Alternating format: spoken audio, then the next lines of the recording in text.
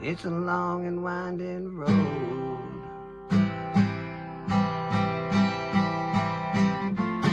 Too many people come and go.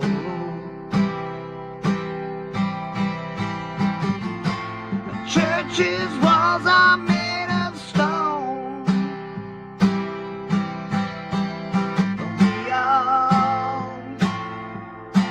But we all make it home.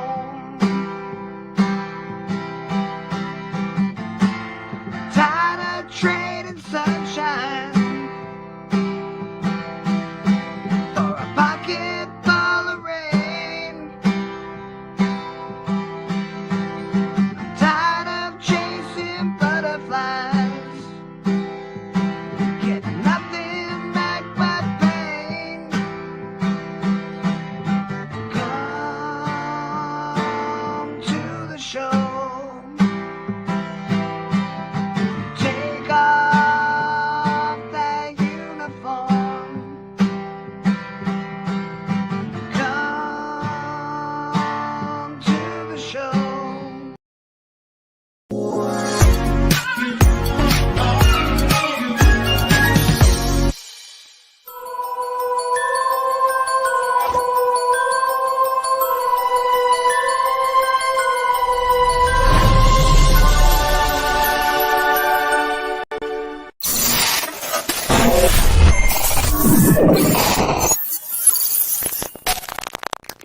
Good afternoon, everybody. This is my brother Al, a community member from the Comic Hall crew. I'm asking for your help, and would like you to go to his GoFundMe page and check out his GoFundMe. He needs a little help with fighting colon cancer to help pay for the medical bills. Be much appreciated. All of his information is right here. And while you watch this video, short little video, it's a little entourage from my brother Al, my good friend. He's family. And I have a little something for you, brother Al. I hope you like it. And everybody out there in the community, out there in the world, please donate generously. Help my brother Al fight this colon cancer thing. Has been going on for a long time, and especially other community members out there. You know the ones. Jen is another one. But please, all of his information will be down in the links below, and enjoy this entourage. Thank you so much, community. G-Man out. We're born alone, we die alone. And in between, we spend our lives looking for something, connection. That's all we want. Every once in a while, we might find it in a true friend. Many friendships will come only to fade as quickly as a firework, but some, a rare and precious few, turn life up to 11 and keep it there. You gotta hold on to friends like these because just like air, you'll miss them when they're gone. No one else gets it, but they do, because they know what's in your soul, your heart, your mind. They can blindside you, come out of nowhere, but you'll know them right away. You'll click as perfectly as a jack plug into an amp. They'll know what you're thinking before you've thought it. Anticipating your every move, they'll understand the demons as well as the angels inside of you, never judging you for it either. And together, you'll uncage a thrill that makes you surge with life. But don't be fooled. Friendships are not easy. You gotta put the effort in and take as good care of them as you do your own flesh. There will be good times and epic, adrenaline-filled challenges where it seems there's no way you can make it, but if you trust in one another and commit, you'll find a way, coming through together, closer, stronger. Even so, you, they, the world, in time, everything and everyone changes. Slowly, that boiling energy of young friendship will cool and be replaced by the bonds of a deep, mutual history, complete with the scars that tell the stories of a lifetime well lived. It's as inevitable as ripples altering their size. So don't fight it, go with it. Ride it out. That there was one of my favorite actors, Christopher Walken. Big shout out to Christopher Walken. So if he ever hears this, I hope he likes it. And Brother Al, that was also dedicated to you and to some of my community member friends, all my family down in Florida. You know who you are, you guys. I love you all. Steve and all you guys. But Brother Al, get better. And please, community, donate. Donate generously. Be much appreciated. And we love you, Al. I love you, Al. The Queen loves you. We want you to get better. So remember, community, you know what to do. His links will be down below, along with his PayPal. If you don't want to go through the GoFundMe, you can PayPal him directly if you'd like. Much love, Brother Al. And we all love you. Family, always. And best friends forever, brother. And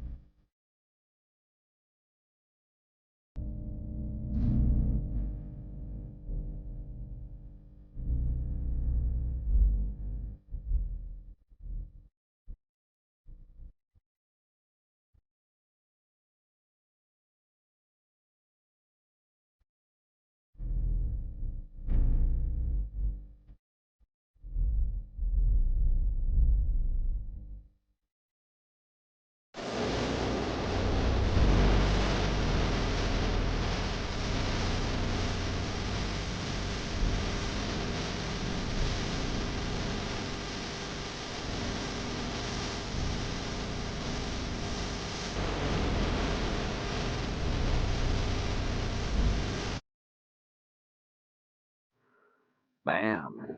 Oh, my goodness.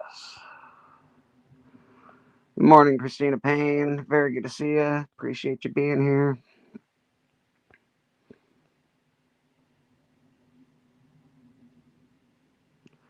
Just hanging out. I was up really late last night. So it is hella hard to get out of bed today. But that's okay. We did an auction last night. Band of Brothers was on. Thanks to the people that came through for that. And we're watching, of course. Anybody that bought, we appreciate it. We do Band of Brothers auction once a month. It is usually Who Dat, myself, K-pop, Biggie Shack, Boston Chris, Cali Comics, and Papa Wheelie. So we appreciate everybody that watches. If you're looking for any comics, let us know. Swag Duck, good morning, man. Good to see everybody. And Queef Sweat, good to see you.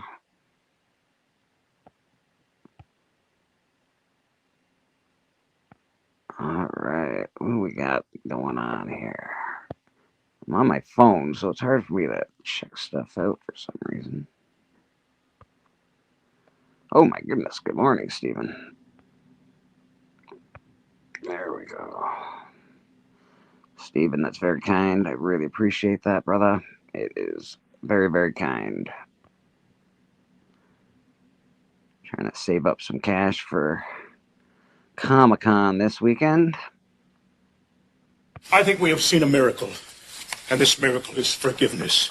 Yes, that's right. The Lord will extend his forgiveness. Yes, he will. But he ain't gonna do it for free. No. In order to be forgiven, you must go to the root of the word, which is give. Give. Give a Cough it up. Reverend Gates, I think this deserves a song.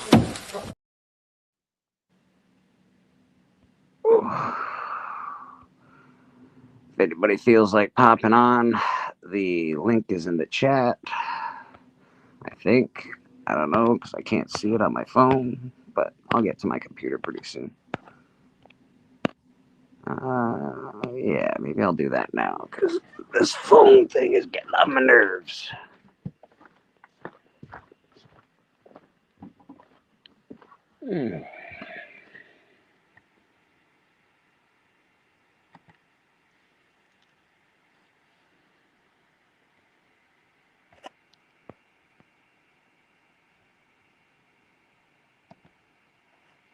Let me get on my computer.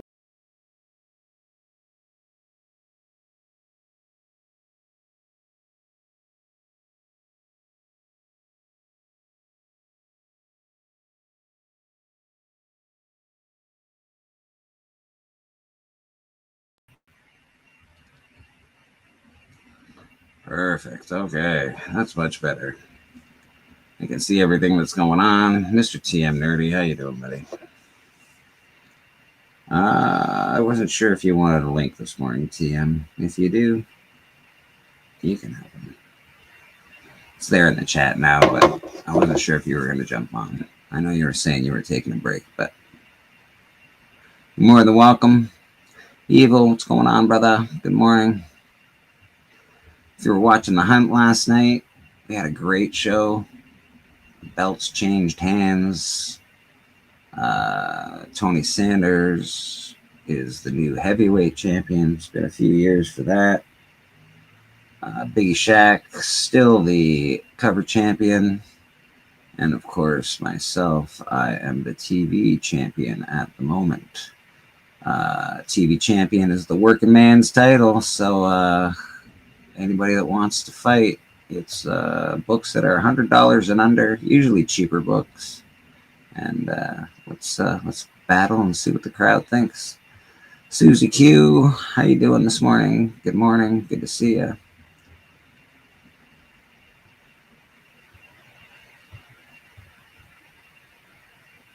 I still gotta. I watched the last wrestling match that you guys went to, Swag. Not the one that just happened Friday, but the one before that. It was pretty awesome. Enjoyed it quite a bit. I was up super late last night. Woke up. I have a bit of a headache today, but I took some Advil. I should be all right. Lack of sleep will do that.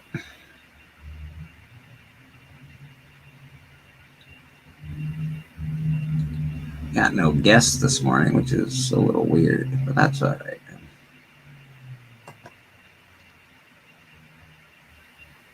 I think some people are popping on later.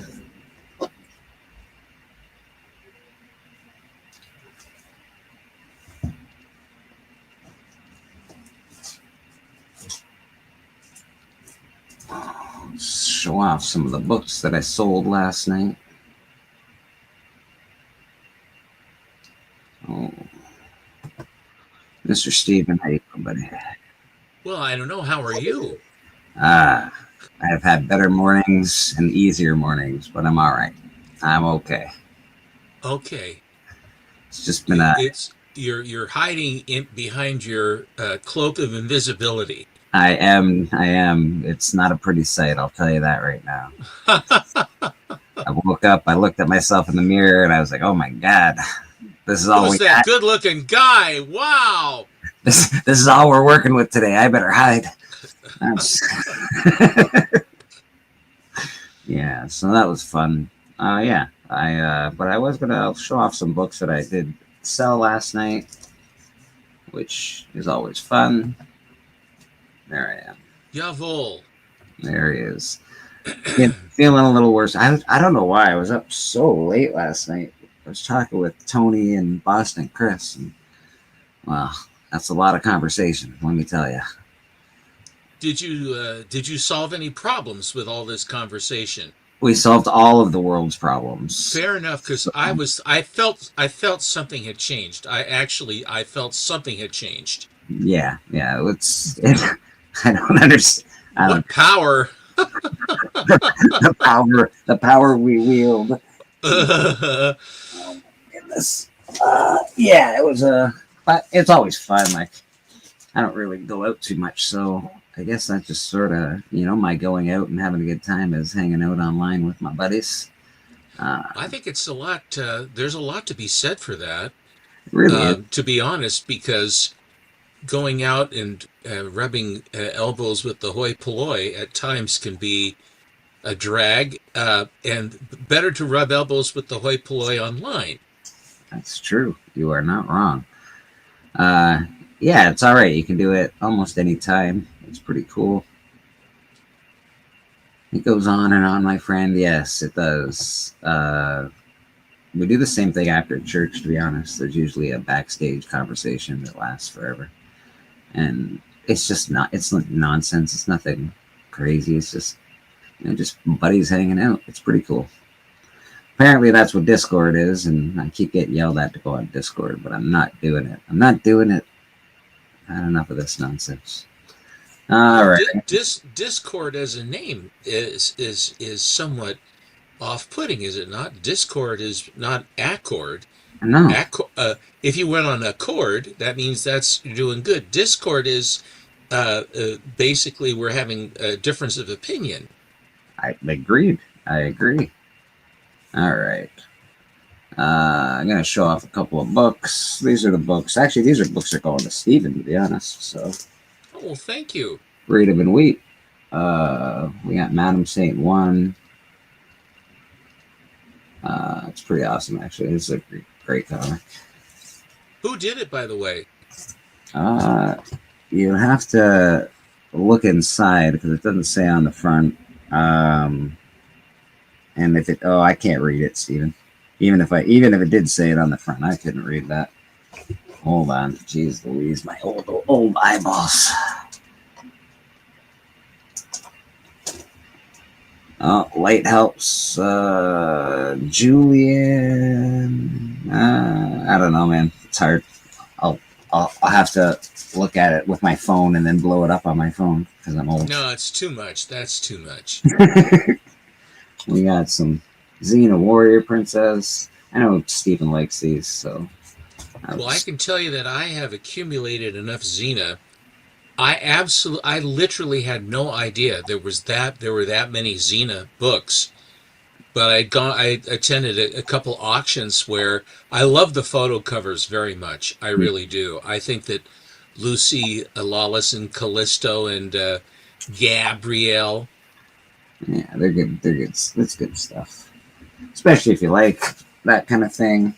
In the day, I was all about it. To a lesser degree, Hercules with the little blonde-headed guy that was with him. What was his name? Chachki or whatever his name was. I can't remember his name. It's terrible. So that's some...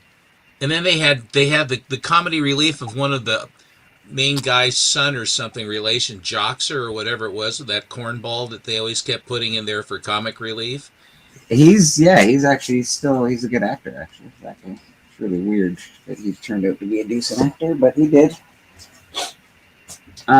Deceased Dead Planet. This is Norrin bought this stuff off me. Rad Art bought this stuff, so Cool. He'll be doing a blank sketch on that, I would imagine.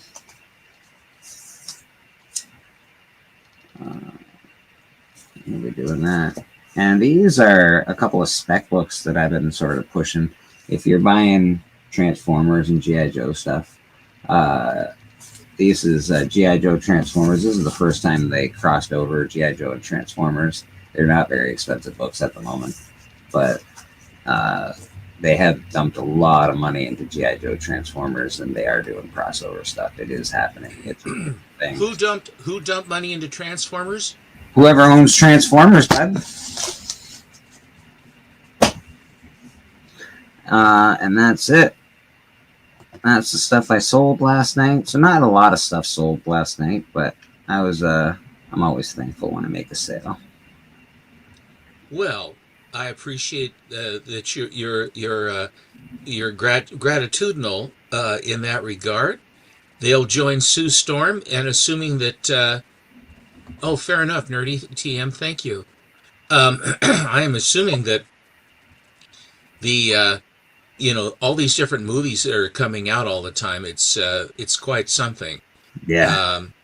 They for the number of movies that are coming out, I don't see a whole lot of movies coming out. Is it just me or no? Well, this year in particular, there's lots of good movies coming out. People are very excited about the theater this year. I assume that because the theater's been doing so poorly, that they're trying to jumpstart our going back to the movie hobby, because I feel like a lot of people, after there's certain movies it's nice to see in the theater, but most people have a really good home system. That's it. That's me in a nutshell. I don't care to go to the theaters that much anymore. I'm an old dog, I guess. And not to mention, it's not like we used to have to wait half a year for a movie to come out on DVD or VHS or whatever you're watching. Now, they come out 30 days, 60 days. Some movies take a little longer, but it's pretty quick to be able to get them on your TV. And I don't know, I can pee when I want. I can go downstairs and smoke if I want. I can, no kids are bugging me. Nobody's throwing popcorn. I do like the movie experience, and I enjoy it, but not to mention movies are 3 hours long again. I don't know what happened, but movies are now 3 hours long. That's too long. Yeah, you have to get a hotel room to go see a movie. Yeah, it's annoying, and they don't have. You remember back in the day, like if you watch something like, I don't know, Ben-Hur or something, they had at least an intermission. They would give you an intermission. That's correct. Nowadays, there's no intermission. They're like, you're gonna miss whatever, and 4 minutes, 5 minutes, 7 minutes of a movie is a lot of movie. You don't think so, but you can miss a lot of plot points in 7 minutes. And also the thing is, I remember Lawrence of Arabia had an intermission. A lot of the movies, and I remember going to the movie theaters where they would run the admission, and the lights would come back up, and they just play the music and let you sort of decompress and go out and spend $45 on a can of pop and a bag of popcorn or something.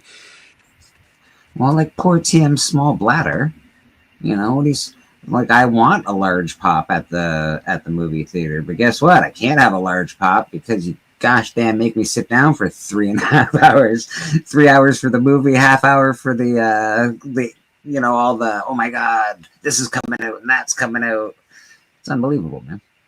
Depends. Yeah. Whenever I'd go to the theater, you'd back in the day, you'd get previews of coming attractions. Mm-hmm. But they have commercials now that they run at the beginning of in a theater. Yeah. And frankly, I'd really object to that. If you go to a theater, you're paying to be there. You've already paid your money, and then they make you watch commercials. Of course, I don't know. Sometimes I don't know how the theater houses can stay open and staff them, and you can always tell if they're functioning properly, because if they have no one to help or one guy, you got a line of 25 people waiting to get popcorn. You're not doing yourself any favors, because people, it's annoying.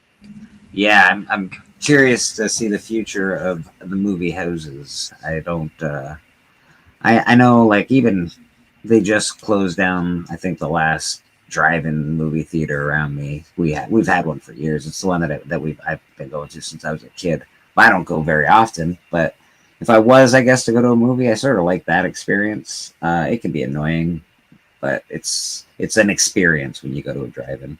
It's problematic now too, because they used to have the speaker boxes you'd hang on the window. Mm-hmm. Now you tune your radio to a certain channel to listen, and the because they can't broadcast very far, the fidelity of that is, well, hello Monty, how are you? Good morning. I'm doing well. I didn't mean to interrupt your conversation. You're not interrupting. It's long time no see, my friend. Yeah, it's been a while. Or as the kids these days say, it's been a minute. Huh. Yeah, a hot minute. A hot minute, bro. How are y'all? Not too shabby. It's the weekend seems to go very fast, and then it's Sunday, and here we are. It's bizarre, Doesn't last long. Y'all were talking about intermissions in movies. I remember seeing a couple of movies. King Kong had an intermission, and so did Jaws. The first Jaws that I went to had an intermission. Did the first Jaws have an intermission? I didn't know that. That's interesting. Well, it did the theater I was in. Okay. I don't know if they created it or what, but, I think a lot of it, when it had it was 2 cans long, they go ahead and put an intermission in it. That makes sense, because I'm going to tell you, I also, much with TM, small bladder, I got to pee like an hour and a half into a movie. If it's 3 hours, yeah. It's 3 hours long, man. You got to have they want to sell popcorn because they make their money selling popcorn. It's a fact. Oh yeah. You got to have 196 ounce Coke, And only 196? Yeah, and a 5-gallon bucket of popcorn. You got to have that. Exactly. And with everybody, you don't really get the intermission people going to buy more stuff. You get like one guy sneaking out to go buy something. You get another guy sneaking because the intermission's not there. So if there was an intermission, I bet you they would make more money actually. Except, Yeah. well, let's be honest, everybody sneaks food into the theater nowadays anyway. You know, when you get $8 or $15 for a bag of peanut M&Ms, Yeah. I mean, okay. Yeah, I know. yeah, yeah. This conversation come up. It's been a couple of years ago and everything. My dad was saying back in the day that when he was little, their intermission was the war news, Okay. and it was also cartoons. Yes. Yeah. And Yeah. also they had the cereals. They'd start with cartoons. They go into the cereals. You get a B movie, and then you get the maybe Yep. two, and then you get the A movie. Yep. And it was an afternoon for like 50 cents or 25 cents or whatever. And it's just the economy of scale for these things anymore. And those theaters were beautiful. I mean, they were very well, they're very nice stuff. We had very nice theaters here in Portland. Most everybody did. A lot of the movie houses basically came out of vaudeville houses back when they had vaudeville. And then and vaudeville went out when they would film a performance, and they'd only have to do it once, and then they could distribute the film everywhere, so you could watch whatever the gal that could turn herself into a pretzel or whatever, and they'd have music and they'd have a perfect performance. They wouldn't have to travel anymore, and that just really was sort of the death knell for vaudeville. And TM, I did see Casablanca at the movie theater, but not when it come out. But yeah, Oh, I seen it. re-release, of course. Yeah, it was. I think in the '80s, I guess it was. There was a movie, I can't remember what I was going to see. It was sold out, and they were re-releasing or had that showing, and I went in there and watched it and everything. And yeah, the movie theaters were like decorated in arches and decorative art and all this fancy, looked like something that come out of Roman time. And and the last theater we had, which was the big bowl, what we called the Winchester Twin, it had a more artsy feel to it, and it was wonderful to go in just to see the architecture and everything on the inside. Yeah, we had Yes. the Paramount, the Orpheum, we had the Fox, we had the Broadway, we had a whole bunch of them right in downtown Portland. But people walking around downtown in downtown areas to go to theaters and stuff anymore. I mean, it's just if the things have just changed. They have these multi-screen places where you get 4, 5, 7 movies or whatever running. And it's just a beehive, and they cycle you through, and it's much more commercial because having real loge seating that is beautiful, with very, very nice seats and stuff. Also, the cleanliness was better, and that's one of my pet peeves is because they don't have the money to clean those places very much, so it's sticky under your feet and things like that. I do sound like I've got a rake and I'm shaking, get off my lawn. I do sound like that. But I remember going to see Dr. No, the double header of Dr. No and Goldfinger.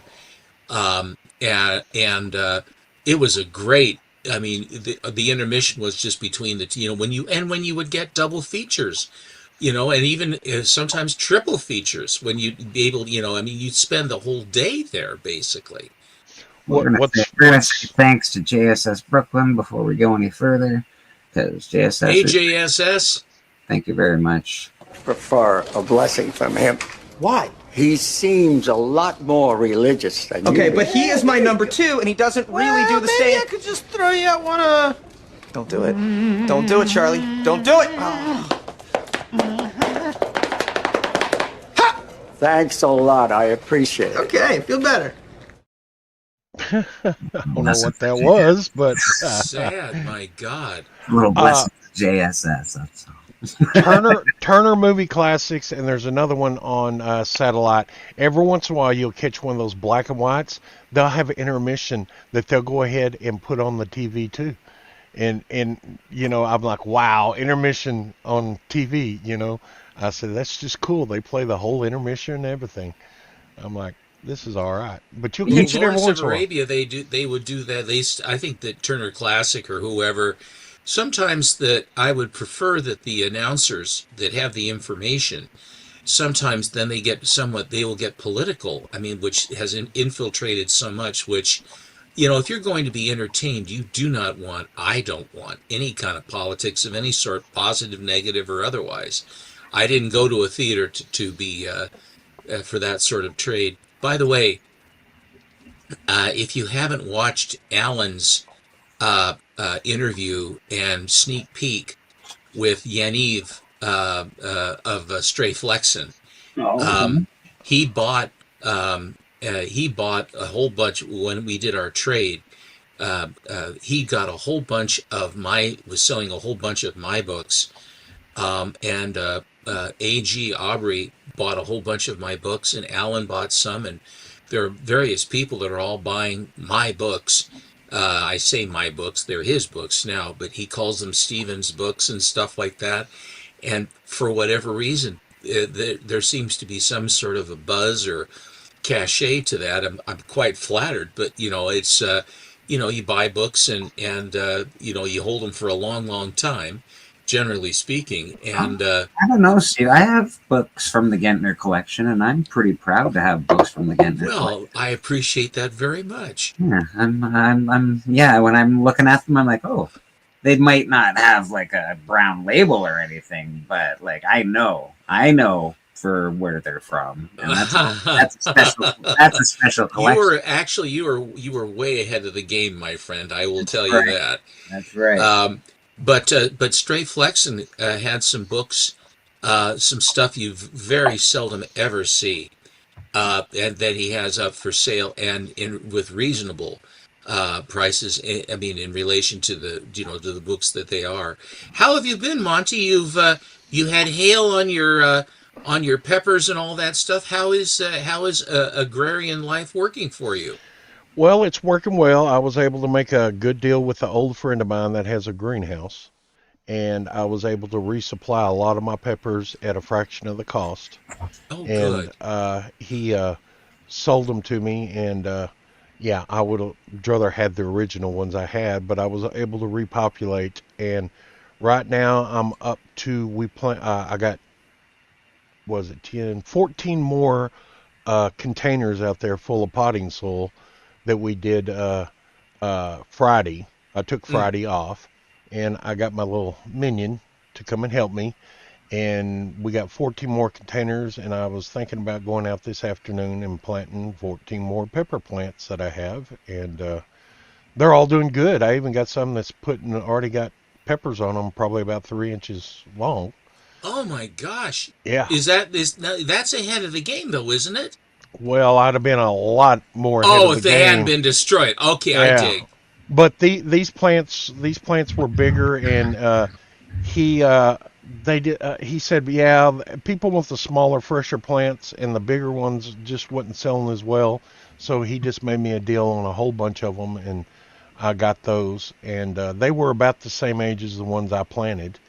My tomatoes were held out to the complete. I mean, they probably had 3 branches on each plant, but now they're bushed out, and I noticed yesterday that about 4 or 5 of them's got 8 or 10 blooms on them. So, they're doing good. From the blooms come the fruit. Yeah, and I got to get out there and put a little shade cloth on them, a little 20% shade cloth on them, because here in Texas it gets way too hot, and they won't set blooms if they get over probably 95. I got heat wave tomatoes, and they'll set up to 95, but anything over 95, the blooms will drop off because it's just too hot and everything. But I'm going to cover those later on today, and they're doing good. Got my drip system. I got like a little bit more to get all my drip system ready. My Carolina Reapers are doing, they avoided the hail. I didn't have them set out. They are doing awesome. I mean, they're bushed out like crazy, and I'm hoping for a bumper crop of Carolina Reapers this year, and I'll be selling seeds this year because I'm tired of paying a dollar a seed for those. So I'll have quite a few Carolina Reaper seeds to sell. And I won't sell them for $1 a seed. I'll probably sell them for 50 cents a seed. Can you? Carolina Reapers. I'm not familiar with that. It's the hottest pepper in the Thanks. world. Carolina Yeah. Reapers are no joke, man. Yeah, they're the hottest pepper right now in the world. Holy, more than the Ghost or whatever those ones Oh are. yeah. Oh yeah. Yeah. My Ghosts ghost are just peppers. ghosts. These are the Reaper, man. Come on. Yeah, I wasn't able to find no more ghost peppers. Sorry about that, Rob Fat Stacks. But yeah, he was wanting ghost peppers for his seasoning, but I'm not able to find any down here in Texas. So all 20 of those plants were completely held out, and I had to pull them up and Are start you them. are you competing seasoning kings with Rob Fatstacks? Does he do pepper spice too? I think he might buy the powder and stuff and make his own seasoning. I don't think he grows the stuff. But yeah, I got quite a few people here that years ago I did a seasoning for a beef seasoning, a rub as you would call it, and I mixed it up and it sold very well. But I'd lost the recipe for years, and this year I had found it again. I was cleaning out the kitchen cabinets, and Lord and behold, it was right where I put it, but I forgot where I put it. Well, that never has happened to me before. I can tell you Yeah. that. I need to put a camera system in my kitchen. That way I can go back and look where I put Track stuff. yourself. What did I do? Yeah, I've done that many a times in this building I'm in. I have sat there and laid down a screwdriver and then go back to get it and say, where did I put it? And I'll search for 15 minutes for that screwdriver. Then I'll come over here to the camera system and go back to where I had it in my hand and showed it where I laid it down. Then I'll watch me look for it and walk by it 10 times and not find it and just laugh and go, it's right there. It's right there. Grab it. Walked right by it, you know, and it's helped out a lot. The one that I think that's funny that I guess they actually figured out, but I'll have a thought. Okay, I got to go and do something. So you walk out of the room, and then you're walking down the hall, and you're going, where the hell am I going? Exactly. And then what you do is if you go back into the room, the memory will come right back to you. Exactly. And then you hold it and go. And I said, what in the hell is that? But evidently they've done this study, and what they discovered. Hi, Boston Chris. Hello. What they discovered is that your brain segments when in different rooms. You think about different things in different rooms. Yes. So when you leave a room, the mind turns off the memory from the room you were just in, as you are going, and it's an actual manifestation in your head that does that. I always blame that on pot use. Now I know. Now I know that. No, it's medical science. It has know all about absolutely nothing to do with the pot. Nothing. I walked into different rooms and they go, that's the bad room. You know, I have walked out. I agree with you 100% on that, because I have walked out of a room and walked to the kitchen, and then I'll sit there and say, what did I come in here for? Then I'll go all the way back to the room and I'll sit down, and all of a sudden, oh yeah, I was going to unload the dishwasher. So I go all the way back in there and I'll unload the dishwasher. Then I'll get it done. I'll do a little cleaning, and I'll go back to the room and I'll sit down and I'll think about, oh, I forgot to do this. So I'll walk in there, then I'll stand there looking around the kitchen. What did I come back in here for? Damn it. Yeah, well, really? Come on. It's a thing. It is. Yeah. I've always went to the blamed gym it on yesterday. pot use, but Right. you know, Pot. went to the gym I'm gonna tell yesterday. you right now. Pot makes you forget. It makes you forget a lot, because there's I did partake back in the day when I was young, and there's a lot of high school I don't remember. And when I get together with my high school buddies, they'll bring up something, and then I'll instantly remember it.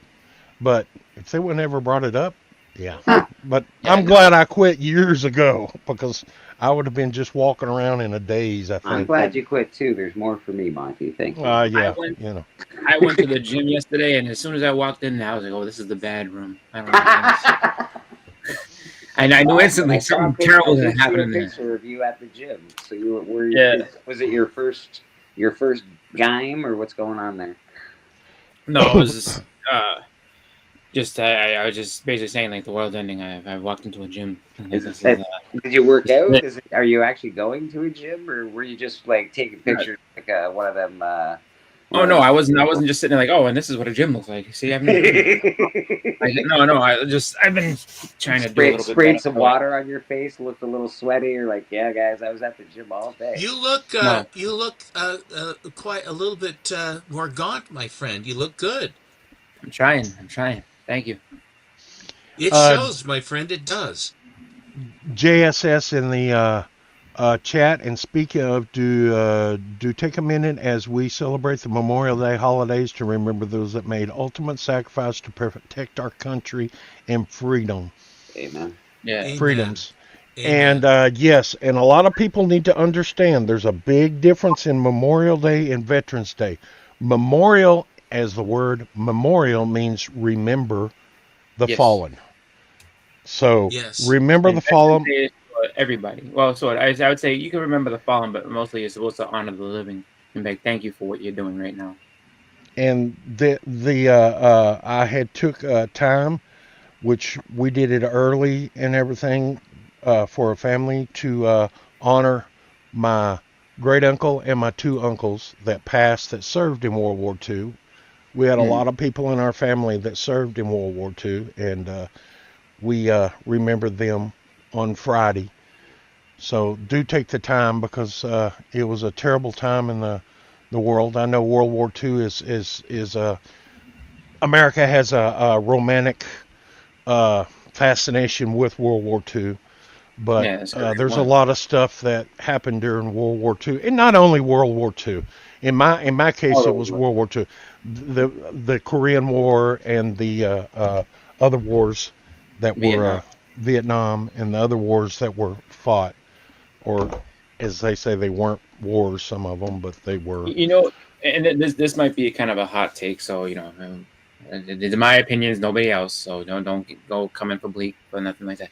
But I do say I think that part of that whole romanticization of it is just because that's what people want to remember. That like it was a winning, and everyone's like, oh, this is But I think some of it too also might be kind of like people realize that there might have been there's a lot of trauma that goes along with it. So maybe they just be like, we'll focus on the good part, not the atrocities so much. And then because when you watch stuff about Vietnam, they're very honest about that. Like they don't sugarcoat anything in the Vietnam movies that you'll see.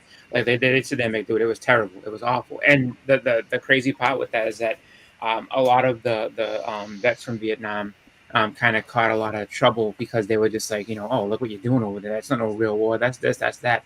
And it took a long time for people to kind of come around and be like, no, like that, like they went through some terrible things over there. And same with World War II. Like, I mean, all of them. Like, I mean, actually, a really good movie about what was the J.R. Tolkien movie. That's actually a really good one because he's talking about they show him writing his books and getting into that type of spirit, but they also show him in World War I and what like the stuff that he saw that made him kind of go and write those books, like the Hobbit and all those is basically just a fantasy version of World War I and what the stuff that he saw. So I would definitely had recommend going to watch a docu series called I think it's just called The Vietnam War. It's 10 parts. They're an hour long, and they literally hold no punches. They go at both sides. They talk about the American faults, the faults of the Vietnam, the Vietnamese.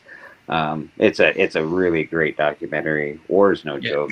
War is awful. I think we do romanticize wars. I know the World War I is not really romanticized.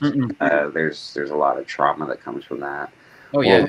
World War II has a little romanticization, but it's still From what I remember with like through history, at least how it was explained to me through my history class, was that World War I scared America out of everything for a while because they were just like it was just too many people got killed and they were just like, nope, we're not. And that's kind of what it's an awful the trenches fighting in the that's just an awful war, dude. That's an awful. Yeah. Well, like okay, boys, go get them. That was the deal. A lot of the reason World War II, in my opinion, was a romantic fantasy and everything, is during World War II, the soldiers and everything were celebrated as heroes. Yeah. They were celebrated as beyond man, the superhero going over and fighting the evil, and it was all celebrated as far as what the people, the soldiers were going over there to do was for good versus evil. It was very defined because of what the Axis was doing. The atrocities over there were absolutely. And there were heroes. I mean, the people at home and celebrated this. They didn't want their guys going over there and getting killed, of course, but they were celebrating. It was an honor for them to be in the war. There was a lot of people that signed up for that war that didn't get to go, that ended up committing suicide because they could not get into the service, and they felt bad because they stayed behind and everything. Yeah. There was a few of them in this town that I can't remember what they called it. They were F something, I think it was. What's that? F something. Yeah, there you go. And they just couldn't handle it because all their friends were going and they wanted to go because they believed in the American way and what they were doing, and they felt less of a man staying behind. Was it F5s? There was something. It was F something. They were F something. No, they would give you the 4F. 4F. Yeah, there you go. That is. Thank you. Yeah. But this town, I know for a fact, on my mom's side, we had her brother, which he passed, but he was over in. He had a hand in the creation of the nuclear bomb. He was stationed over New Mexico, and I'm not saying he actually did the intricate works or anything like that, but what he did was kept secret, and he was stationed over there through the war working on, I guess you'd call it the Manhattan Project? Yes. Is that what? And then my other two uncles, one of them was he was in the Third Army. He served under Patton. And the other one was a driver, and I don't remember. He was a driver for either a 1 or 2-star general in Europe. So they all fought. Two of them fought in the European conflict, but there's a lot of people here in town that were over in the Japanese war. The European theater and then the Pacific theater. Exactly. Yeah. And what do you do with a 3-star general? And I had another uncle which lived through the war, but he was at Pearl Harbor when it got bombed. He was there. God. In fact, I got some pictures that I ended up getting given to me that shows in the background the I can't remember I'm going to probably say the wrong bombers. The bombers that were circling, waiting to land while they were bombing Pearl Harbor. He was a member of B-17s. He was a member of that flight group, and he was there at Pearl Harbor before they landed, because he was a member of the ground crew. So they got there like a week earlier or something like that. Then the B-17s were circling around trying to land, and he took pictures of some of them landing after the Japanese had called off that final wave and went back. And he also's got pictures of Battleship Row on fire, the black and white pictures that I got. So that's crazy. Yeah, it's crazy. It's a pretty well documented battle, and the cameras that were available and people that were there, because everybody had a camera because Hawaii was is so beautiful. But the key to the whole thing was that, and Yamamoto knew it too, was that they did not get the carriers, and they did not get the giant fuel dump that was there on Oahu, which was how it was an enormous amount of oil for the ships to run. And the other thing was that although they damaged the battleships and what have you, and shot the place up, they basically, the port itself, the actual mechanics, the cranes and things like that, were all still functional as well. So they really did not get us. They got us good, but they didn't get us enough. And the other thing was that it also proved that it wasn't a battleship that got us at Pearl. It was aircraft, and it was delivered by aircraft carriers. The day of the battleship had come and gone, and it was very hard to change the thinking of the brass of the Navy about that they figured they had to have these big battle wagons that would go and lob shells, 16, 17, 18 miles. But that's nothing when you can fly an aircraft 200-300 miles and deliver the same kind of a payload and not put the ships at risk. And it was all about aircraft. And even now today, even though they have all the missiles and all the other stuff that they have, and the drones and the cruise missiles and everything else, that when you are delivering a major blow, it's going to come off of an aircraft carrier, an aircraft. Would have been a lot worse if Ben Affleck wasn't there to save the day. I'm just saying. And in spite of him, we made it through. That's right. Just the first war, Susan had pointed out. By the way, my bride's birthday is tomorrow. Oh my goodness! And so we will memorialize Susan's birthday tomorrow as well. But my affinity for Memorial Day, I am, as you guys all know, history is a lot of. I mean, it is me. I study it and I regard and everything else. And what I found out in doing my research for my grandfather, I got to know my grandfather very well as a guy, as a person, rather than just as a grandfather. Although I knew him as a grandfather as a small boy and growing up with him, but I also got to know him as a person.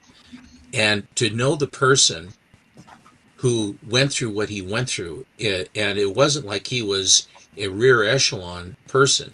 He was driving an ambulance, and so he saw the absolute worst of what happened to people in the war.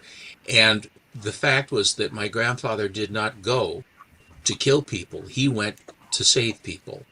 And however many people that my grandfather saved driving an ambulance was really quite something.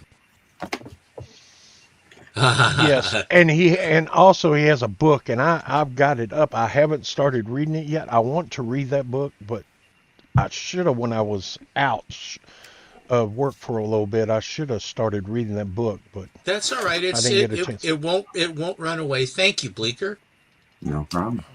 But Grandpa was when you see the pictures, he looks like he could have been like on a picnic.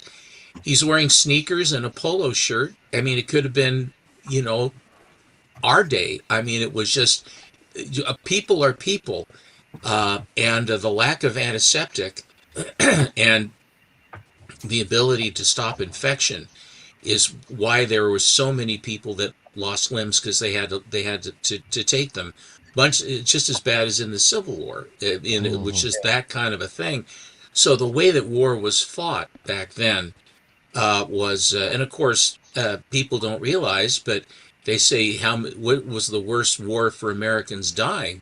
Well, it was the Civil War, because everybody that died was an American. Yeah. And a lot of people don't really realize that. But the crucible of war for modernization, figuring out a plane that will fly faster, a gun that'll shoot straighter, and tactics that are based upon the new technology that you have for aircraft, aerodynamics, engine design, everything else, radar, all the science that you could bring to this stuff. For example, figuring out how to make a convoy system to get ships across the ocean to get to England, or at that point Russia as well, to help us to keep them going, so that we would have two fronts working against the Germans. You sucked me into the vortex of the Second War. I won't go any further. But the thing was, just in comic books, popular culture, The other thing is that why was War II more popular? It was popular because everyone was involved. Everyone was involved. Everybody had family in it. Everybody was affected by it. Everybody was contributing, and it was something that the nation, it galvanized the nation, because it really was a true threat on both sides. The fact that we had the Pacific and the Atlantic, and Canada above and Mexico below, made all the difference in the world. It's interesting. In the First War, Germany was involved and had their hand in Mexico quite a bit. Yes. And what they tried, what happened was very interesting. The Germans knew in World War I they didn't want us over there any more than they wanted the Americans over there in World War II, because once we got involved, that's it, brother. We were the arsenal of democracy. But they had the British Secret Service intercepted a thing called the Zimmermann telegram. And what it was, the Zimmermann telegram talked about in treaties from the German, Imperial Germany, saying that if you come in on the side of Germany and fight America from the southern border, we'll give you back California and Texas and Nevada and New Mexico. So if you'd like to come in, we'll work with you to help have a second front, basically, or have a ability to strike.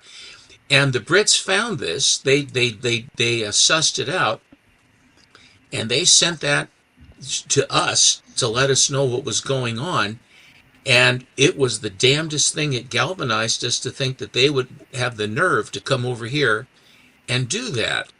And it really, against Germany, it really kicked us into high gear. And the armies that went overseas were never ready. We were never ready for war. We always had to build. We had to build for the Second War. We had to build for the First War. Hell, we didn't even have it for the Spanish-American War, or we didn't have it for the war with Mexico. We didn't have it in the First War. Everything had to be, we weren't looking for it. It was brought to us. And people seem to think that America is so bellicose, which we ain't. When you look at what Great Britain did as far as engulfing and devour people, as far as but they also brought culture at the same time. So it's a very, very convoluted and many layers and facets. The book that you have that is out of a certain collection, which war is that from, Stephen? I'm sorry? You have a book that's from a collection. I can't remember the name of the collection off the top of my head, but it's like a war book base. It's like, oh, the Okajimas? There. Japanese internment camp in the United States. And which war was that? Was that World War II? Two. The Okajima family were interned, and I am very close to that because I had a gal who was my morning chef, or my morning cook, who was one of the best aces we had. A good breakfast cook is worth their weight in gold. Because a good breakfast, people love a good breakfast, especially if you run a hotel. You're talking about at the hotel, I guess. That's where the money's at, in the breakfast. The breakfast is where the money is at. Lunch somewhat as well, but dinner is not unless you're a destination, dinner is not what you get. A hotel that has dinner, has to provide dinner, is more of an amenity than it is a moneymaker. The lounge makes money. But the restaurant was always a break-even proposition when you're doing very well. It's very expensive to run a restaurant. However, she and her mother had been interned. And when Reagan wanted to give reparations to the poor people that were basically had their livelihoods taken from them, their businesses were taken, their property was basically, they couldn't hold property. It was taken, these people came in like carpetbaggers and they took everything. It was absolutely ridiculous. And there were, amongst them, there were people that were agents. There were. But the fact was that to take everybody, they didn't intern every German and every Italian that we had in the United States, because Germany, I have German in me. But it's sort of like, and the people, the Nisi Americans that were American-born Japanese people, were of the toughest units and most decorated units of the Second World War. The toughest ones they had. They did not fight in the Pacific for obvious reasons, but they did fight in Europe, and when they wanted to get something done, and I'll never forget reading this story, where they could not take a German position, and they said, let's send these guys in because they're tough. So the Nisis went in, 340, 540, whatever it was, and they went in and they took it. And they took a terrible beating because these guys said, we're Americans, we're not going to sit still for this crap. And when they were done, the general literally came, because no one else could get through to win. They did. And he says, I want to put medals on every one of you. Everybody muster in. So all the guys came in, and here's this tiny number of men. They said, well, where is everybody else? They said, they're all dead. I mean, it was that these guys gave everything. So we actually had, Reagan went out of his way to honor them. And I remember that Grace, who was the name of my cook, kept saying, I hope I live long enough for my reparation for being interned. They had a flower business that basically they were they had a florist shop, which was wiped out because of that. And hardworking people. And she says, my mother is hoping as well. And unfortunately, the money did not come while her mother was still alive, but she ended up finally getting something, which I think is very appropriate. But so that's very close to me. And to hold history in your hands with an Okajima book that was one of the ones when they were interned is really, it's extremely poignant as far as the history of it. And so here ends the lesson. If you get me going on the war and things like that, Susan doesn't know anything about that. She doesn't regard that. She says, well, Stephen doesn't talk about it, but she'll let me know if I've gone far enough. Well, I appreciate the. That's why I asked about it. It's appropriate. It is Memorial Day, so. It is something. I think it's tomorrow, but Kind of segmenting into what we were saying about World War II. I don't know if Stepo had seen my latest pickup on my show, but this is a latter part right after World War II had ended that I had got this book here recently, which is awesome Human Torch number 20. Oh, I like beautiful book, buddy. That's great. Yeah, this is a 1945, August 21st, 45 book, and the cover date is September. But this is a Alex Schomburg cover and everything. I guess you can still see it. And it's a little lady. Give it. Yeah, there you go. Al Bellman did the inking on the inside, and there's three stories to the inside of this book. We got Cult of Evil and Witness to Murder and A Great Discovery, and it's got a few first appearances in there, but Black Master, he ends up dying in this book. And but yeah, it's got the Submariner also in this book. It's a nice little copy that I. Well, it's a war cover. Yeah, it's got a little Submariner over here in the corner and everything. Yeah, they always would have him peeking in, which is fine. And it's a beautiful book. And the war ended basically when the bombs dropped, and it wasn't until September 2nd in Tokyo Bay that the instrument of surrender was actually signed. Exactly. And then the actual war itself ended sometime in 1946 when they had gotten together and they basically all the hostilities, they had all the agreements that were signed and what have you to do that. Interesting. That's very nice book, Monty. I really like that book. That's a gorgeous book. Yeah, I was proud when I picked that up. I paid, I'll tell you straight up what I paid. I paid $200 for that book. Well, that's a steal. Yeah, yes, when I seen it and everything.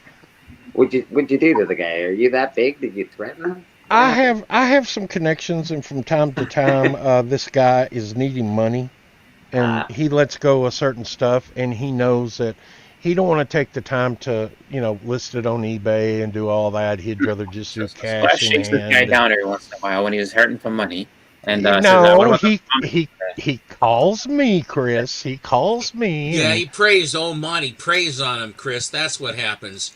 Yeah, I'll he help you. I'll give you $50 Like, for it. That's a, it. a listen lot to- of my journey in the mystery I know books exactly what that I have that go back before 83 I've gotten from this guy that he sold me, and he has told me that he eventually wants me to end up with the whole collection. He has the whole run other than the ones that I have bought from him, so he's piecing it out to me over time. So Yeah. so Hey, I Bill, what's going on? The lights are off. It's 7:30 at night. Is there something wrong? What's happening here? Oh, money's tight and I don't know what to do. Oh, no, yeah, it's not like that. I can help you get the lights back on if you get a book or He two for me.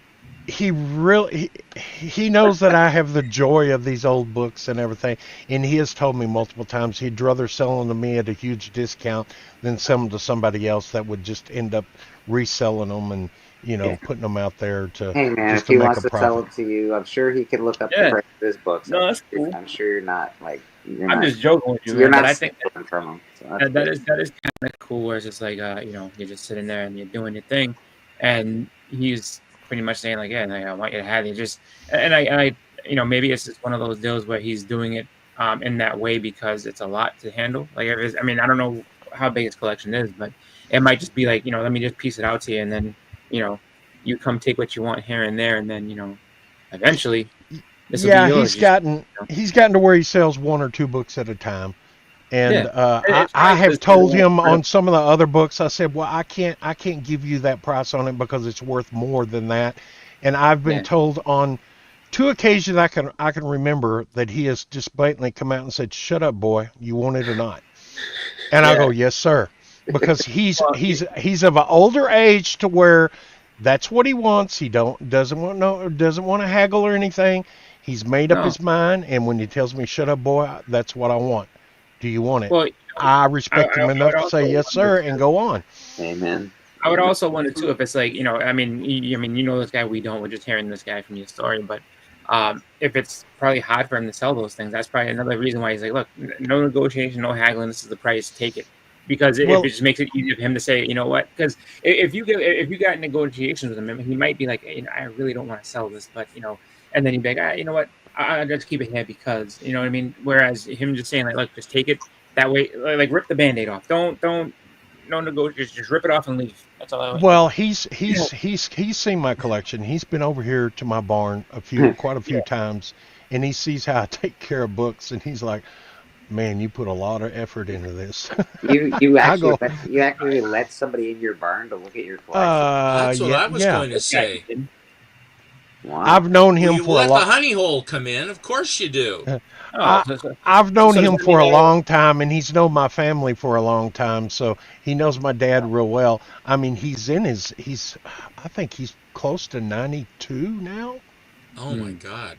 I mean, I he's not far behind my dad. My dad's 90, so he turned 90 this year. So, yeah, God they love him. they knew each other for quite a while.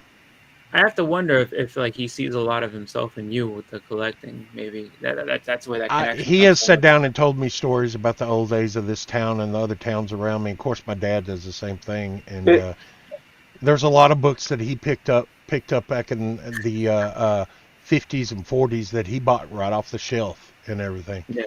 So Yeah. So I bet you he's just like he's like you're just a younger version of me really. Like I did the exact same stuff and checked this out and so that's cool. Like he's basically I think he's able. That's probably what makes him happiest with that is that he's giving you those books. He knows you're gonna enjoy them, and that brings him joy too. So that's he kind has of told me one story. One story I had in particular that he had told me. He said a lot of these books back in the 40s, that when they would be put out on the in the I don't know what they called them back then, that they had a lot of them sold in drugstores and everything, Yeah. like Rodin's Drugs and stuff like that, and those companies aren't around no more. He said after they sat there for so many days, the guy would come back and pick them up, and those books would be shredded, and they would go to the war effort, and they would redo the paper in the books and make them out of C-ration cartons and stuff like that because they had paper drives back then. And Yeah. the guy that would pick them up would sit there and sell them. If you were there when he was there, he'd sell them to you half price, just so the company would get half out of them because they didn't hardly get anything out of them if they shredded them. It was so much per pound of paper and everything.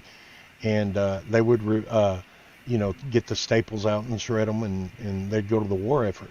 But he said, Yeah. on multiple counts, he paid 2, 3, 5 cents for some of these books. Lady S says the last person that Monty let in his comic room was Al Gore the alien, and Al Gore never left. So yeah, I'm trying to get CJ, but I actually haven't seen CJ or heard CJ. He's so quiet lately; it's really weird. So Going on, lady. Hopefully he's doing okay. I know he went through some family stuff, so I hope he's all right. Hello, Lady Fantastic, and happy birthday, Susie Q. I couldn't get a word in to say that earlier. I have a book that helped get me the TV title last night before I decided to go ahead and be like, you know what, one book, let's do this because it was fun. But just check out. It's actually one for my want list. So check out oh wow! I have that. I know you do. Take a drink, people. I know. Hardly any flames at all.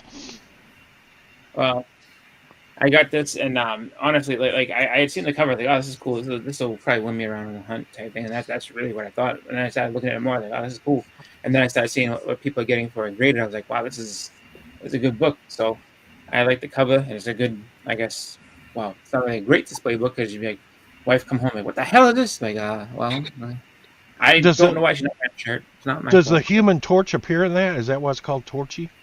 No, she's Torchy. That's a chick. Oh, He okay. knows. Monty knows. That's okay, lady. We worked it out. It was a book off my want list. I can show you one other book too. This book I literally stole from Hudat, and that's really the only way I can describe it.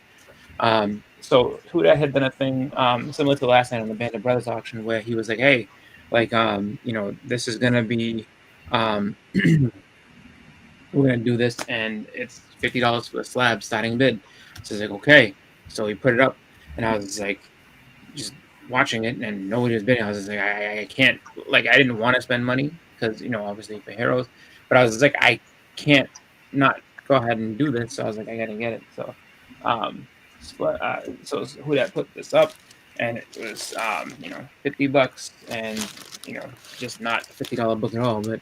There you go. First appearance of Korvac in a 9/0. Oh, cool. That's cool. Yeah. Just after you bid on that, I was just in the process of going to put in a bid, but after you put the bid in, I had no intention of bidding against you. And I'm sorry for Hudat. I'm sorry for Hudat because you want to have people get into a bidding war. But I'm not gonna come in and foul up the nest, as far as for that goes. That was a really good get you got there. Yeah, I was excited when it's one of those things where like it came up and I'm like, oh wow, I was like, he's doing it for this. And then normally too, I try my best not to jump in on other people or kind of jump in when people are trying to sell a lot, just because I didn't want them to be able to make money and everything like that. But it was just like this is too good to pass up, and I'm sure someone will outbid me, so go ahead and let's see what happens. And then no one outbid me. Like, perfect. I was like, I'm able to just kind of hang back. I remember when you did it. He says, "I can't stand this. There's no way in the world I can't put a bid on this. It's just too good." And it was too good. It's a beautiful book too, bright. Well, that was like Rad last night. Like Rad last night, he had put in his bid, and it was $50. He wanted the Conan book, but like the time was still going. He's like, I want the Conan. I was like, wait a minute, don't count your chickens before they hatch. Oh yeah, that was bad. He did. I was like, oh no, what did he do? And then no one came back and bid, and I was like, and then so I had asked Huda, I was like, well, what happens if somebody else comes in and bid? Are you gonna at least kind of like so? Let's say someone bid 51, can he still get that for 50? Like what's the deal? And Huda was basically, he's like, if he comes up and matches, he can get the book. I don't mind. And lucky he didn't have to do that, because I was just like, again. He put up Fantastic Four where Medusa, it was a Steranko cover where Medusa joins the Fantastic Four, and then he also had he had a Jungle Action in there, and then he also had what's it called? Yeah, I actually thought very hard about buying the Jungle Action, but I don't have any money, so I'm not buying that. Yeah. I looked at it, oh, that's a nice book. I really want that book. Yeah. Well, he had that Master of Kung Fu, and it's it's actually really like I was just like I want to get this probably upgrade to mine. So like I definitely was thinking about it like but I hung back because I didn't want to jump in there. And Are you going after anything particular at the convention, Chris? I've been trying to get like a good idea of what I'm gonna look for, and I've kind of I'm trying to look at my list because I have my list over here. I have some ideas. I'm just trying to figure some things out, like mostly stuff that you don't see a lot. Like I'm gonna try to see if I can get something that's harder to get, but I also was just like might be a good time to pick up that first Mobius. Trying to see what else. Like I have this massive list here. I would have to say probably first Mobius is one thing I'm hoping to come back with. Let's see. I don't think Silver Surfer 4 is in my range right now. I wish it was, but I don't think I'm going to be able to come back with that. But the Silver Surfer 4 is one that I'm like I wanted to try to get it before the end of the year, and I wanted to do that last year, and I just didn't like everybody was like so up on that book that it was just like as soon as one came up, it was like it was gone. I was like, damn it. So I'm trying my hand at getting the Silver Surfer 4. Like we'll see what happens, but if not, maybe like I think that your point about Morbius is very, very good. I think that it had its chance when the shows came out and what have you, and I think that there hasn't been a lot of buzz, and I think that you're wise that would be the one, because Silver Surfer 4 is always going to be it's an iconic cover. I mean, that Silver Surfer run in particular, the Mephisto and everything else, but the number 4 has and of course it's a square bound, so finding those things in high grade is there is competition, and because there's competition, of course, the prices go. But I think Morbius is that's a smart move. Yeah, I mean, I'm trying to get some of these things together and go ahead and just get some better books in my collection. So I figure like Morbius is a solid villain. Get some better books in your collection. Listen to this guy. You're humble. Yeah. You're a humble man, sir. You've got some great books in your collection. Amazing. A quick trivia, and no one on the panel answer this, but this is for the people in the chat. Can you name the person's name who was the original Human Torch and Toro's name? He just doesn't want Steven to answer this. I won't answer it. I know it, but because he knows that. So who is the original Human Torch? What's his name? And Toro, what's his name? His name is Human Torch. I mean, it says it right in the book. Yeah, it says it right there. No. Why they had to name an android, I also didn't quite understand that. They were fast and loose. Monty, they were a little fast and loose with that. Yeah. And the android is shacking up with Sun Girl. I mean, they're cohabiting. They're not married and they're cohabiting. I'm gonna get me a little more coffee. I'll be right back. Biggie was in on that. Lady Fantastic. Yeah, Biggie was quick. Yeah, Biggie was quick. Jim Hammond for Torch, and Lady doesn't know who Toro was. So now, Lady was very formal with like, oh, that's Jim Hammond, but Biggie just like his best friend. Well, that's Jimmy. That's just Jimmy. You don't know Jimmy? Fuck. That was good. I like that. So who was Toro? His sidekick. Which Toro ended up appearing with the Young Allies a lot, and also end up appearing in USA Comics some, and Kid Comics. Yeah, because I've read all those. Those are so they probably had enough time to look it up by now. So yeah, I would hope so. So I'll go ahead. Toro's name was Thomas Raymond. Thomas Raymond. Thomas Raymond. Yeah, Thomas Raymond.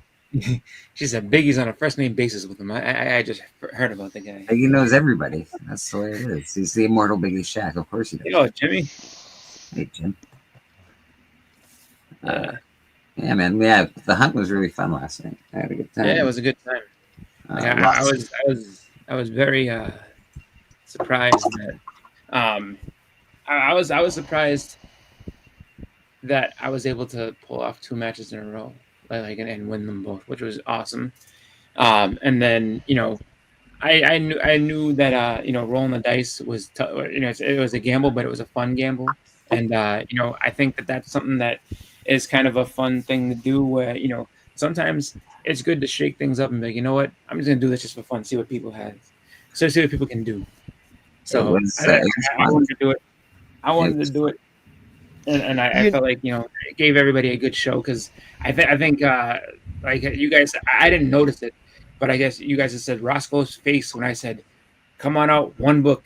That's it. Just one. Don't go nowhere. Don't do nothing. Just you sit right there. You pick one book, just one, right now. I don't care what book it is. Just pick a book, and you and me, we're gonna go with this right now.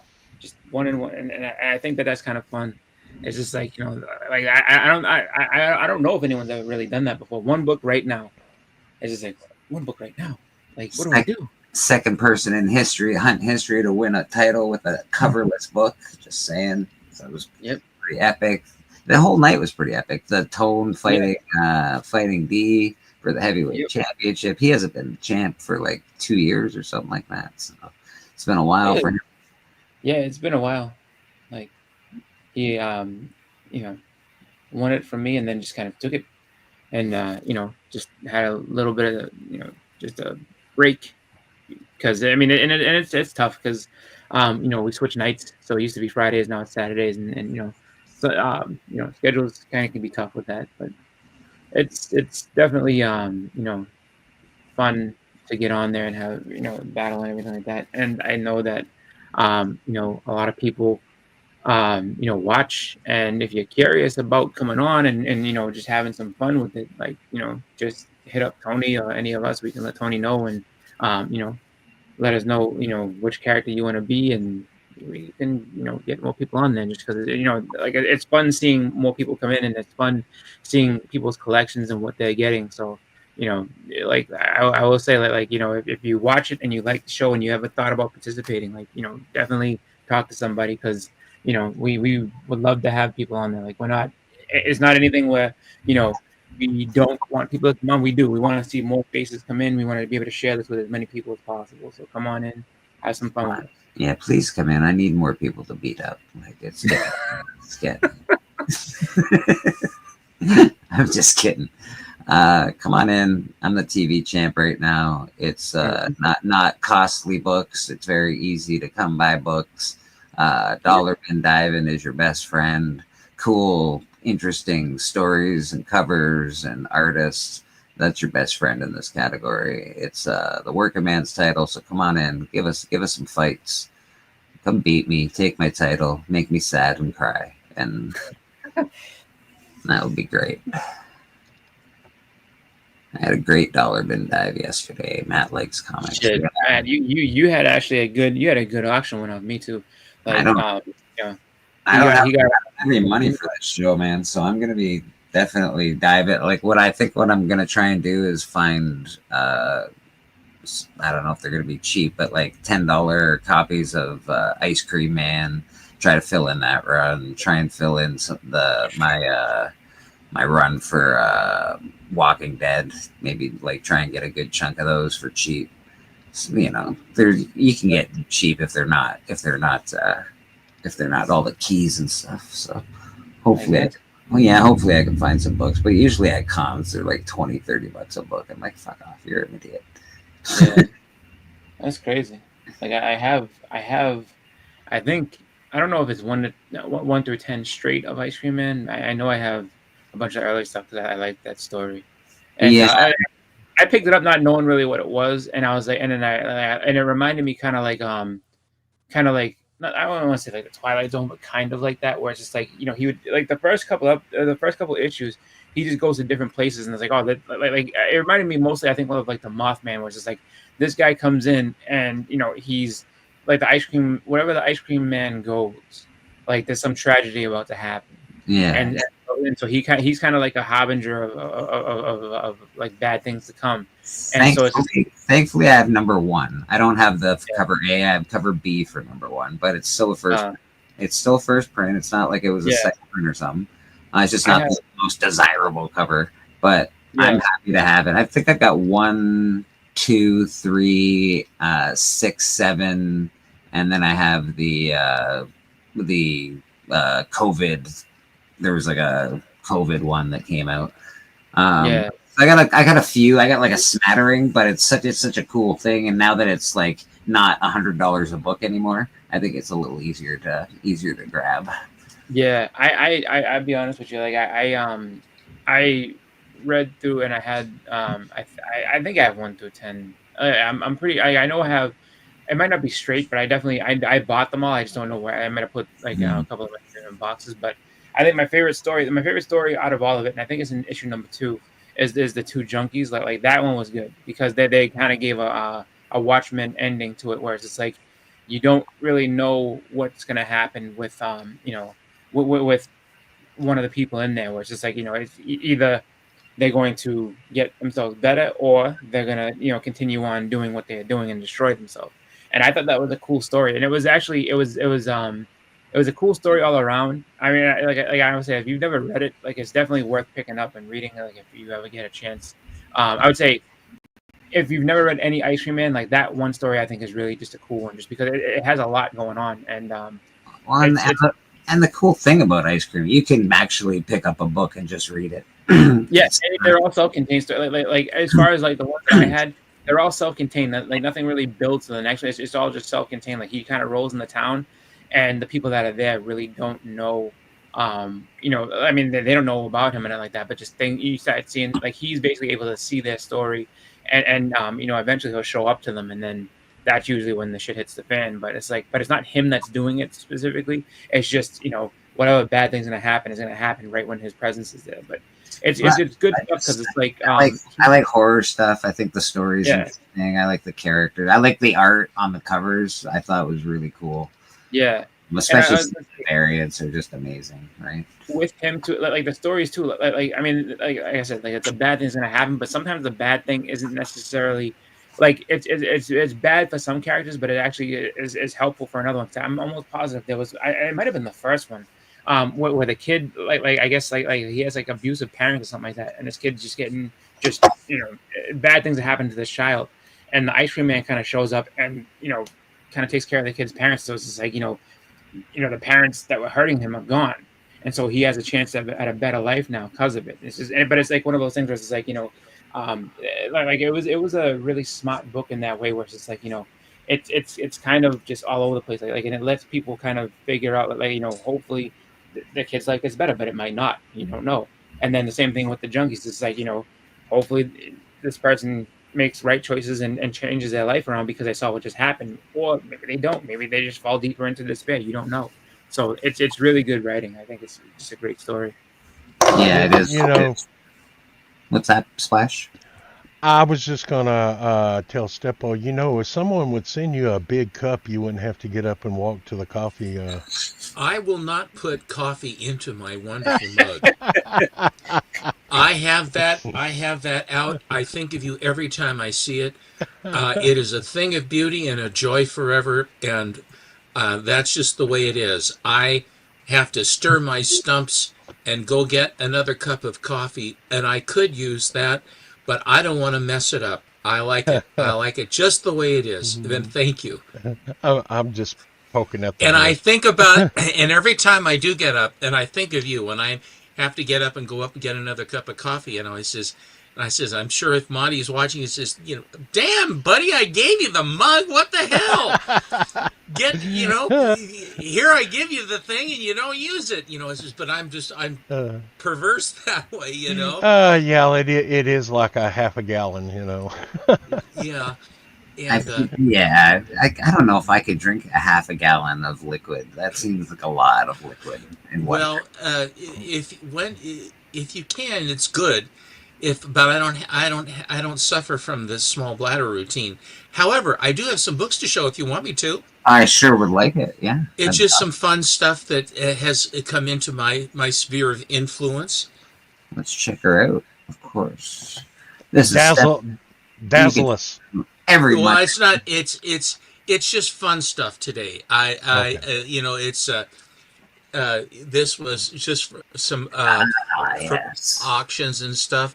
The Ghost Who Walks is one of my favorite characters. Lee Falk did a great job, and he's been published ever since he started. He's like in Australia in particular, but. Check out Steppo every Monday on the Monday special with him and Alan. He's always showing up. Awesome. Hey, there's Ratman and Superman. And this one I bought because it has the first appearance of Supergirl. And this is the one that is the hello, Biggie. Hi, Biggie. This is the one that I have that German Panini book that I bought from MT1 Comics. Way back, that blue cover, the Turner cover. Right. This is the actual one. I actually didn't have that. This is the first copy of Invincible that I've ever bought, and I only bought it because it's a signed copy. Oh, nice. Which number is that? It's the number that is signed, number 139. Okay. I didn't know Invincible had 139 copies. It went for quite a bit, and it's everybody seems to love it. I do. It's awesome. I wish I grabbed it now that I've seen the show. I think it got to like 150 or something like that. Yeah. It was a pretty deep story. Green Hornet, nice. A lot of you, I'm sure you all know the Archie cover. The Betty and Me comic where he's bringing Betty in and that he beat off the four guys in the ocean, right? Yes. It's just this has been repopped, and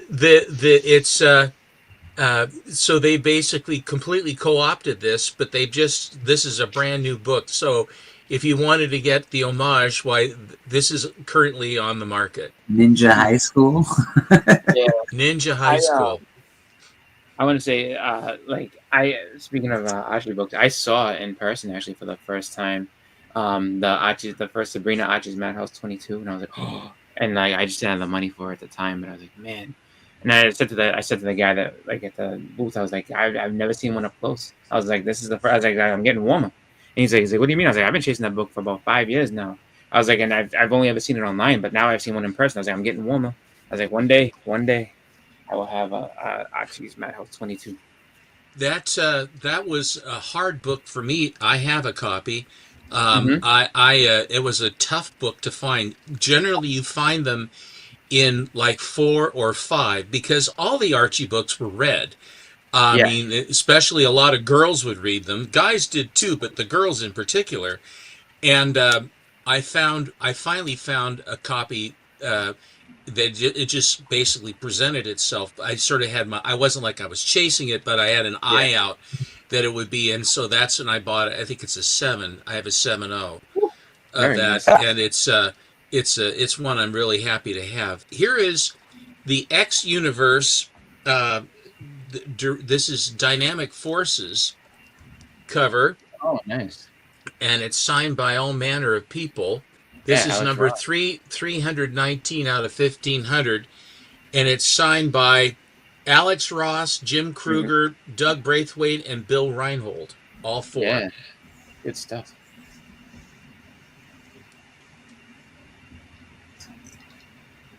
Every so often, at an auction or something, someone will put together a set where you'll have 1 or 2.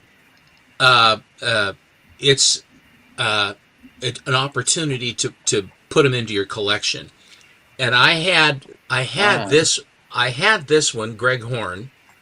These are all the Greg Horns. Yeah, I think I sent that to you at one point.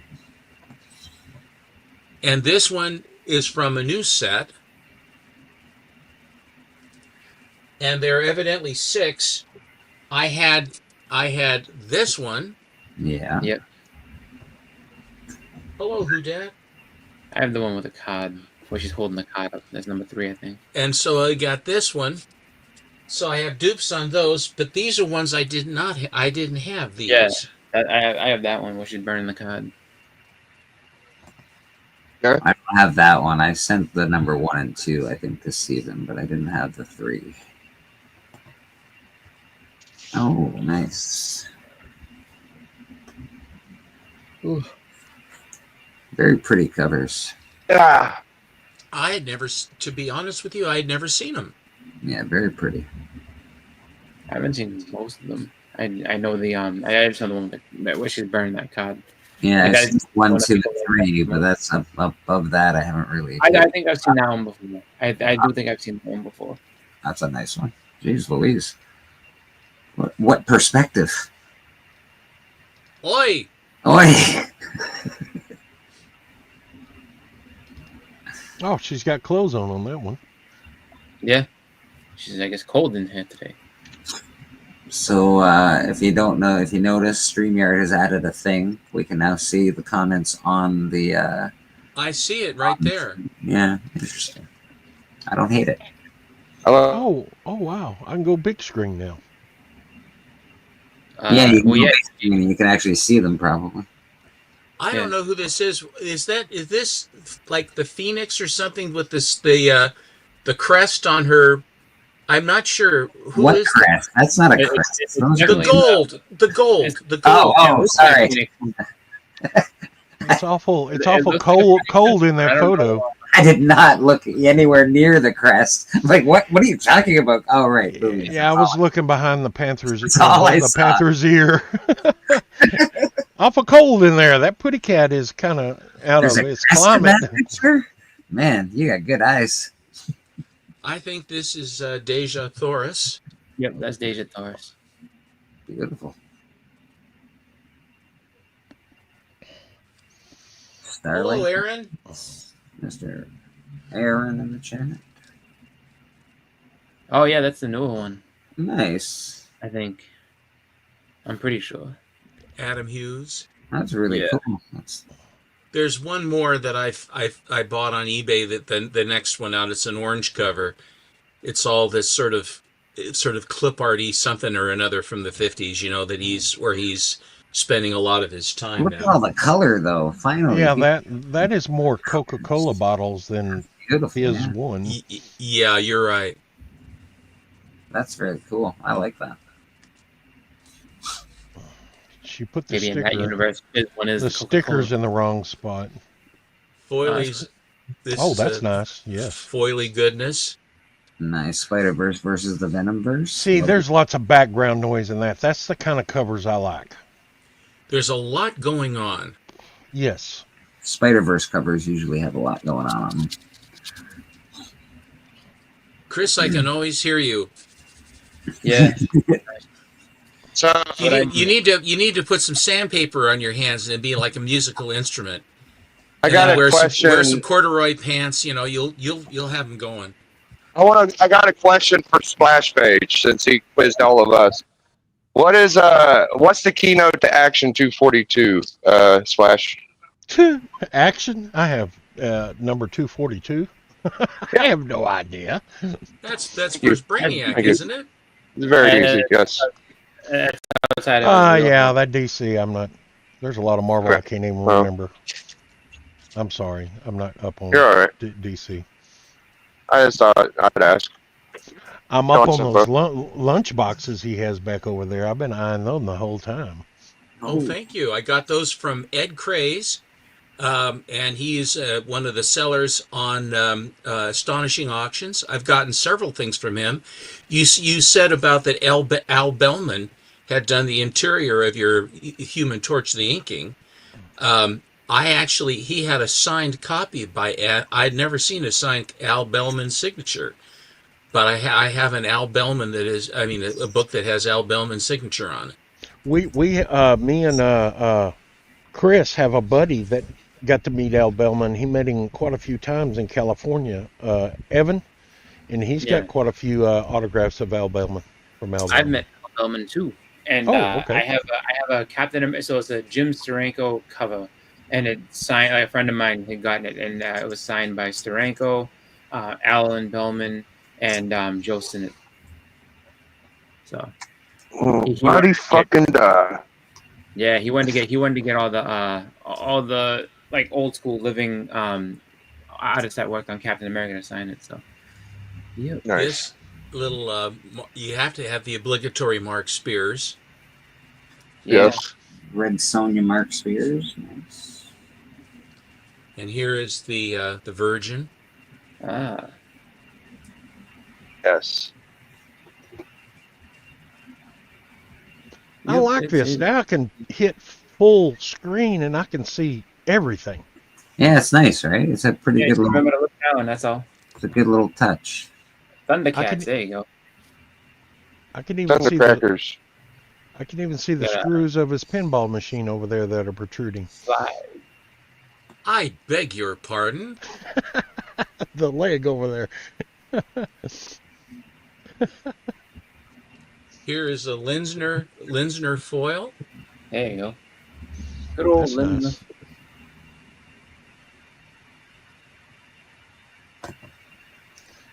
Thank you, TM, for spreading the Caesar awareness. We appreciate you. Yeah, for all those out in the chat, hit full screen. You'll see these miraculously good books. I think you have to have the paid version to do that, though. To go full screen? No, not No. full screen, but to have the comments in the corner like that. Oh, okay. Yeah, that's a paid feature. I'm almost Oh, positive. well, Lord knows I got the paid version. You got the wrong paid version, but yeah. Yes, you do. You definitely paid for it, Monty. Damn ripoff. That was, I have to say, that episode of Church had to be one of the funniest ever, Monty. And it wasn't that we're laughing at you, we were laughing with you. I mean, as far as we all been sucked into various things. And it says, well, I got this one here. What do I got going here now? Is it? I didn't know it was that expensive. It was so funny, man. Yeah, that's why I got a guy that does everything for me. I've got a guy in Calamouche. This is Ariel Diaz, Color Splash Virgin, limited to 250 with Koa. Whoa. Ooh, gotta Ariel have Koa. Dirty lion. Fancy Gotta color. have that. I always, whenever I hear Koa, I always think of Alcoa, which is aluminum foil. Alcoa, aluminum. Anyway, Monty in a kerfuffle is rather entertaining, says Lee. Whenever I hear Ariel Diaz, I remember that. Tell everybody that she's a liar. Thunderbolts, I guess, is. You know she's gonna be. I figured that out. She's gonna be a hero. I almost want to say hi, Ariel. How you doing? Is my spawn ready yet? Because it's been like 3 years now. She's still working on it. I think you owe it to yourself to remind her. So all kidding aside, I really am looking forward to it.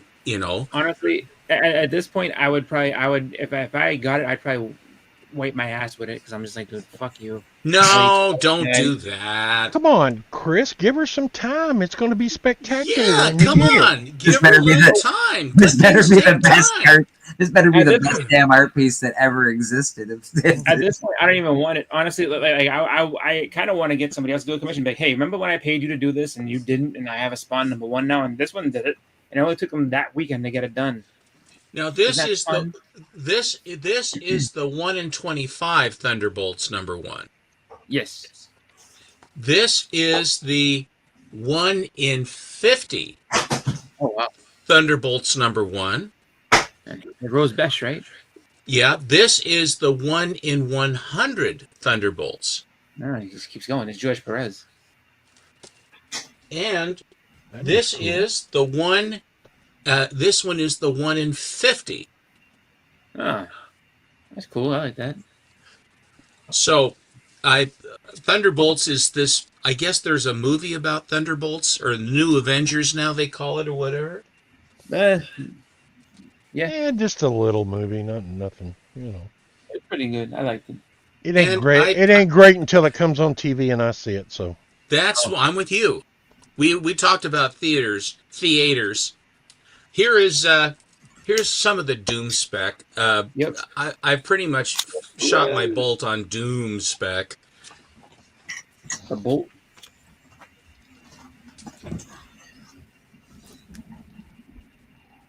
Zhang. Yep. That there's your variant edition. Does exist. I can confirm. I found him. As I said to him, I was like, "You do exist." Here's another one. Then they ran out of ink and they made another one here. And this is the December BTC Gold membership box. Amazing. John Jam, 41 out of 500. Bow before Zod. I would, but I'm really lazy. Bowing seems like a lot of effort. ASM 316 homage. Yay. Rad, of course. Well, not of course. I'm serious. I purchased the Red Skull that Aaron drew. Did you see his Red Skull? It's one of my saw the beginning. We didn't That see the is end. the one of the most incredible cover images. And I said, well, if you still have it, I would love to buy it from you. He says, oh yeah, I still have it. Sold. Yeah, it's one of my we saw him coloring. He had gotten to the head and started to do the uniform, but we didn't see the end result. So I'd love to see the end result. Of that. It just, and so I instantly commissioned him, Aaron, to do not a Joker. Oh yeah. With a playing card motif, old school Joker, not Neil Adams Joker, not the 70s Joker. I want Batman #1 Joker. I want the Joker. Heath Ledger Joker. Come on. Well, he's got those what's it called? He's got like one row of teeth and like the little dark circle over his eyes. Well, he's an angry guy that's killing people all the time, and I like. He looks like he's having a wonderful time doing it. How dare him being angry all the time? No, he's not angry. Damn! Dang it! This was on the hot list. I think it still might be on the hot list for the Doom, and this is this amazing foil Doom. Doom in the room. Oh, geez, that's shiny. Do you have the books of Doom? Do I have? Then you got your Thulsa Doom. You got your Doom everywhere. The series, Books of Doom. And this one is this is the Sozamaika foil version of Catwoman 64. Comic Kingdom Creative and Comics Elite exclusive.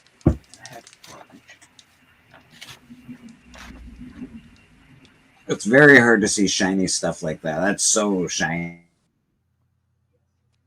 You're zinging and pinging, my friend. And then I just wanted to show this. If you have this book, if you collect Absolute Batman, this one, not. If you collect Absolute Batman, this is the Akira version, and this was at a comic convention. This was, and I think it was limited to 800.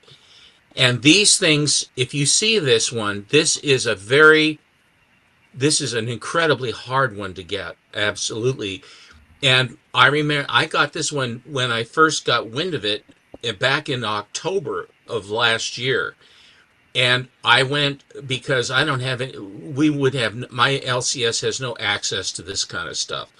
So I had to go online. And at the time, it was like $200 to $250 and then I found one for $180 was the lowest I could find for this version of it. They've actually reprinted this as a sketch variant for second print. I don't even know if they've got a third.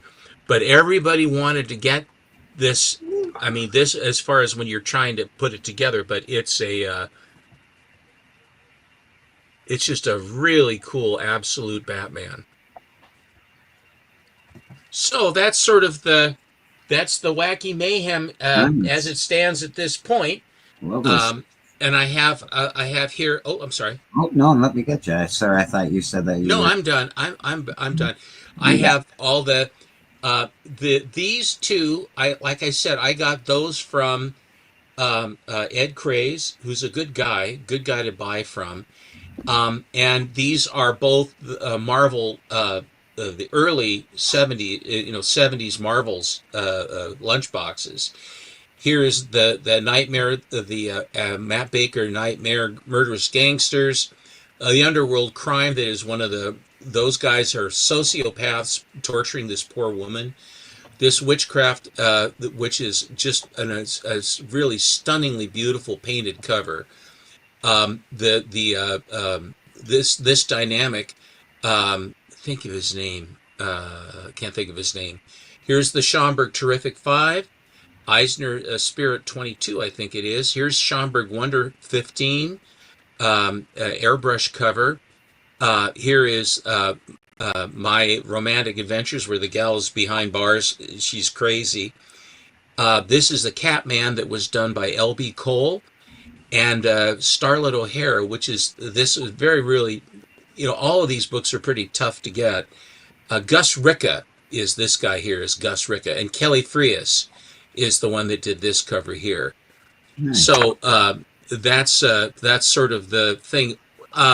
What I did too is I have, when you buy collections and you put books together, a lot of times it's the boxes that you find that you get to put them into where there's room, and then you have to rely on yourself trying to remember it.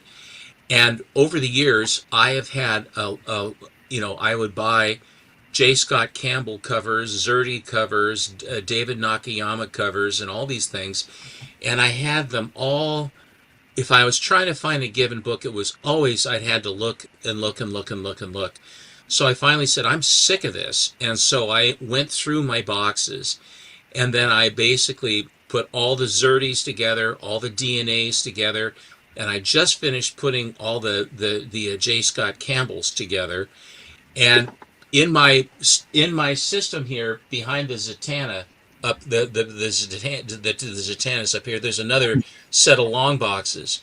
Yeah. And since the ones that I generally don't look at, or I have like 2 long boxes of Batman books, just continuing the runs. It's a run that runs and runs and runs, and they're up there because I don't have a great deal of call to go looking for them. But I have Girls and Darwin Cook up here, and a couple of Dark Horse boxes of Dark Horses, mostly Dark Horse Presents and Hellboy. But I went through and I knew in the Girls that I had J. Scott Campbell's, and I have a pretty strong upper body strength, but I'm here to tell you, pulling a long box out of that on the top shelf on that if you are not extremely careful, that thing's going to crash to the ground right on top of you. And if it was Silver Age books or Golden Age books in that long box, you could lift it quite readily because those books that have newsprint are quite light. But the way the books are now, they're so thin, there's so many more of them. And all of them are cover stocked with lots of ink on them. Yeah. So when you pick up a short box of brand new books, they weigh a lot they weigh a lot, surprisingly. And a long box is twice that amount. And so it really was putting them back up in, taking them out and putting them back in was a real chore. I mean, it was a real effort to do it. So it just like be very... Yeah, long box of IDW is heavy as hell. Heavier than Marvel. It's so heavy. I have a long box of Transformers IDW. It's the heaviest long box I have, and it's ridiculously heavy. I don't understand. It doesn't make any sense, but it makes sense. You think about it. How much do you think they weigh? I don't know. It's like 70, 80 pounds at least. I know that to try to to try to huck that thing into position. Just sometime be careful. But I mean, you're a big, strong guy, though, Big. But, Well, every time I try to lift one out of like a precarious place, I'm like, I hope I don't pull a muscle around my stomach and my gut. You know, like I'm just like bracing myself. Exactly, you're in an odd position, right? And you got a really heavy thing, and if you're not careful, trying not to spill and crash the books and drag yourself down with it, it's and I'll tell you something else that I have to wear these when I use them because my skin on my arms is so thin now. Swedish. My grandmother had it that if you graze something, it'll bleed under the skin. And Yes. it's like, and I remember looking. We called her Nana because we had a grandma and a Nana. She was Nana. Her name was Ebba, and she would have this where she would. It would just make the backs. I catch it right in the back of my knees when I would see how her arms looked and stuff. And you know.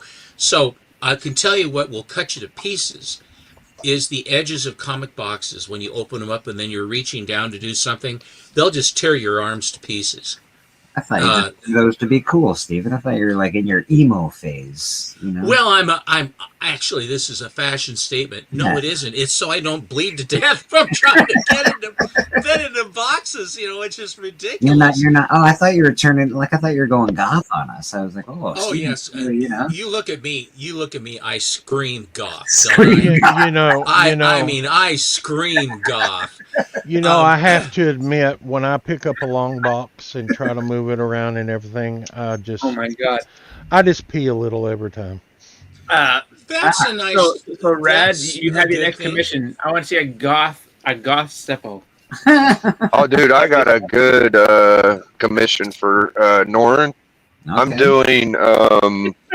I'm doing Iron Man with the proton cannon. Is what I'm doing. Oh, that will be cool. That's very yeah. That will be cool. Like I've never seen it before. I've always wanted an Iron Man with the proton cannon, and I've been looking, and I was talking to Nora. I was like, "Give me about a few days to think of something," and that's what I came up with. Rad is a business. The one couple where he had this. I want to say it was in the 80s. I can't find any. I can't even find a mention of proton cannon, and the closest thing is like Hulkbuster or something, but I can't find anything. Like the shit he says in the video game isn't really canon. It's just like Repulsor Blast. What is the other one? Solar Beam. There's a few names that I just can't find in the comics. Yeah. Well, Norin, if anybody can do it, Norin can. I hope Aaron comes on, but the Red Skull that he did, I watched it. Because I have I follow him, you know, like we all follow everybody, and I saw that as it was coming together, and it was a lot of preparatory work to get him exactly right with his leg up on the shield, and then the cigarette holder, very Steranko looking, and then his body posture, and then right after that, then the banners came up. And then I didn't see it. I didn't see it anymore. And I said, I wonder whatever happened. And then the full color on that, I was blown away by it. It's truly beautiful piece. JSS, we have not talked Murder King yet, but you know what? Since you asked, we are going to mention it. So let's see what we got here. I like to mention it a couple times a show. Callie and I are doing a comic book called Murder King. The pre-launch is up on Kickstarter right now. If anybody can go to Kickstarter and type in Murder King. If you go to the bottom of the page, you'll see notify me on launch. We got 42 people waiting for the launch. We appreciate those 42 people. And this is Murder King. That is the cover by Loke. No new updates as of yet. I do have to talk to Drac pretty soon to see where we're at. And yeah, it's coming along. I'm looking forward to meeting Loke at the Comic-Con here in Niagara Falls this weekend coming up. I will be picking up that piece of art that you just saw. This piece of art right here. I'll be picking that up. He'll be displaying it at his booth all weekend long. I say again to you, print off the little unintelligible doohickus that you have, and go as the Crow, and be there at his table with this on display, and make your point, because it's a perfect opportunity.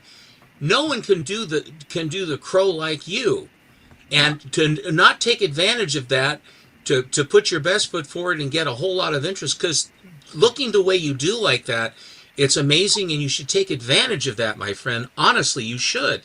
I appreciate that. But that is Murder King. It's looking pretty awesome. I'm excited about it. I hope you all are as well. The story's really cool. The story's great, actually, from beginning to end. It's pretty awesome. Relatively self-contained stories in each book, but they do culminate to something pretty amazing. So, exciting stuff. I appreciate you, JSS. Thank you very much. I think we got someone backstage. There we go. We got Rad. Hot dog. Oh, I see something. Rad drawing his art. Hey, what? Do you have the finished product of that Red Skull? No, that's in the mail. It's already it's in the mail. Already in the mail. Some people like to ship their stuff instead of telling you they will. You know, Rad, how much does it cost to get you to do a cover commission? Or would you do a cover off commission? stage? What? Yeah. I'd talk off stage about that, probably. Like for a Kickstarter or something. Oh no, for me personally, you know, to hang up, because there's a drawing I've always wanted, and I've never found anybody that wanted to draw it. Is this recurring dream you keep talking about, a hot dog chasing a donut into a tunnel? What is that about you, Monty? No, it was actually a hamburger chasing me down the street when I was on some really weird prescription mushrooms drugs that I quit taking because I was like, I'm not in that much pain to have a hamburger chase me down the street on a bicycle. Is it just me or is Steppo froze? No. He's a little chilly. He's got gloves on. Aaron, I affect some certain people. I freeze certain people. Oh. Yeah, you're breaking up on mine too. Oh, I'm sorry. I think it's on your end. It might be my end. Yeah, he's just froze on my screen. I don't even see him moving. Everybody else is moving, but Steppo's is froze. There you go. Steppo's all right. He's moving. What? I don't know. It froze again. I'm breathing. You're all right, buddy. So Splash, what's this wonderful drawing you want? That cover that you want someone to do? I want Silver Surfer #4, but I want Thor replaced by the Incredible Hulk. Rearing back to do a punch. That'd be cool. Is that the first Roger Rabbit thing? No. But I want the. I have a. I want. Let's listen to Chris. Sorry, saying no. Why isn't it? Because it's not. Why ain't it? It's a different book. That's the first Roger Dude, Rabbit. what is it? Do you know which one it is? So there's a Roger Rabbit comic, and then It's saying the comic size. This is 2 years before the comic size. No. This is. Yeah. There's a different one. Let me tell you. All right. Well, I'm saying it is. Chris is saying it's not. Brian McClay said it was, and whatever.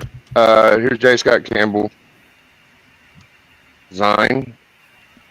I think zine. Like magazine. Zine. That's kind of how I look at that. Yeah. Here's my Jimbo too. That is That's important. Why, Biggie? Because of Pee Wee Herman. Yes, that's Pee Wee Herman art. Yeah. Pee Wee Herman's artist or something of that nature. Wildcats 5. Marvel graphic novel, Volume 1, number 41. That's what's listed. That's what people have been saying. That's what people have been saying. What year did it come out to? It has Jessica. It has the Jessica tied up. Yeah. Yeah, no, I know which book you're talking about. So this book was on Brian McClay's Beyond Wednesday, and people were saying that this is the true first story that came out of Roger Rabbit. It has nothing to do with the movie. It's not a comic. It's just that's not a comic. That's just a book. Well, it's okay. Well, it's like a $60-$80 book. So people are saying it was before. Well, I don't know. It says Marvel Comics right on it. Don't Yeah, that it make says it Marvel. I would think that's a comic. It's Marvel, but whatever y'all want to say. I don't know. It might have came before. That's cool. I don't even see it. I'm looking for it. Yep. Yeah, I couldn't find You got it here first, guys. I show you shit that you can't look up, and it says what you think it says. So you guys can figure it out. You can figure it out later if you want, and thank me later. You have a gift for that, Mr. Big. I do. Yeah, I look for that kind of stuff myself. It's cool. Yeah. Nice. Yeah, I was working on Steppos, and first thing I looked into was the Man Who Laughs movie. Yes. Yep. That's what I based this Joker off of. But then I was like, Steppo asked for the Golden Age, not the Man Who Laughs. So this is not for Steppo. Uh-oh. But this is just a Joker I did. Just once I start something, I'm not going to stop. So I at least finished it. I understand. Where is his acid squirting flower?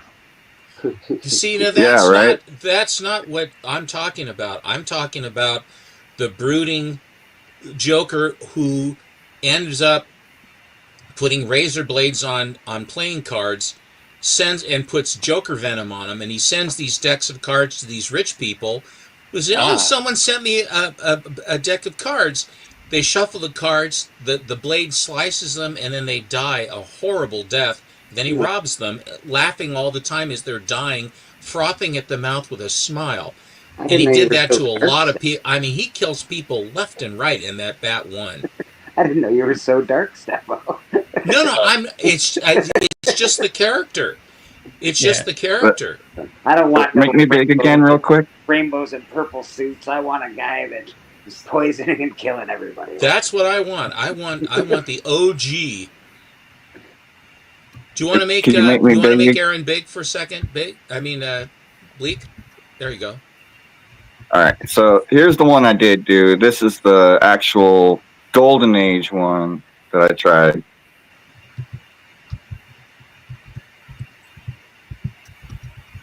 Very dope, man. Oh, he's got the cards. Very cool. But this is based off more of the Golden Age. Yes. Cool.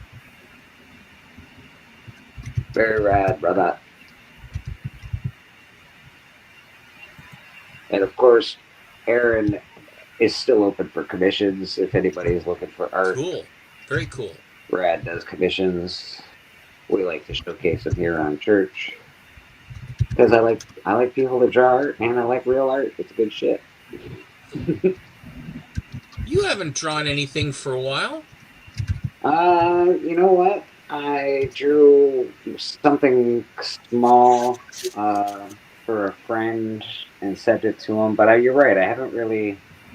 I've just been sort of practicing drawing features now because I want to draw something nice. So we're figuring stuff out. Brad, what's the black mark up in the top right corner for? Yeah, I didn't understand that. Is that how you secure the artwork?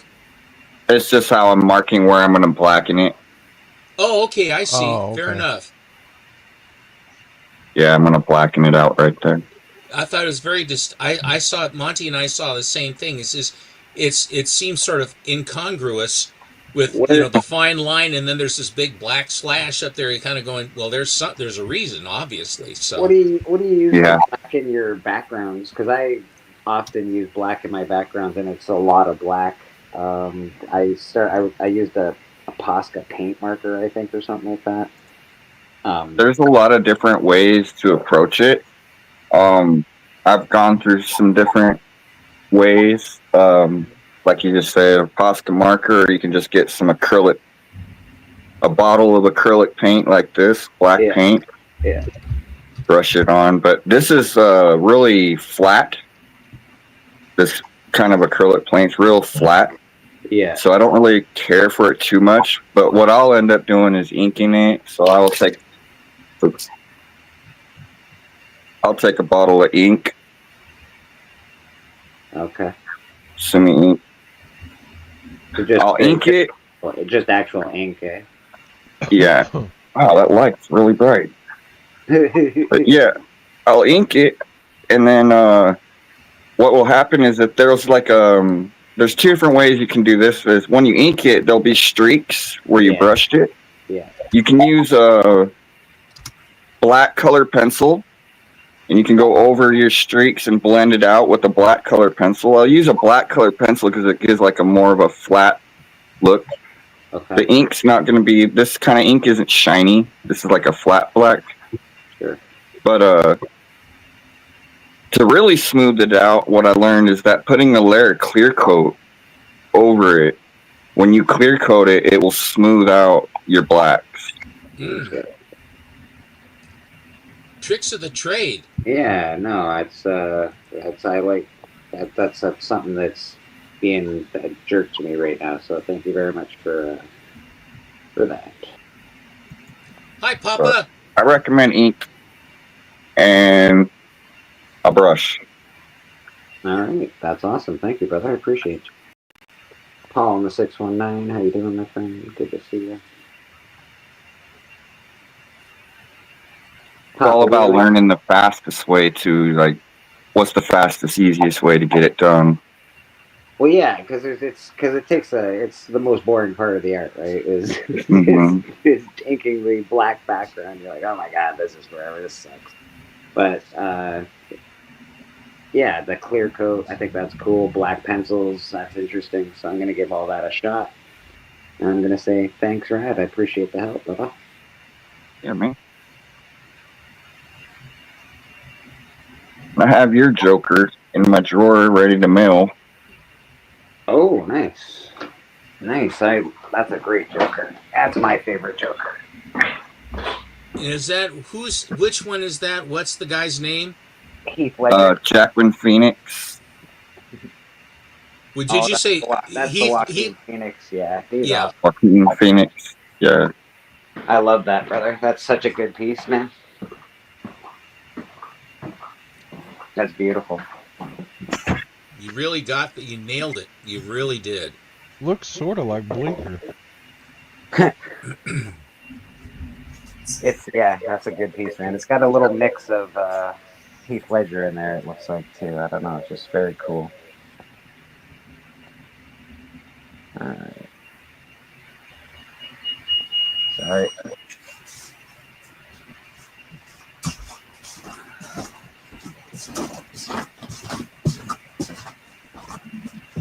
There we go. Sounds like you're climbing Kleinschmidt grade or something. Yeah, well, you know, gotta just coming out of the downstairs. All right, lady says love it. I love this whole new feature where you can actually see on the screen, but I can't press when I have it full screen. I can't actually make people's comments big. So I do like the feature of being able to see it, though. I think that's cool. Oh, this is Rescreen? Yeah, like if they can, it's just a new feature for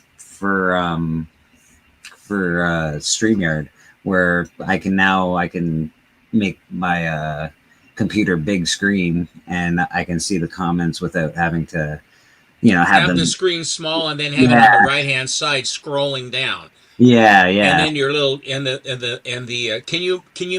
can't make comments from this though, can you? Can't type in comments. I can't press on the comment, so I'd still have to exit full screen to do that, and I still have to do all the like if I wanted to play anything like the media stuff that I play, I have to exit full screen and still do like all that stuff.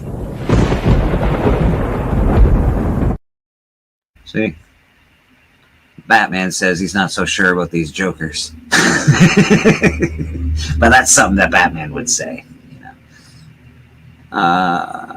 Yeah. I bagged and boarded some books yesterday. So I'm going to show off a few books. People have seen these already, but that's okay. And after that, maybe we can do the hot list and make fun of stuff. What do you think? Yes, that's what I'm thinking. That's exactly what I'm thinking. All right, let me make myself here. Here I am. Let's turn on a light so we can see what I'm doing. It's probably a good idea. You turn your lights off as you go? Yeah, usually. I don't really, there's not a lot of light in my house. I don't really, like, I can open the windows, but I like darkness. Are you sure you're not a vampire? I was drink all blood? the way up until I became old. I was a vampire. So, but these are the books that Susan sent me, and these are the dollar store books that DC did some printings, and they for the dollar store, and they were $1.25 a piece. And what I found was they are not reprints. They are not direct copies either. These are newsstand copies of all of these books. So I know, Monty, you're not going to love this, but they're all DC books. But this is they're all number ones.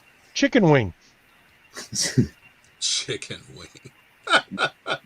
They're all number ones. And these are all newsstands, which is really fantastic. I don't know if you can see that it's a newsstand, but it is. There's no direct anything on there. Yeah, there you go. And you can see that it does have the proper numbers on them, like the 00011, that kind of thing. Mm-hmm. Which is the tell for sure. Yeah, exactly. So you can read the barcode on there, but this is the one that is actually, I was just looking this up the other day. This is worth $30. Wow. That's only because it's a newsstand, but that is worth $30. It's the first appearance of the Super Sons, I believe. Some nonsense. I like that cover quite a bit for Superman. I think that's cool. I love it when his eyes are absolutely, it's almost like there's plasma coming out of him, right? Yeah, I dig it. I think it gives him that serious look to him. I watched the Flash movie. I finally watched the Flash movie that had Michael Keaton in it. Yep. And the Supergirl that was in that, the dark-haired Supergirl that they rescue. Yeah. In the different timeline. I enjoyed the movie a lot. I was prepared to dislike it, and I found myself that I really, truly enjoyed it. I haven't seen it yet. I know Susie Q was in here. She was like, yeah, about an hour and a half through. I was like, come on, man. So it's a 3-hour movie, apparently. It's a really long movie. So. It's the only good part, like when they're really, for me, like the best part is when he's actually hanging out with Batman. After that, like everything up to and after that is just garbage. You're too fussy. Garbage. I thought it was good. It was absolute trash. Don't you like Flash? Do you know what they said? They sat there and had to use the excuse because the CGI sucked in the movie. Like, because he's moving so fast, that like everything's gonna look shitty. Oh, okay. It's a great excuse to me. Like, yeah, we don't care. We just they tried to fix it too, and it still looked like sort of. Yeah, it was bad. Oh. They should have just. I feel like just because you had all the controversy with Ezra Miller and shit, they should have just scrapped that completely. Like, get a new Flash, figure it out, make a better movie. I mean, I don't. The guy himself is a train wreck. Yeah, he's a train wreck. But I enjoyed the movie. I thought it was well acted when he's talking to himself, and what's going to happen and dating the gal and all the other stuff that went on. And then the huge brawl that they have with Zod, I thought it was damn good. I really did like it. And I'm very opinionated about movies. And as I said, I was prepared to dislike it. I enjoyed it. I really did. As far as it was okay. I haven't seen it, but I still want to see the one real reason I want to see it is because of the Nicolas Cage Superman. It's amazing. That's an really amazing scene where he shows up. You go, oh my God, there he is. There he is. There's the movie that we all didn't get to see. I've seen the documentary on it. It's the giant spider he fought was cool.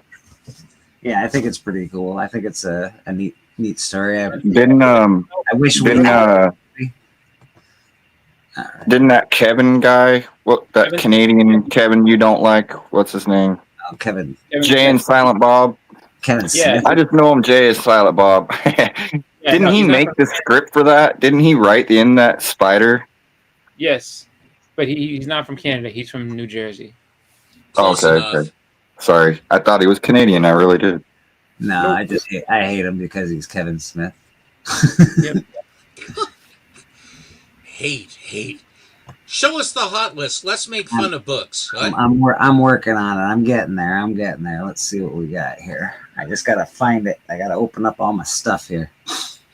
I'm very unprepared this morning because I slept in. All right, keys of the week.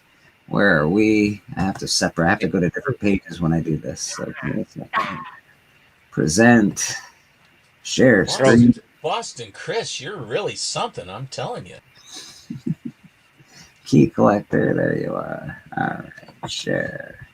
All right, you guys can see what I'm seeing. I think so. All right, perfect. See what I see. Keys of the week. Boom, boom, boom. All right. Let's do this because it's fun, and then I can clip it, and then I can make a whole other show and not have to actually make a whole other show. This is the best part of YouTube. Here we go. Keys of the week.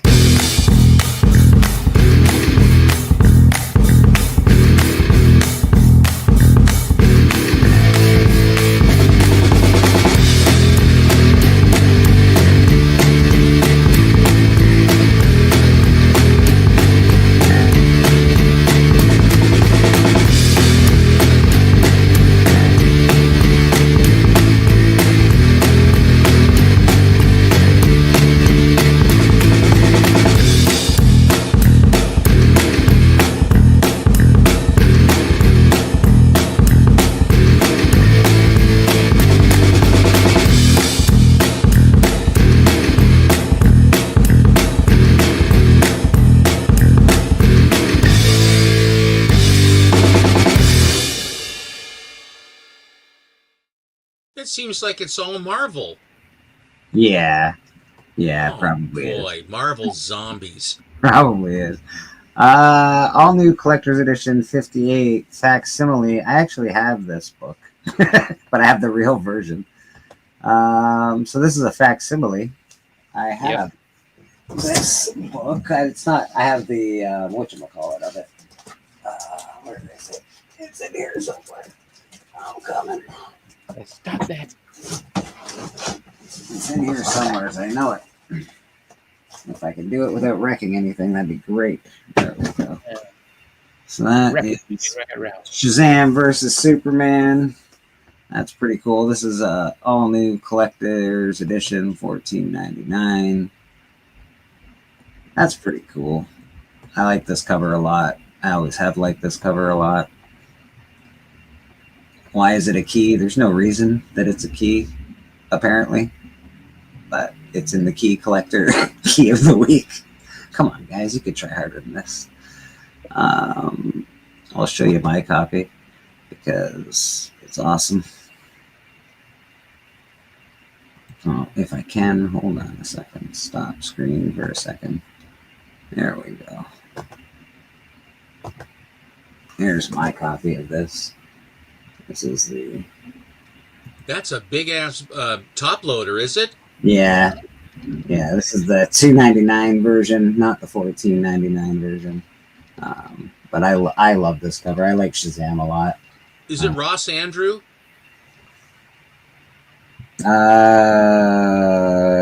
Giordano. Yeah, Giordano with me. Yeah. So that's pretty awesome. But that is the original copy of that. I guess they're making a facsimile of it, which is cool. It says that it's I guess the interior is Rich Buckler. I like Rich Buckler. He did great on Deathlock. I liked him. Yeah. I don't know whatever happened to him. Is he still drawing? I think he might not be with us anymore. Oh, okay. I could be wrong, but. And that is also happening in a foil, so you can also get a foil edition of this. That's cool. I might go grab the foil edition of this. For $14.99 though. I don't know. Yeah, That's a Rich giant died in foil. 2017. Rich Buckler died 2017, unfortunately. Okay. So, R.I.P. How old Rick. was he? How old was he?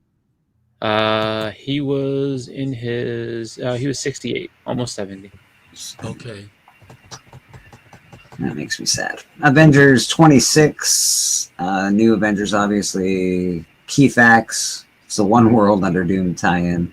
So there's no real key to this. If you're That's buying the Impossible Man, isn't it?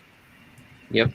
if you're buying comics to get keys, this is ridiculous. This is silly. But I guess it's a tie-in for One World Under Doom. If you're reading the story, if you're enjoying it, I guess you're going to need this.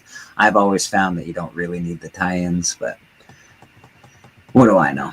Until some event happens and they're like, oh, this is the first time that somebody, put a key in the car, and I was like, oh my God, look how happy comes.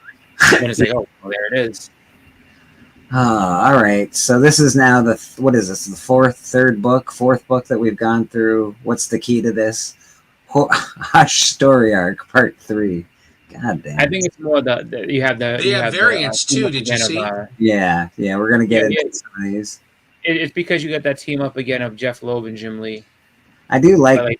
I don't mind this cover, to be honest. I know some people might not, but I don't hate this. This is pretty cool. I don't even think that's. I don't think that is Jim Lee on that. It's hard to tell just because of the way it looks. Yeah, this looks it's cover A, I would imagine. So let's check out some of these. That cover would have been a lot. That cover would have been a lot better if they put something in the background like creepy trees and a bat flying over or something like that. That's what's it called? That is his longtime inker Scott Williams made that one. So his understudy basically. Let TM and Bleecker you dick. No, he's said he's taking a break, so TM can fuck off. No, I'm just kidding. I didn't see him back there, and don't call me a dick, Papa. You're a dick. All right. There you are. Right. Yeah, I'm just here for this part because this is my favorite part. No problem. And I'll be in the chat. I'm just bugging. Cool. I'm more bugging Papa than you, TM. I love you. No worries. Papa, you can F off. I like that cover. It's all right. I do too. I like the look in the back. I like the look. It's good. It's good art. What do we got? We got other covers, not as good. Looks like the Unknown Soldier. Yeah, he's got that feel to him. Oh, we got this in yellow. I don't hate that. Yeah, black and yellow is nice. Yeah, that's really black and yellow. It's a I like good that story. better than the black and white. To be honest, I think the yellow is better. It really, yeah, for sure. You know, it would be nice. It'd be nice if they had some yellow on his black suit, like it was sort of shining, almost like light.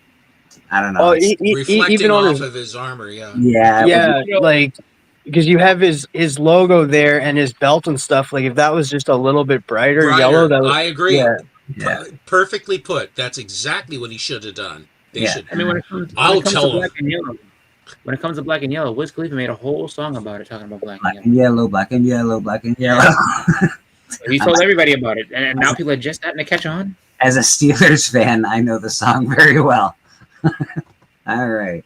So we got a little Harley Quinn action on here. DNA. Yeah, that's David Nakayama. Is that David Nakayama? It looks pretty. It's nice. Yep. So that one, at some point, you'll see people, Wow, David Nakayama actually tried to do a background. Yeah, that is. Yeah, he sort of he Yeah. eschews backgrounds.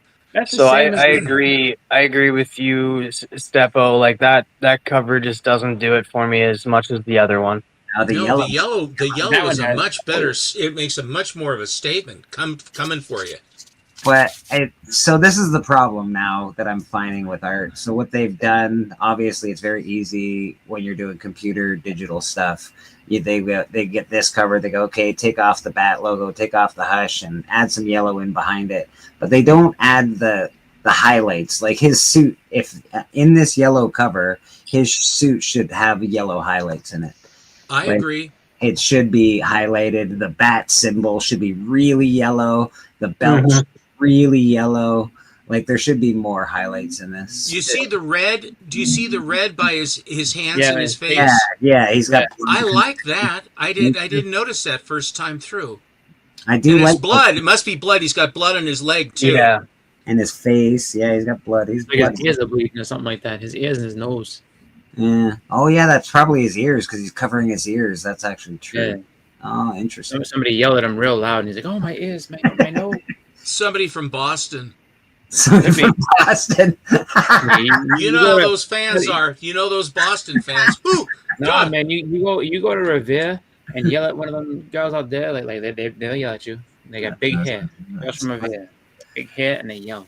All right. So next on the list we got Detective Kaiju #1. Yeah, Callie posted something about that.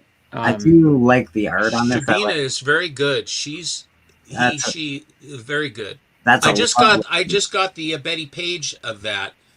I got a 9/8 slab of that of her Shabina doing Betty Page. Is pretty good. Well, this cat knows how to draw a rump. I'll tell you that because that is lovely.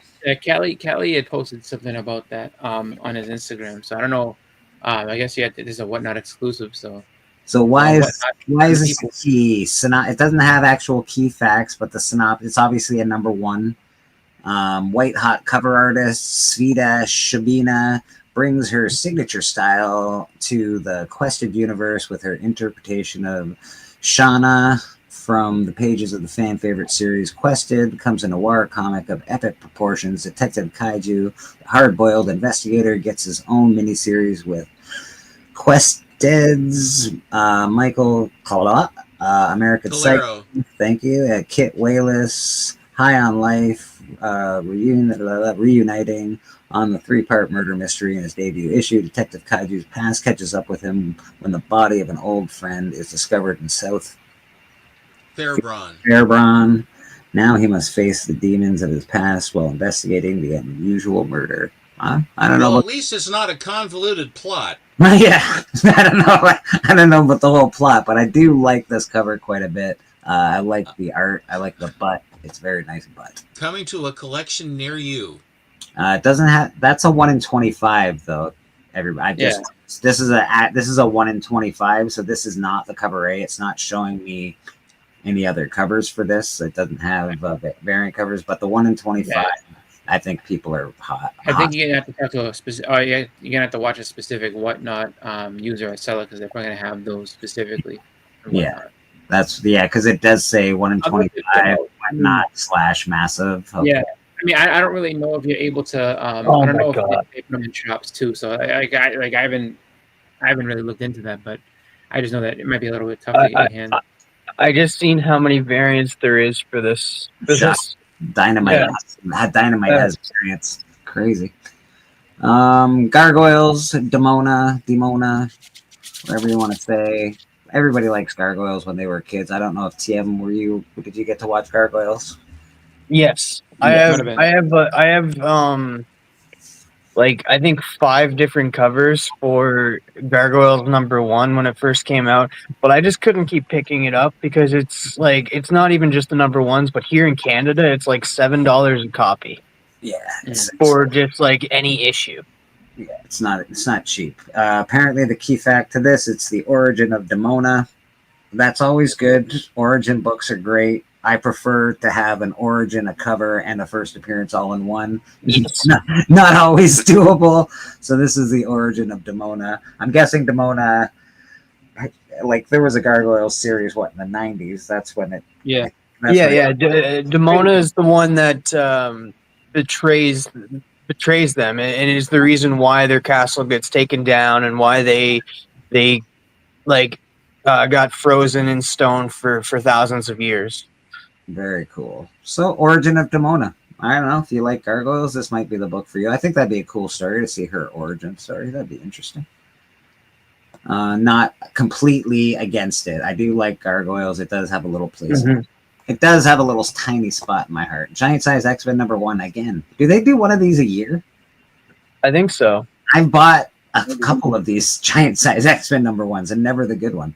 Because they do the same thing with like Action Comics one. They put out one every year. Sorry, I forgot to show the 22 variants of the comic book.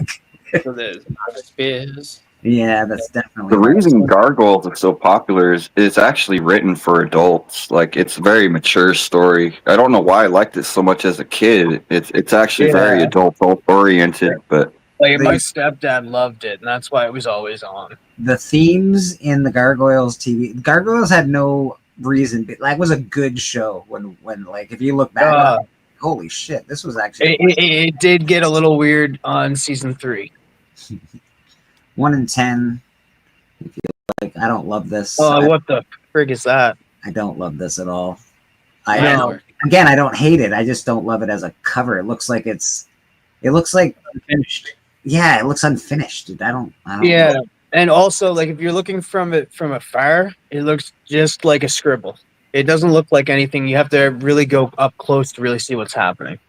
Yeah, it's okay. It's not bad. I like the Mark Spears one. The black and white is all right. that was Jay Lee you just showed. That was probably my favorite. I always go for the Jay Lee. I like this myself, but again, I know who that is. that's one look. That one's obvious, right? Yes, these ones are all the Virgin variants of those ones. Virgin variant. Yeah, I like Jay Lee myself. There we got some color. Everybody's all goo for Spears, but you know what it is? It's the colors. I'm over it. I'm over it with Spears. Yeah, when I see Spears, that first thing I think is AI. So now that's kind of annoying because, like, look at this. So, like, they put color in. And, like, the other one isn't that, like, so the black and white one, like, because now you have color and you have trade dress, and it's just like that one. I do like the green in the background. Looks like AI made it. That's because AI did make it. Well, not completely. He's not completely AI, but he's. Yeah, I'm like I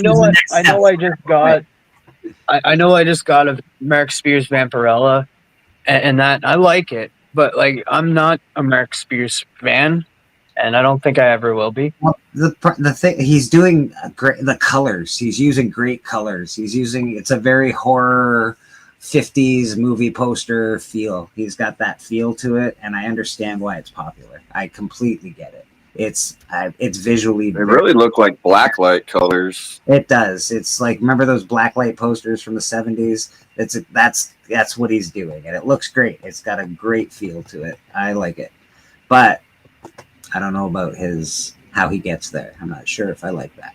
Monty, you have the blacklight Thor or Marvel posters from the 70s, don't you? Got a couple of blanks here. Yeah, the blanks are cool. I do not want the colored one. I like white blanks. I don't like colored blanks. But the thing is, though, is that like if you're just using Photoshop, that's not AI. Photoshop is not AI at all. It's not AI. He uses a combination of different things. It's just digital as hell. Yeah, it's very.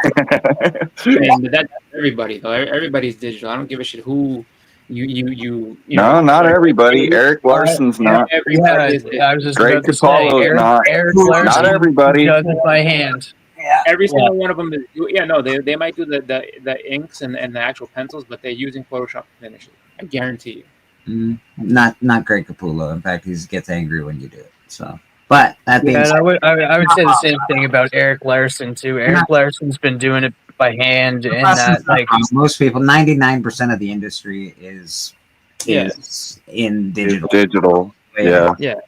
It's because of the speed and ease of use. But yeah. So this is Giant Size X-Men #1. We have a first appearance of New Mutant. Yo, what? Trying to keep it secret. Just New Mutant.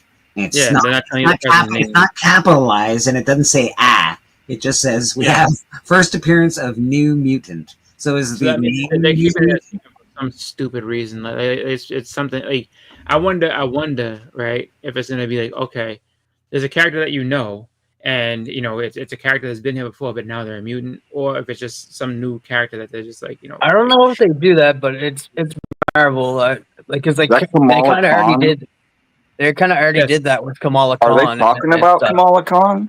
I don't know. No, I don't she's think already so been- because they've already made her a mutant. Could be somebody different. Like it's which is a character, and then they're gonna try to sell like a big deal, like, oh, there's a the first appearance of Sticky Note or whatever like that, and all of a sudden you think, oh wow, Post-it Note's a new character, that's cool.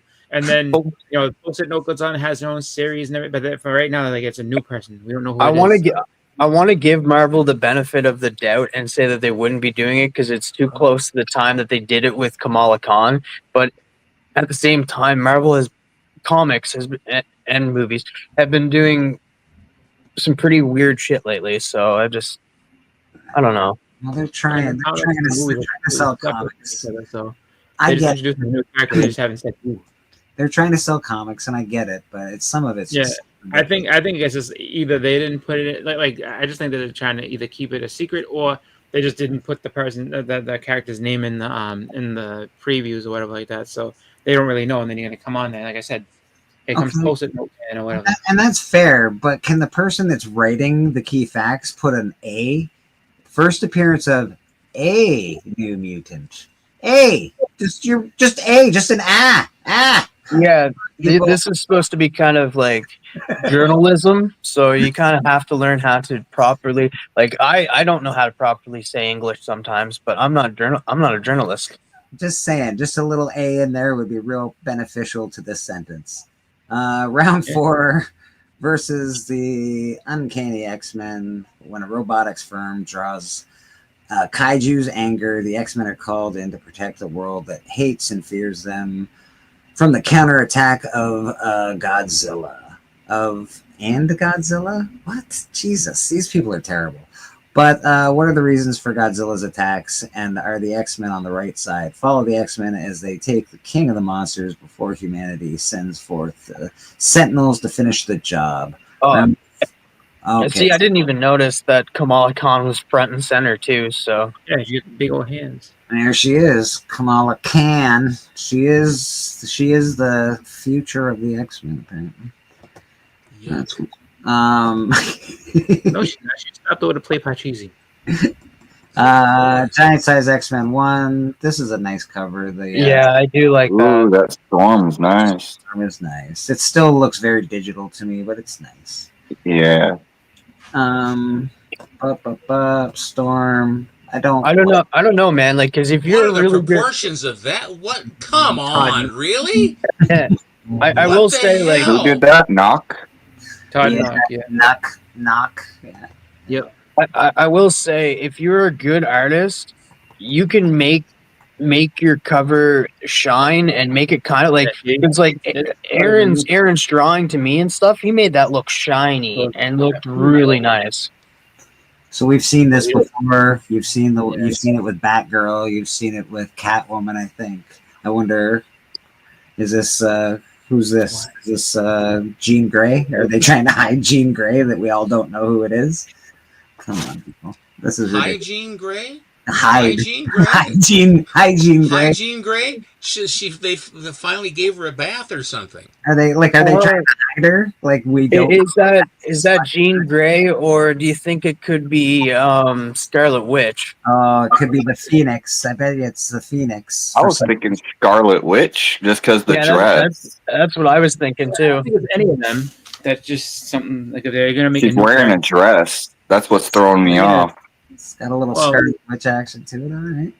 I think it's just gonna be a different character altogether. Like because if you say like it's someone out of place. It's someone out of place. That's why it's white like that. It's someone who wasn't there originally. They're trying to keep it a secret because they want it to be a big surprise. Like, oh, look who it is! It's Post-it Note Girl. So none of Maybe they were there and we didn't know it. None of these covers are doing it for me. I guess the Storm one's okay. It's not bad. Who did the art on the Storm one? Let me just look at the 1 in 25 real quick. It's Okay. I don't. It's not. I don't know. It's all right. It's okay. Hmm. And I am not by no means am I picking on people's art. It's just not my style. That's all. Yeah. View details. Boom. Let's check out who did the cover on this bad boy.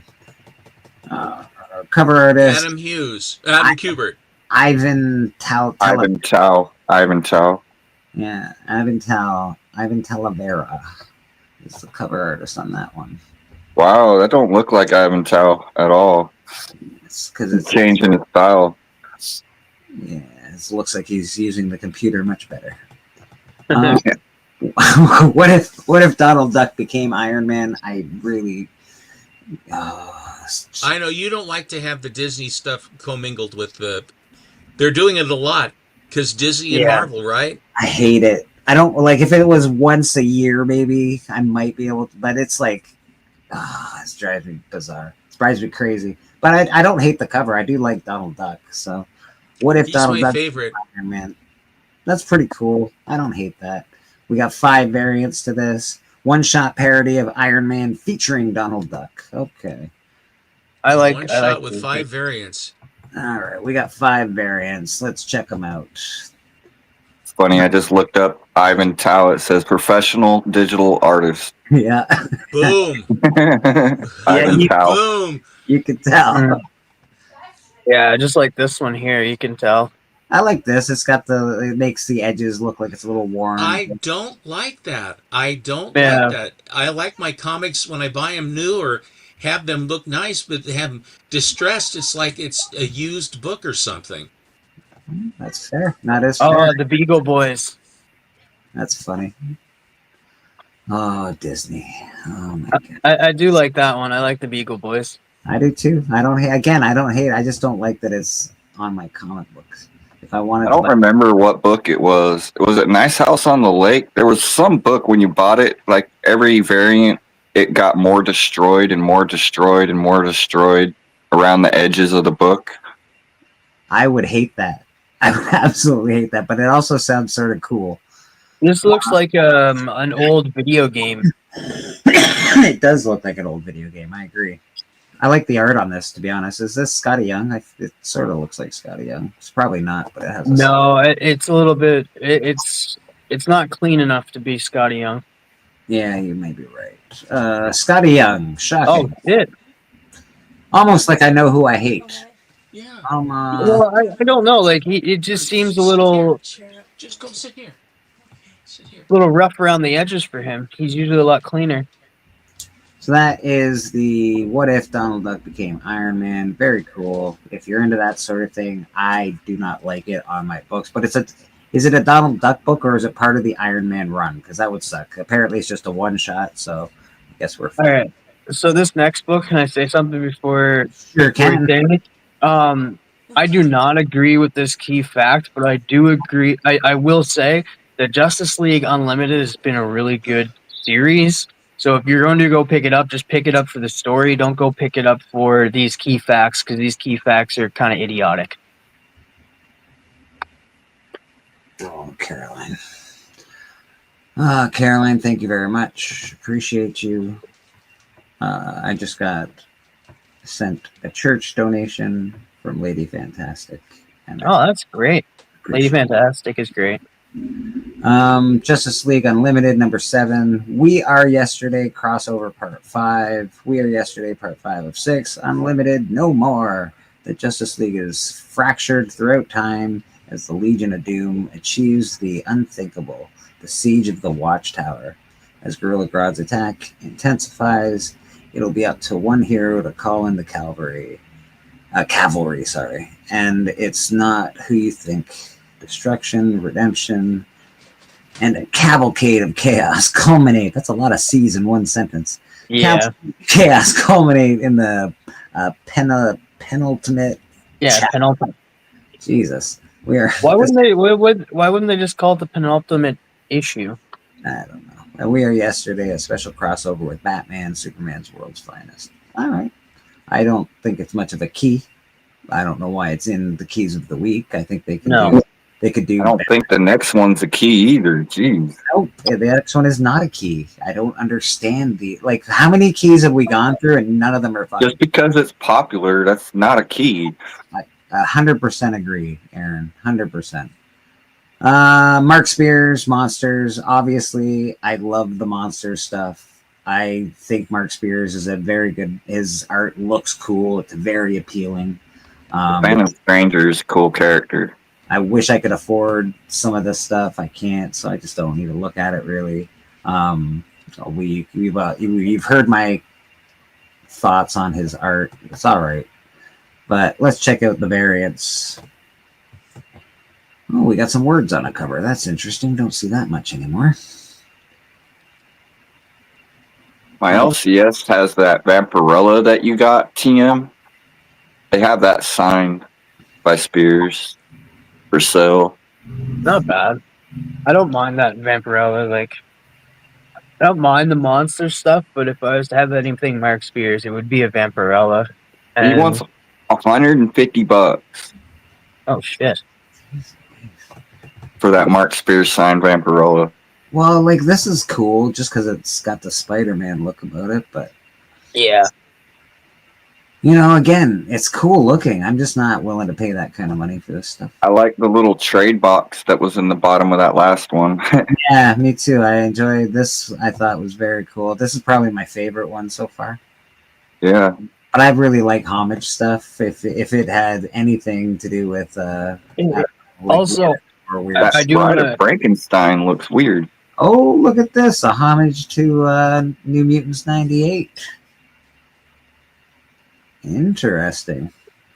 Yeah, I also want to point out that art is subjective. There's art that people like, and then there's art that people don't like. We don't always agree on certain art styles and stuff. It's not like we hate it. No, not at all. Not at all. Again, I like this quite a bit. I like the art on it. I didn't even see it at first, and now I see it. Yeah, it's total. It's Gideon and Deadpool, and yeah. Yeah, this is 98's homage. That's interesting. Okay, that's cool. All right. Who is that? I like how he does the colors. That's what I like. That's what I think his talent really is the way he colors. He does that warm, cool lot. Warm on one side, cool on the other. Yeah, it's very, very interesting. And everybody likes the creature from the Black Lagoon or Blue Lagoon or whatever. That's cool. His other one. Red and blue, red and blue, red and blue. And he puts them together. It's interesting. Purples and pinks and then greens on the other side. It's interesting. Mm-hmm. Okay, so that's the monster stuff. Apparently they're $6. I'm sure if you go onto any auction, you'll be able to buy them for $120. For no good reason at all. So I don't recommend it. But if you want to keep doing it, keep doing it. As far as I am concerned, you should wait 2 years and you'll be able to find them a lot cheaper. And even if they're still expensive, they're not going to be $120. That's insanity. Yeah, this one's stupid too. Monster High Pride. So I'm guessing this is like a Pride book, I'm guessing. That Mercurio Andolfo? Or Merca Andolfo? It might be. I'll check it out. I just want to also clarify when I said this is also stupid. I meant the key fact, not this book itself. Okay. Not the final art, it says, for this particular cover. It says Could you check to see who the writers are on this story? Because if Joe, yeah, I'm a friend with Joe Corallo, and if he's writing in this, I'm definitely picking it up. Nope, never mind. Okay. Cover artist Camilla Fortuna. Oh, Fortuna. Artist Bowen McCurdy. Siobhan Keenan. Jock Ave. And the writer Megan Brown. Jock Ave. Yeah. So not your boy or girl. This will be popular just because I think the Superman movie. So they're missing. Yes, what is I will say, and this is the perfect timing. I love how this is coming out because this is going to be a retelling of Mr. Terrific. So perfect comic for anybody that's trying to get into comics or want to get to know this character. Go get this. Go pick it up for a kid that's excited for the Superman movie or excited for this character. Especially if you're now, right? Because it's going to be cheap right now. Let's Yeah. check it out. We got 3 variants to it, so not bad. Not bad as far as variants. I don't mind a couple. Well, I like that one. That was really nice. That's pretty cool. A little white. Let's check out this one. I don't know why we're looking at his buns, but he's got buns. This is kind of like is Boston St. Pat? No, it says just the back of his jacket, like kind of like I'm terrific. No, he's saying fair play. He's No, on the back of his jacket, right in the middle, says terrific. Oh, he's on the back like Barry Horowitz. Yeah. Yeah, Going out to lose a match real quick. I don't hate that style of art. It's got like a 60s, He's going to 70s, lose a match because he's Barry Horowitz. it's got a 60s, 70s sort of a book kind of feel to it. That's pretty cool. Yeah. Yeah, and it's only 6 issues too. So like, if you don't even so, like if you even just trade weight. Look at this. This actually looks like comic book art. Look at this. Look at this. It's got lines. It's got hash marks. My God. Yeah. It reminds me of 90s, like 90 art, kind of, right? It looks like real art. Fuck, that looks good. It's the colors over the actual inks and pencils. That's what they do. That looks great. I know they probably still did it digitally, but it looks good. It looks like real art. So that's cool. Mr. Terrific, #1, year 1, origin of Mr. Terrific, first appearance of Athena Prescott. So it's got a first appearance, it's got an origin, both really good things to have in a key comic. Some first appearances don't mean anything, but it's probably good to have one if you're calling it a key comic. Yeah. Who's the writer on it?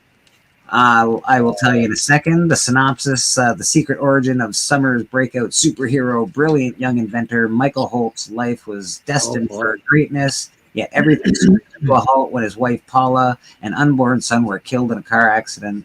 I don't have to read the book anymore. The Holts once shared ambitious dreams of their tech. This is a really big synopsis. This is probably the whole book. So don't read the synopsis, people. But whoever wrote that synopsis, good for you. You know how to look. Looks like you know how to write sentences. I'm very impressed. No, it looks like you know how to read a book. Yeah, it looks like you really know how to read a book. I'm very impressed. Yeah. Like I read down the bottom, the writer is a TV writer. So Al Lenton. Al Lenson. Yeah. I've never heard of him. Well, guess what? He writes for TV. He's an award-winning TV writer. So. Wait, which shows? Any I know? Oh, I probably know them. Like Monarch or something like that. I don't know what Monarch is. Oh, Monarch is that Godzilla show. Well, it's Monarch, the organization that hunts and does research on Godzilla and the King of Monsters and stuff like that. All right. So the origin of Eddie Brock is in I don't know, Amazing Spider-Man 300 and something or other. It's got a blue. As the Illuminated, so he's a different character now. This is apparently different, but the Venom Original Sin #1, origin of Eddie Brock as the Illuminated. So we need more origins. Eddie Brock has become the King in Black. Yep, with power over all symbiote kind through space and time. Could you blame him for wanting to use that power to go back in time when Peter Parker wore the symbiote and fix the terrible moment in his past? Unfortunately, blah blah blah, can make ripples. Da da da. Okay, so he's gonna try and go back in time and change the Venom thing, which seems weird because he has all sorts of power, and the whole reason he is that moment in time. So why would you go back and change that moment in time? All right, Eddie, this sounds dumb. It seems played out because this is just like a bottle, or like it's just like, oh, we don't have any ideas. It's like, well, let's just go back in time and try to prevent something from happening. That seems played out. Because what happens is Eddie Brock loses his wallet and he's trying to find it. Like, look, I know Peter Parker have that wallet. I'm gonna find it. So basically, he's using the time thing, like Monty uses his cameras to see what he did and where he put the wallet, and then he's gonna be like, "God damn, you walked by the wallet again! You walked by it again, Venom!" And then he's gonna get a time traveler guy, and yeah. Okay, so and he's gonna yell at Peter Parker like, "You stole my wallet!" Like, no, I didn't, Eddie. I put it over in the shelf, like you said. Oh, the shelf. This sounds convoluted. It sounds not good, and it sounds like if somebody thought about this, then there'd be no whatever. There's no more Venom, then no more Eddie Brock, no more King in Black. All those stories are retconned. If this is, and I will say, King in Black was a really good story. I liked King in Black, but I also like Donny Cates, and people hate Donny Cates. So, Snow Samurai. what do I know? They loved him when he was coming out with God Country, King of Black, but then all of a sudden he makes one bad story, and then they're just like, screw this guy. This guy's the worst. Yeah. We were supposed to get 17 key comics in this run, and we only got 4. This guy sucks. I don't know. I can't get over Spartan Hulk. It was just a Hulk run that everybody hates. That's the it. Hulk run was bad. They did not like it because it went so different from the Immortal Hulk. It was so different. Oh yeah. Wolverine and Kitty Pryde #2. First appearance of Snow Samurai. Possible appearance in issue #1. This is issue #2. The first appearance of Snow Samurai. There might have been an appearance at issue #1, but they're not sure. The people aren't sure. There might be one in there, but I didn't in shadow or something stupid like, oh, like there's his fingernail. Oh, okay. Is that kind of him hearing? Tokyo Freeze Out, a seemingly supernatural threat crashes Mariko's home, but Wolverine and Shadowcat are ready to defend. However, they cannot be prepared for the ghostly Snow Samurai and startling changes it presages. But as the mysterious artifact turns up, what deeper connection between Wolverine, Mariko, and Kitty will shape their shared destiny? Chris Claremont's previously untold tale continued. This is a Chris Claremont story? I don't know about that. Yeah, like he's big on Kitty Pryde, so it's just Okay. like, you know. So this was an untold story by Chris Claremont. Interesting. It's Yeah. only got 2 variants.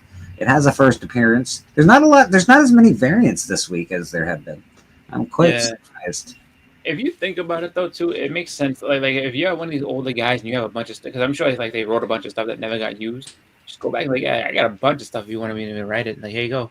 Well, yeah, there's all the stuff that they turned down years ago because it was shitty, and they're like, "Now we don't." They're like, "Please give us that shitty stuff, please." Well, no, not even that it turned down. It just didn't get used because like maybe they just had it like the story changed or whatever like that, and it's just like, you know what, like, and that's easy. Just like, we need some issues done. Like, here, draw this. Like I have stacks of these stupid things, stacks of them. Wolverine and Kitty Pryde. I don't love the covers on Wolverine and Kitty Pryde. I don't like this one especially. I don't like almost at all. I'll tell you another thing too. It's the Snow Samurai. Like I know how you beat him. Take him somewhere warm. He's gonna melt. Same way, yeah.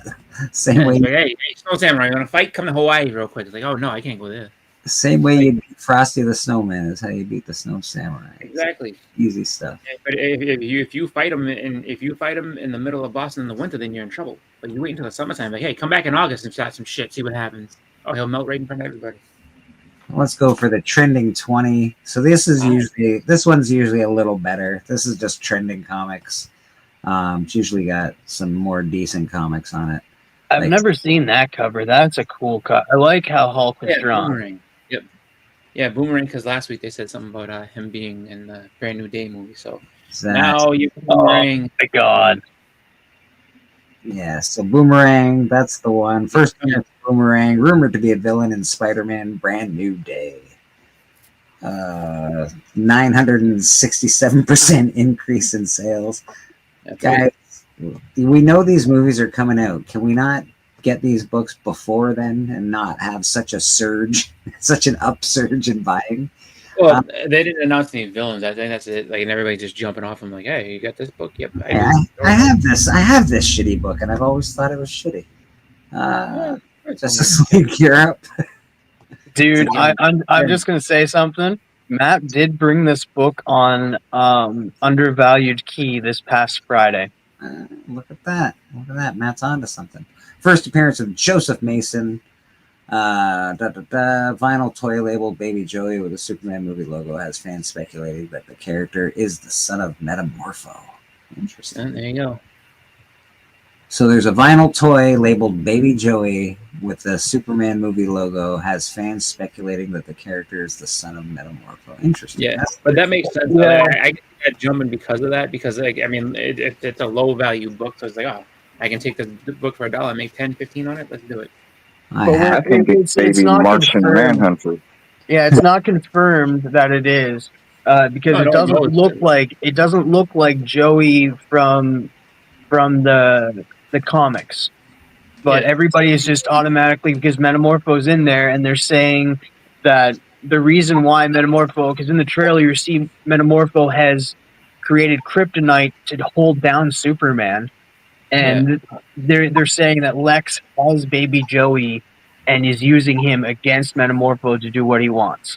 Well, here's the deal, and this is what I'm going to say to everybody. They'll be like, "Oh, it's not confirmed. It's not this and that." You don't need confirmation. You don't even need it to be true. Like look at Deadpool and Wolverine, and look at what's it called? That X-Men 130. All they said was, "Huh, Taylor Swift could be playing it. Like, I think she's gonna play." And then people went wild. It's like, she's definitely playing it. Look, she's in the box with Ryan Reynolds. That's yeah, what they're but talking about. there And wasn't then- any toys though. The toys always ruin things for everybody, or kind of like they kind of spoil it a little bit with these toy announcements because they got to get them out fast, right? They got to be like, oh, we'll have these toys out, and they kind of ruin the characters that are coming out, and then do have people speculating. They didn't have anything with Taylor Swift. They did have that comic, but that was created by a fan. No, they had nothing about that. That was just all people saying it over. It was just word of mouth, and people were like, "Oh, it's going to happen." You'll Yeah. see. And then This is a little ran wild. different. That's all you need in that situation. Just you keep saying that this is going to happen, and then people will be buying the book left and right. Oh, she's going to be Dazzler. What's she going to be? And then we got no Dazzler, but people bought that book. Yeah, that is facts. All you have to do is spread a rumor, and then Yeah. It is true. That makes sense. Like that. This is when I would definitely agree with what Bleak said earlier. Like he was in that Spider-Man cartoon. It's just like, so people should have seen that coming. Like that'd be in the movies eventually, because he was well received in the cartoon. So like, yeah, like if you we're talking about Tombstone. you I'm can talking always about. I'm still on the topic of Baby Joey. No, yeah. Well, that Tombstone's next, but we were talking Baby Joey. Next is definitely Tombstone. But again, another thing, I think it's maybe, is it to do with the toy? I don't know. A good spec pick for Spider-Man Noir TV. Oh, Spider-Man Noir, yeah. Especially if it goes with a moody color tone. So people are picking. Not that you shouldn't pick this up, because it's a great book to pick up, but people are picking this up. Just what if they go with a moody, muted color tone? You know what would be good in there? You know what would be good? Tombstone would be perfect in a moody, muted. You know what? And here's the thing, man. He's rumored to be in the Brand New Day. He's gonna be supposedly one of the villains in there. So that's why they're picking that up. No, see, that's the thing. Me and Swagdo were just talking movies and stuff, and we were kind of like, I didn't know that there was a rumor that he was going to be in Brand New Day, and him and I were talking, and we were thinking like, who would be the villain in that, because they can't use Kingpin, and they kind of need a street level character, and I said Tombstone, and that because like who else is like a street level villain that he could go up against? It's kind of like a crime boss, just under. It was like earlier this week. I think that they basically said. Oh, okay, I'm safe then, because we were talking about this 2 weeks ago. Yeah, well, it's the same thing with the next book coming up too. It's just like I don't know that I necessarily would have. It wouldn't have necessarily been on my radar for this, but then again, it like makes sense that it would be the next book up. What is this? 162? Is that what we're talking about? Jocasta. First appearance of Jocasta, created by Ultron as a companion. Ultron needed a girlfriend. That's nice. I think Ultron's coming back too. I think there's been like Boston. Have you heard that too? Like that he's not gone. Like if you look, even when he's getting snapped up by Scarlet Witch, there's a little robot that just goes flying off in the corner. So he's not gone. He's just not around. Like they haven't had him coming back. But yeah, I could see him coming back. And then they're gonna have the Vision Quest show. So I mean, it makes sense if they start having stuff like that. He should. He was a great bad guy. He was an awesome bad guy. Yeah.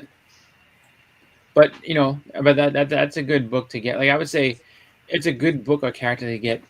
Anyway, just because it's a good Avengers character, and I think that on this one, it's sad that it's going up because this is one, honestly, like I would say you can hit, look in different bins, see what you can get. If it's on a wall, though, don't buy it. It's just gonna be way overpriced on somebody's wall. Do not buy that off someone's wall. First appearance of Joe. Yeah, okay, so it's all right. Looks like it's $30 high, $9 mid. Okay. Trending down. It says. Trending down. Yeah, so I'm guessing the very Canadian. I'm guessing Canadian news stand, and then in direct. Yeah, regular newsstand. If it's a direct, you'll probably this one will have a line through it. Probably, I'm guessing the direct. I am curious though. It says, so the price is trending down. So there's been a lot more sales, but it's been going lower. So I don't know, maybe. I guess, like I said, don't buy this on somebody's wall. Look in the bins and see if you can get it, because apparently it's going down, even though people are thinking about it. So I like Battle Beast. I think Battle Beast is a great character. I didn't get any of these books. What a nothing nobody character is Battle Beast. Why is this book? Why are people buying this? Like everybody and their mother was like, Battle Beast. Origin of Battle Beast. So that's cool. You get the origin of Battle Beast. He obviously, I can't remember which one does he show up. He shows up in Invincible in like before issue 60, I think. Yeah, no, he I don't know what number it is, but I know he's in there, and like because the show, people really have been on Battle Beast lately. They like that he's just a brutal character, lots of fighting and everything like that. So, when you see him, he just brings the pain. So that's why they like. There are 35 freaking variants. Yep. Oh, is that all? They needed at least 40. I know. I can't believe these ones here. Like those are original art covers. So he actually did original sketch covers and sold them to people. And they were coming out of the blind bag. So people are getting them. In I don't hate that. I dig that quite a bit. Actually, this is pretty cool. Let Iggy and Bleecker you dick. He took the blanks, a bunch of blanks, and did some sketches on them. And so some people got original art out of those blind bags. Which now picture time. No, picture time. Oh wait. But yeah, Battle Beast, it's a big thing. There's some cool covers. There's a lot of covers, but there's wait a minute. I think TM wants a link, but I don't know if that would break up your stuff you're doing right now. Is TM not in? I thought he was in. Are you here, TM? I can't hear him. Oh, maybe I think he accidentally backed out. Oh, he accidentally backed out. Okay, I see. Who backed out? Yeah, I went and looked at the book you told me to look at, Chris, and it was an 89, bro. Yeah, but here's the thing now. But I think the reason why that is more valuable. So it's not the first, but I think it's more how about but you could be right, Biggie? Can you just say that? I mean, what do you mean? But like, no, I know you can. It's uncomprehendable. I got you. No problem, bro. No. The other one came out in '88, so it was before that one. So in terms of, the order of things, no, that's not right. Like however, date, yeah, like first appearances. Okay, got you. Yeah, no, I'm not worried about it. I just looked at the one you told me to look at, and I did that. So I just let you know. But I was saying, as far as the reason I think is more valuable, though, I think it's because it's low print run. So that is a good book to have, no doubt at all. Yeah, and it's a little earlier than the so-called first. It could be a little. How can it be early if it came out after? That doesn't make any sense. No, the one I have is 88, September of 88. Yeah, the other one came out earlier than that. The one that you told me, I just looked, it was May of 89. Okay, so we're gonna go to the list here.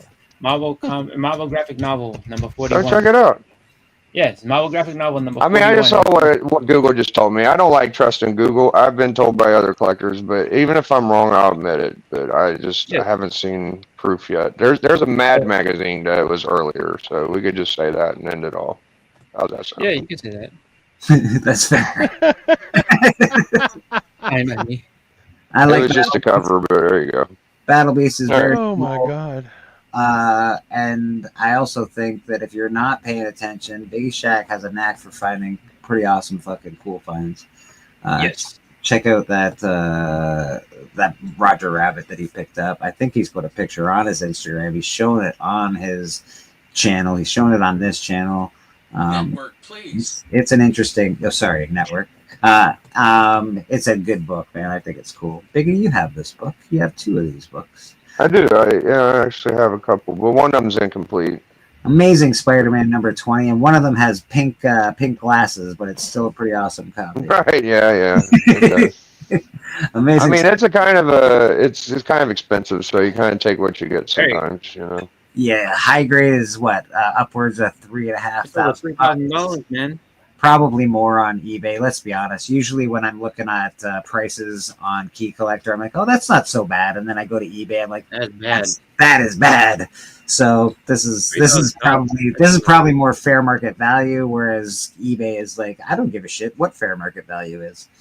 eBay is the Wild West. It is, man. I'll tell you, that book is interesting because 19 is a great cover too, and it's the first appearance of the character which turns into Scorpion, which is Matt Gargan. So if you're shopping around for this book, don't forget 19 because 20 ain't the end all tell all. You know, is 19 a key? I think is it still considered? Yeah, it's all the early ones are keys. So yeah, no, it would be under 20. I mean, just early Spider-Man. So those are all definitely key books. But this would be. I mean, and you can correct me if I'm wrong, Biggie. But I figure this would end up being the money book, though, if you're gonna go with Scorpion, right? Yeah, I mean, you want the character with the power. You know, you got to wait till they're actually the villain. So I'd say 20 is definitely the big boy. Yeah, because he gets changed into the Scorpion through like sciencey stuff. Well, we got to have the sciencey stuff, you know. You got to have sciencey stuff. But you do got the like 181 debate. You want the 19 too. You do want the 19. Ooh, this is a great cover. Death of Battle Beast. This is a great cover. So this is Invincible number 120. This is The Death of Battle Beast by Grand Regent Thrag. Copies ordered by retailers were about 13,000 copies, just a little over. This is a wicked cover. If you like blue, Dude, his final battle is so epic. His final battle is epic, dude. This is amazing. They fight for like a week straight. Like, it's nuts. Yeah.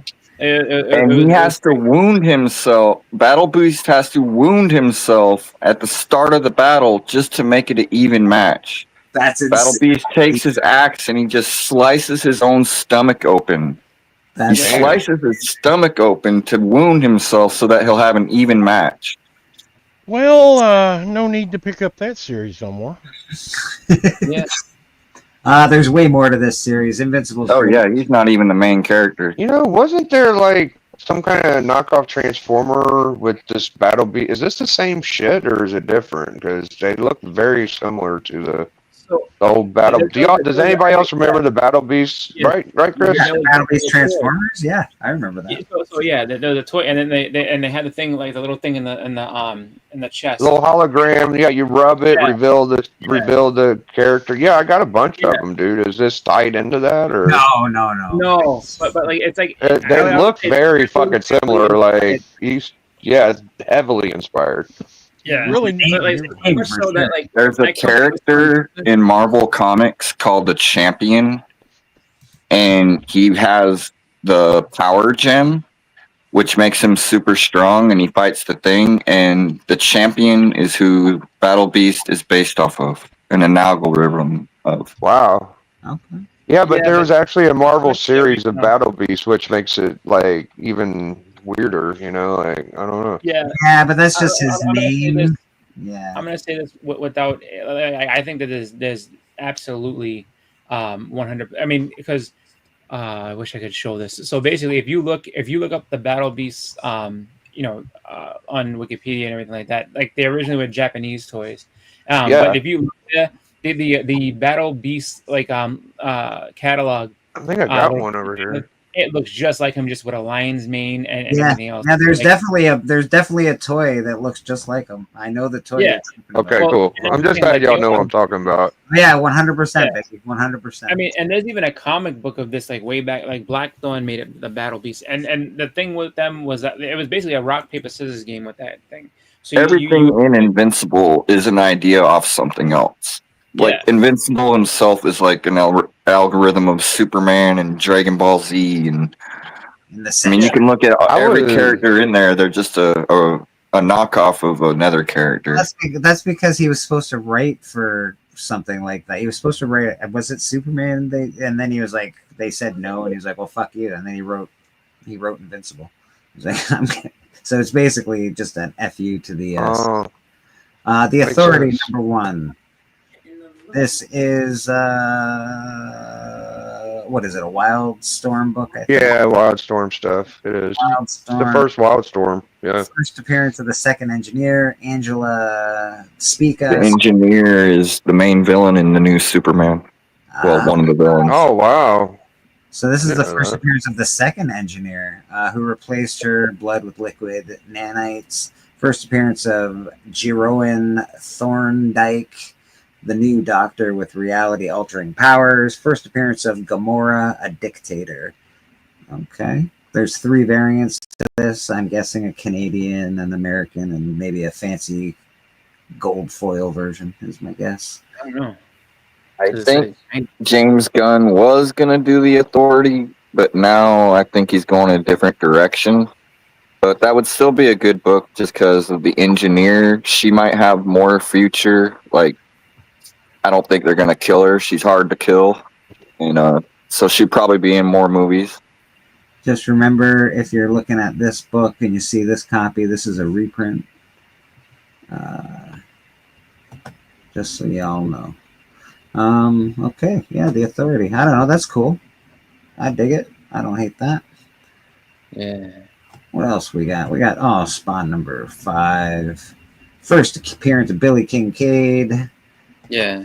That's because that new book, yeah. Yeah. So I've got a ton of copies of Spawn number 5 and 3.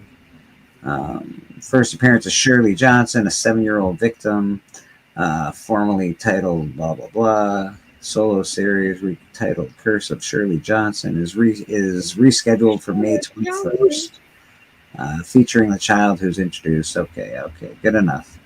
So basically, like the Violator's daughter now. What's that, Papa?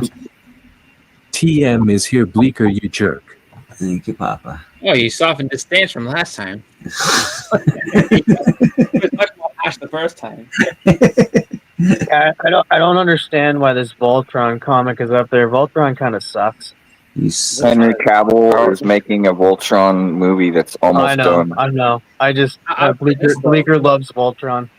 I love Voltron. So with this comic though, you're seeing the best out of the whole thing right there. Like if you open that book, yes, not good. That book is terrible. It's not good. First appearance of Voltron in U.S. comics. Voltron did appear probably in a manga or a manga, however you want to pronounce it.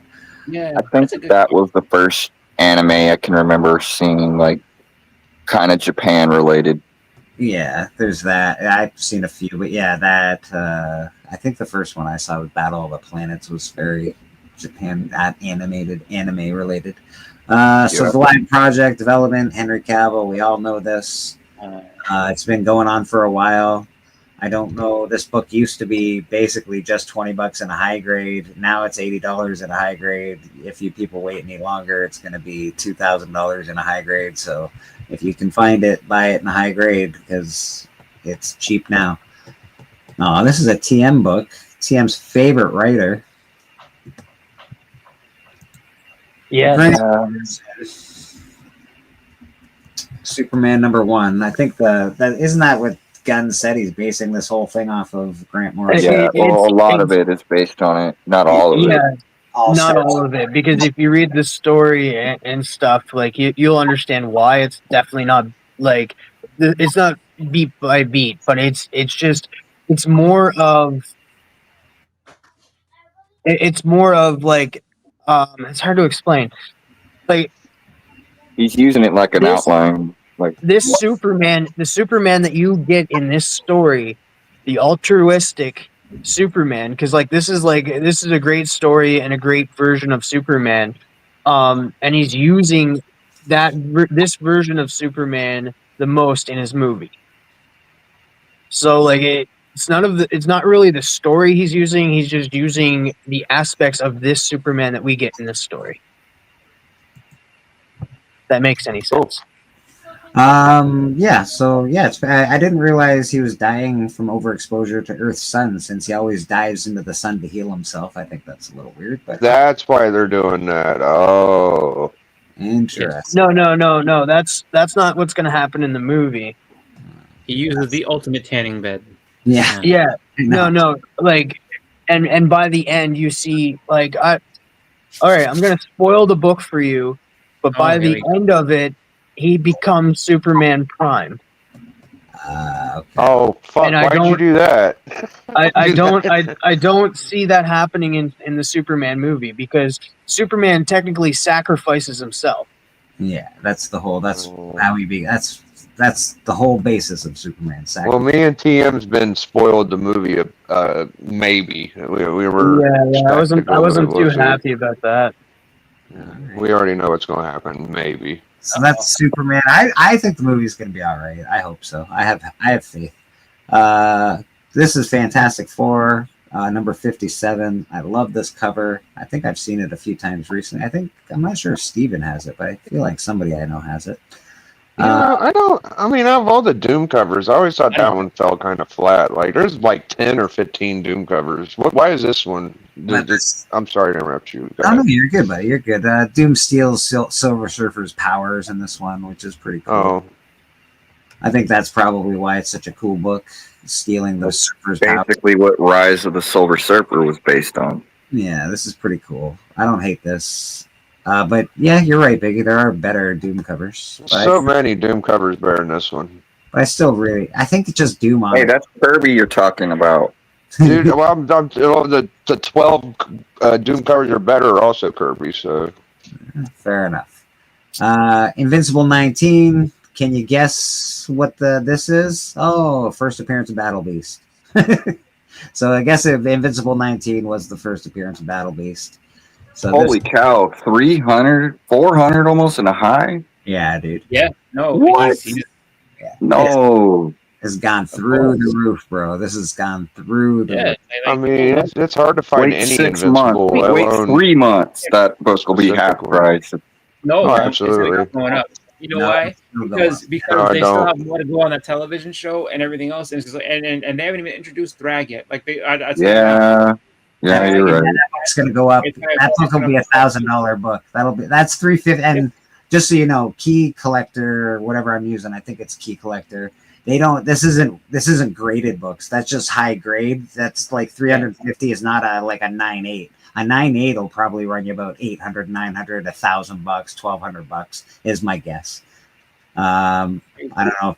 You think you can look that up, Chris, or anybody that's on the panel can look up a 9.8 Invincible number 19? I'm very curious to see what that's going for. It won't be my fault. It'll be all y'all's fault because I'm not a super fan of this shit. I like it, but I'm not going to buy it. And that's just, I'm not doing that. But I do like this. The story's really good. Spider-Man Noir, we all know a movie's coming. And this is a cool character, a cool version of Spider-Man. Would you like to know? I found let's hear it. Holy cow. Okay. So recent signed by Ryan Otley, it goes for $3,250. Remarked by Ryan Otley, $3,500. Yeah. Sold on was it Friday? No signature, nothing, just a CGC 9.8 for $1,325, and then there was another one that was signed by Ryan Otley as $2,750. God dang! God, that hurts my heart. That's people actually paying for it is amazing. That's crazy. Oh, somebody got one the day before. So the guy that paid $1,300 in this auction should have went to the other one because it was won $900 the best offer. Just for you, So- $1,300. I don't know if anybody else has heard this rumor or not, but like the live action's happening, and that. But I heard that it's not going to be Peter Parker; it's going to be Ben Reilly. Oh, he'll be fucking happy as a pig in shit if that's the case. Yeah. For Spider-Man Noir, it's going to be Ben Reilly. Is that what you heard? Yeah, that's what I heard. That Nick Cage is playing Ben Riley's Spider-Man Cage? Noir. Yeah, Nick Cage is going to be the Spider-Man Yeah, live. that part, dude. They Yeah, dropped the trailer. You just wrecked Well, it. it's a teaser. Is it gonna be live action or is it gonna be animated? Because Nick Cage is way too old to be. He's Spider-Man. old, bro. He's It's old. live action. They I showed think a it- teaser. No, I think that teaser Dude. it could be animated. Oh, I can see okay. it. Well, the trailer looked fucking good, so It's I don't live I don't know if action. that's a real trailer. Well, I think it's gonna be a cool movie. I just know that he's like. I mean, if you do like so he's Ben Riley outside the suit, but then you have someone that is actually young and can fight and everything like that. Like that makes sense. But If it's just It's his like- voice, that's fine because he's got the Yeah. fight. But like, he can't be Peter Parker Spider-Man. He couldn't play a teenage Ghost Rider for Pete's sake. He looked too old for that role. You just play an older Peter Parker. Yeah, that could. No Yeah, big deal. that actually could be true. We did get a little bit of that in the Miles Morales. Yeah, I don't think those are real trailers. Oh, I just no. went. I just hate went. that. So, Steven, you must be really happy. Here's your absolute Batman #1. It is on the top trending. Yeah, I need to get one of them, I think. Steven, It's in live action. It's going to be live. I'm looking at it now. It's from Amazon. It's going to be live action. Oh, stupid pop-ups. that's not good. So this is the introduction of everything, the Absolute Universe. It's on the top trending lists. I'm interested. That's interesting. People still digging we- the we- Absolute Batman. It's a television series, not a movie. Is that the biggest absolute book? The #1 first print? I think so. Yeah, there's probably different prints. Let's look at the variants. There's 61 variants, Biggie. So there's gonna be fucking so much. I like the one that was it Dark Horse did personally. That's my favorite. But this is the 1 in 25.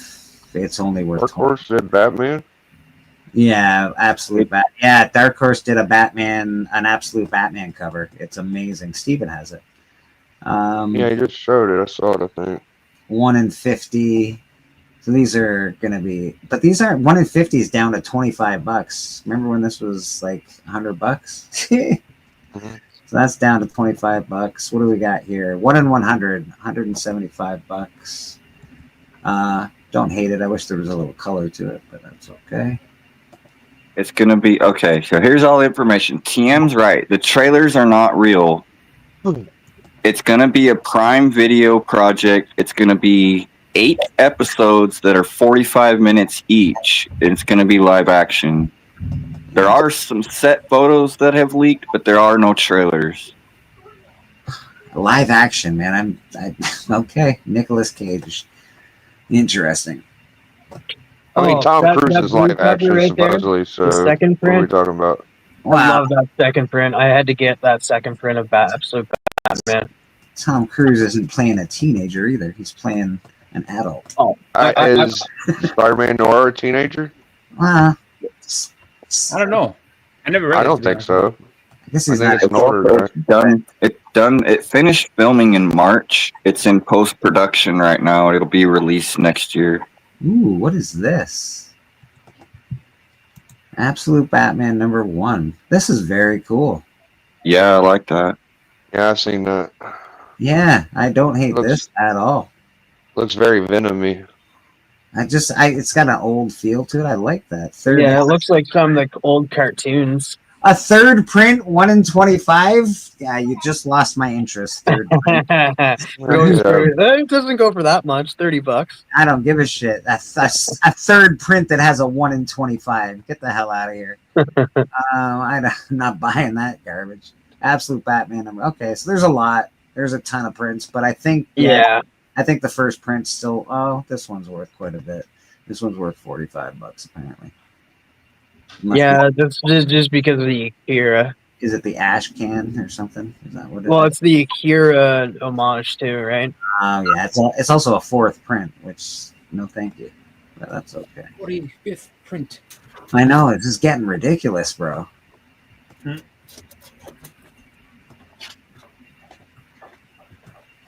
I don't obviously. Oh god, they even homaged Detective 27. I don't like it. I don't like it. I don't know that. I like the actual Detective 27 better, to be honest. Or yeah, like, I don't know. That's all right. That one right there, kind of, I do like. This one I like. I like the art style. Yeah. But Yeah, kind of. It does. You know what it gives me? It gives me a Sam Keith vibe. yeah, definitely. Give me like a Lobo vibe or something. All Or right. no. Yeah. Yeah, there's 1 billion. I guess that's Scotty Young is my guess. I'll tell you what it reminds me of is the Spider-Man that everybody was going crazy about. Oh, the Ultimate Spider-Man. Yeah. Ultimate Universe that we've already had. The one we've had twice already, and the second time people were like, "Oh my god, I need all this stuff." Like it already happened 10 years ago, bro. It's a great story. It's Batman. It's a great story. It's Spider-Man. Same shit. Is Scotty Young winning me over? What is happening? Because I don't hate the Scotty Young cover. It's pretty fun. I don't hate that. So that is the trending 20. Pretty good stuff. Some of it's ridiculous. We all know why things are trending. Again, my advice to everybody is buy these. We have entire lists years before any of these movies come out. My advice to you is to buy these way before they happen. You can look on DC's movie list, TV list. You can look on all of that stuff. We can do some top lists. There's so many things to do. In fact, we might come back to this. Let's get back to this here. I think we got Susan sitting down with us. All right, what do we got here? Let's get rid of this. Hey, Susie Q, how you doing? Hi, Bleeker. Very well, thank you. Good. Hi, everybody. Hey, patient. I'm Susan, Susie Q in the chat. And since this is Memorial Weekend, I'm thinking about my dad, and he served in World War II. He was in the Air Force, and he was in a bomber, B-24 Liberator. Oh, nice. I don't know if you can see. Yeah, yes, of course. It's the bomber that he was in, and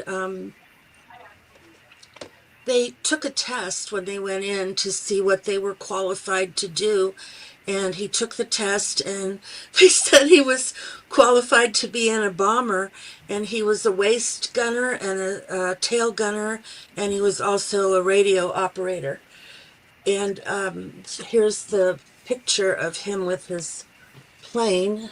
It's got to be some element. That's got to be a hell of a test to take. What do I qualify for? Well, sir. Yeah. And that's how they developed standardized testing. They started in World War II to see what people were qualified for. I don't know how he says he doesn't know how they came up with that, but that's what they came up with. Yeah, I'm curious myself to see how that works. Yeah. He was a small person. He was about 5'9", 5'10" inches tall, and he weighed maybe 140, 145 pounds.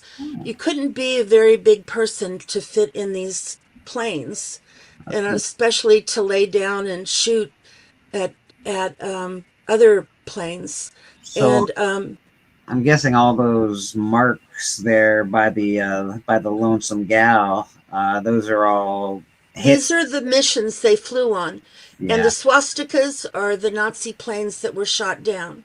Nice. And I know that my dad shot down at least one of those, maybe two, I'm not sure. But this is my dad right there. His name was Francis Potts. 3 cheers for your pops for shooting down some Nazis. Yeah. Yeah. And they were unpressurized cabins. And at those elevations, very high, it was freezing cold in them.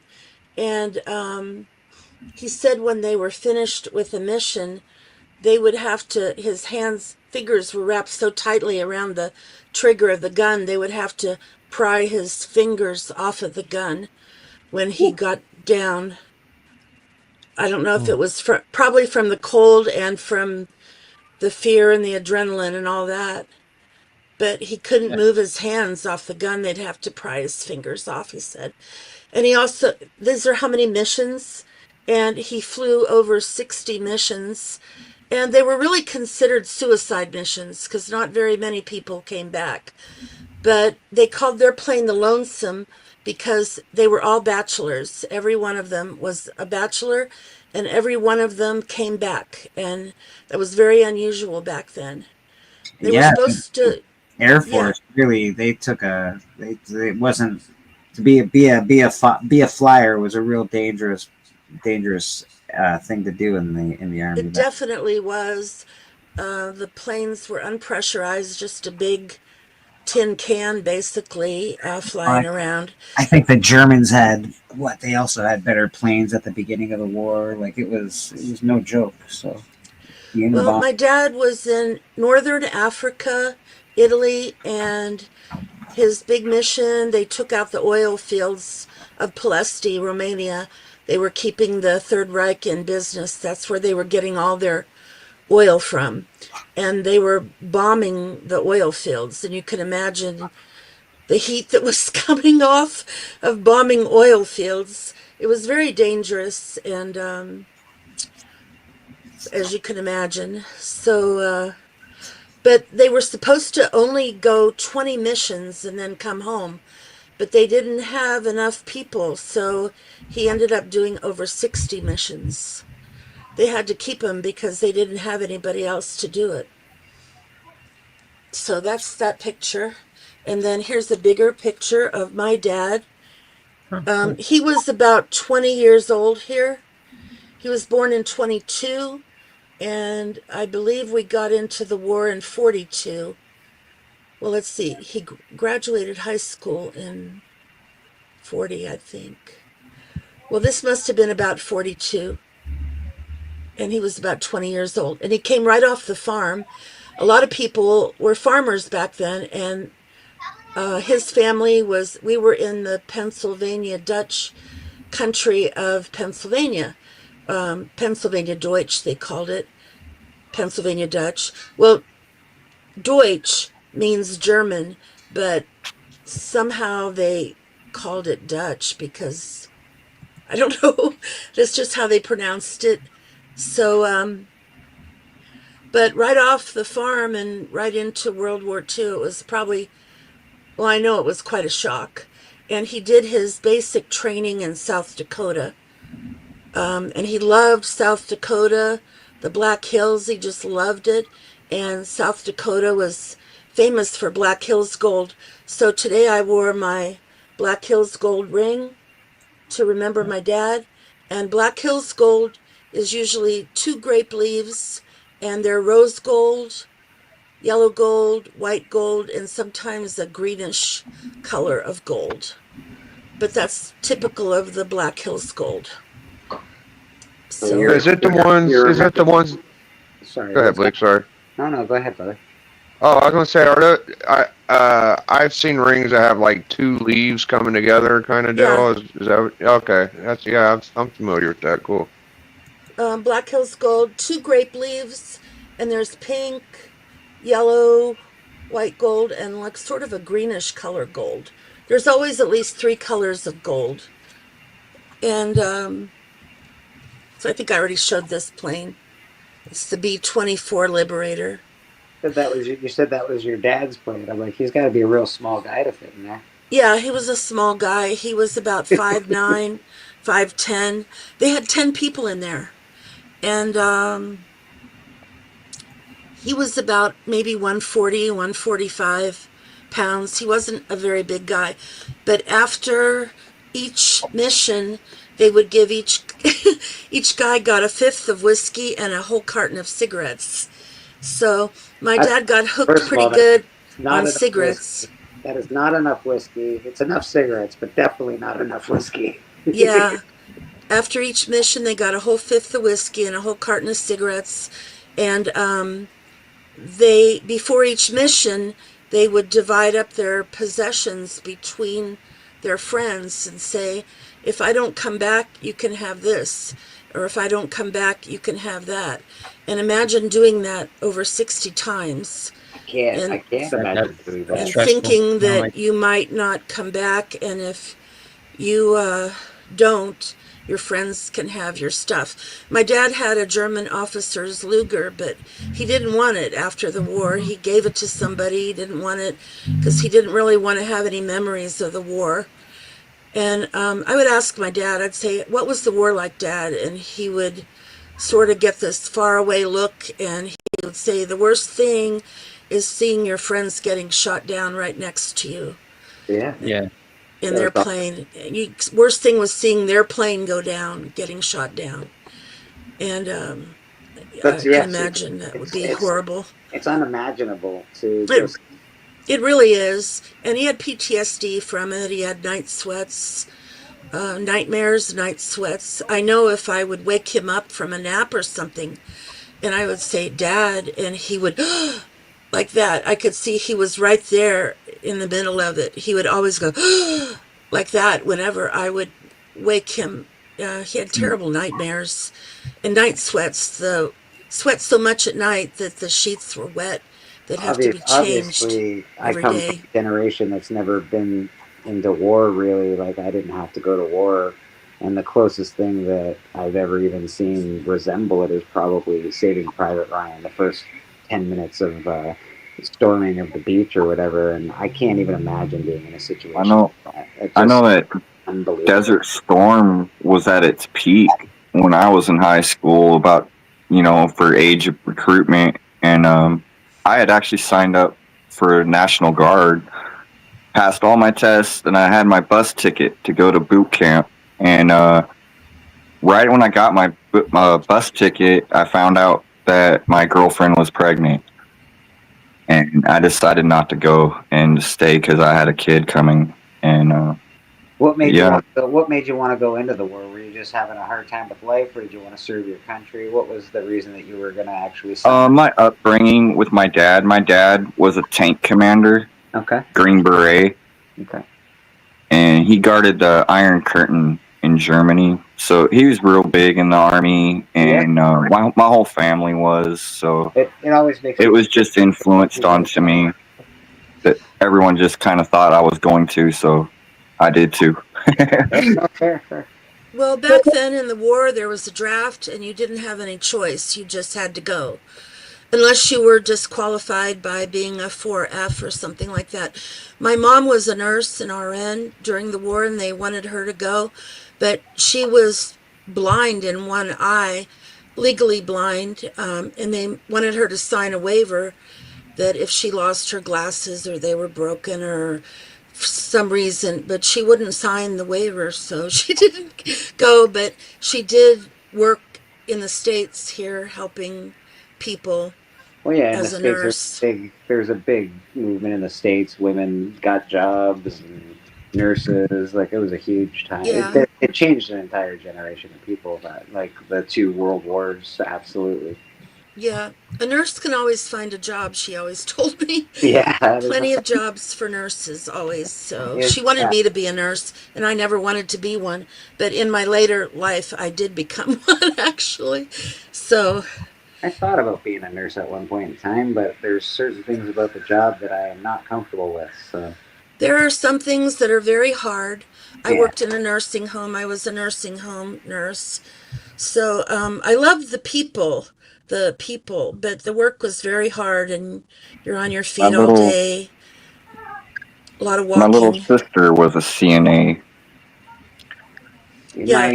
my ex girlfriend is she's a nurse in an old age home, and she would always oh, so and so passed today. It was really sad. I don't know. That job would just be really sad. I think it's a great job if you're good at it. Please Yeah. go do it. If you're not good at it, stay out of it. But if you are a caring soul, please become a nurse, because there's too many of them that are not caring souls right now. So Well, in the nursing home, they called it God's waiting room because people are basically, at the end of their life. So, but we try to make them as comfortable and as happy as we can. That's all you can do. yeah. But I did enjoy helping the people. But it was hard work, physically and emotionally difficult also. So that's what I wanted to share with everybody. Oh, one other thing my dad told me was on a Easter Sunday they were in northern Africa, and I don't know why their plane was there in northern Africa, but he said it was covered in monkeys. It was on Easter Sunday, and the local people brought them ostrich eggs, 2 ostrich eggs in a bowl, and they were floating in a bowl of grease. And he said the more grease you got, that meant hospitality then. And so the more grease you got, the better it was, the more hospitable. And he said they were the best eggs he ever tasted in his whole life. I would imagine. Yeah. And they had a lot of grease, so that meant a lot of hospitality. And I wanted to show what I got from Rad. Oh, beautiful. This is my AOK from Rad. Aquaman. It's Mira. Yep. And I think she's just beautiful. This is my Mira, favorite. Mira Jade, I think. I'm sorry? Is that Mira Jade or whatever? I don't know her last name, but you probably know. Mira is all I know. Fair But enough. but I love everything about this. I love her hair. I like undersea covers. I like Submariner is probably my favorite. Aquaman, and I don't know, I just like the undersea stuff a lot. Submariner is one of the best. Yeah, I really like him. He's my favorite. So this was an AOK from Rad, and thank you, Rad. And I thought I'd show some other artwork from Rad. This was the first one we got from Rad, and he drew it at church. Batman sketch, and it looks like it's raining on him. And the rain is bouncing off of him. I just love the way the rain is bouncing off of him, and I love the expression on his face. He's not looking too happy, but he's thinking about doing something to somebody. And then we got this one.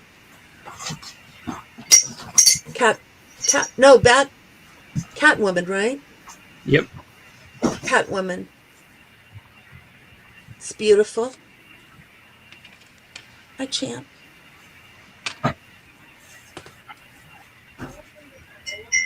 Yeah, those look great in the frames. Oh, yeah. I've got them floating on a black background so you can see the whole picture. And we have them in our living room right now, but I took them down, brought them here to show. This is just beautiful, beautiful. This reminds me of Schomburg, the way Schomburg always has some guys in the corner like that. Skeletal guys. That's got to be the enemy. Not too happy they're coming. That's a Rad piece? That's awesome. Yeah, this is from Rad. That's wicked, Rad. Oh, yeah. Very beautiful.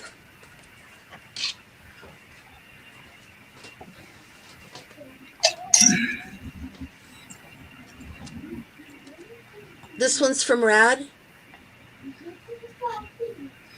Ooh. Rad drew this at church too. I think it's a witch. Looks like she's got a raven, pet raven there. It's her staff. I think that's the moon in the background.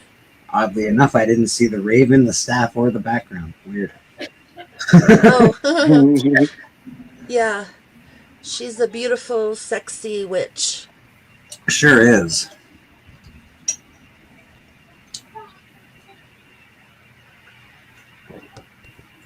We are lucky to have Rad. He did a cover for Murder King, which will be coming out at the end of the year.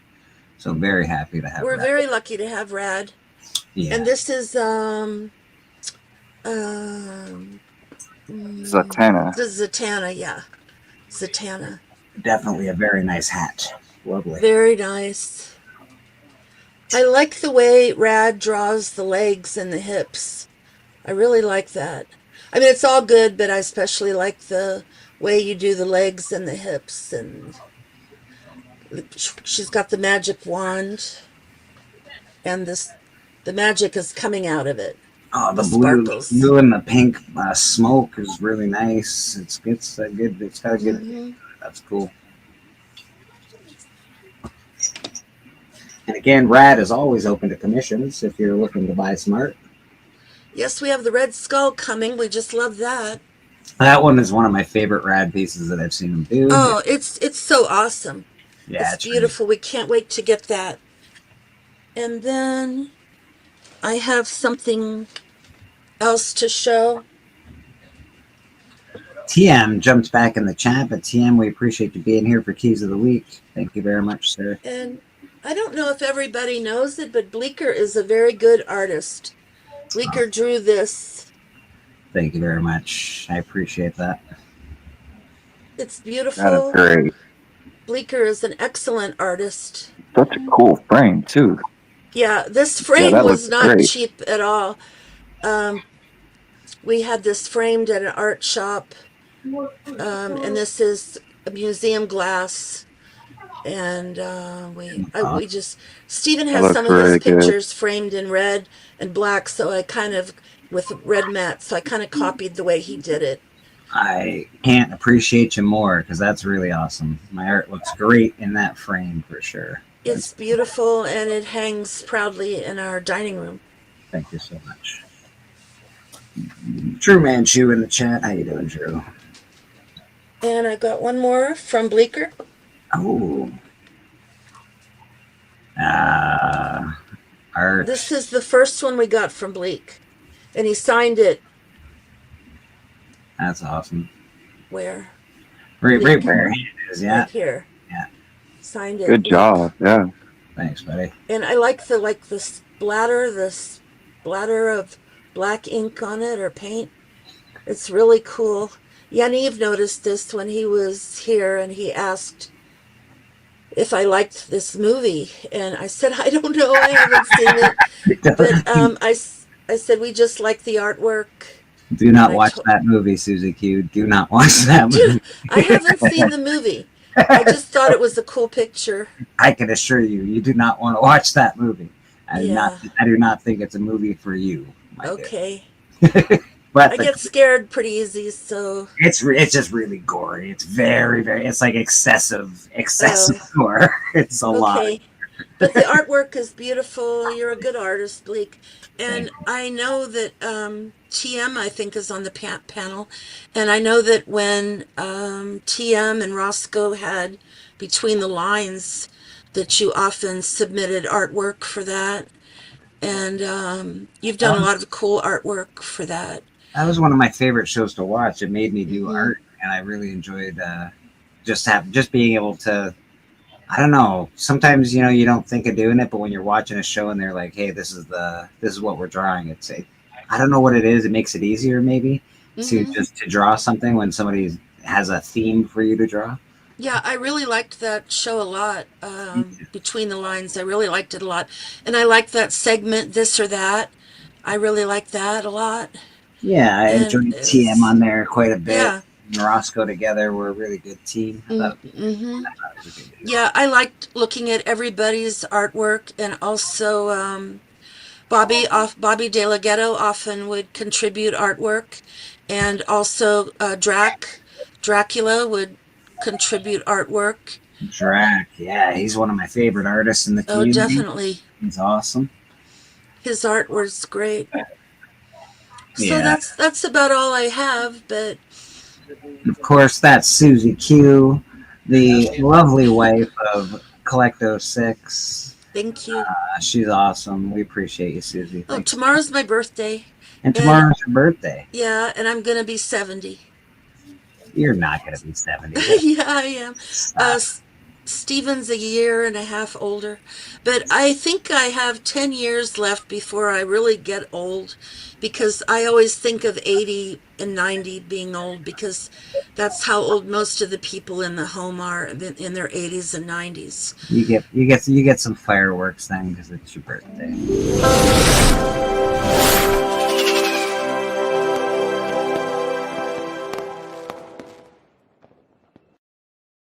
Thank you, Blake. I Happy appreciate it. No, Thank we you. appreciate you. I hope you have some fun stuff. I'm guessing Steven's going to take you out for dinner or lunch or something. Well, we might go out for lunch today, maybe. Yes. Yeah, whatever you say. Exactly. Steven knows. Tomorrow, Stephen has his Monday special, so he doesn't want to probably eat out tomorrow, but we'll probably go somewhere today. Nice, very lovely. And we'll do something fun like that. Well, I appreciate you showing off the art. I appreciate you coming on, Sue. You're awesome. And I just want to say, if anybody's wondering why my eyes look weird, I'm actually blind in this eye. I was sick a few years ago, and unfortunately, I had an infection. It was an untreated strep throat infection that a couple years later ended up in my spine, and I had what they call osteomyelitis, and I had to have spinal surgery. It was god awful. But the infection got into my eye, and I got a detached retina from the infection. So I'm actually blind in this eye, but I can still. The inside of her eye to pieces. I can still see in this eye. From strep throat? That's a thing? Oh my God. Untreated strep throat, an untreated infection. Well, I went to the doctor, but they wouldn't give me antibiotics because they That's said insane. they said we don't give antibiotics for a sore throat. And I went back like 4 times, but it came back, and the next year, I don't think it ever really went away. The next year came back, and I went to urgent care, and they said, "Oh, you've got strep throat. It's really bad." And thank you, Swag. That's Appreciate awful. it. Yeah, and then that's okay. And Stephen suffered more than I did because I don't even remember much about it at all. But Stephen remembers it. I remember.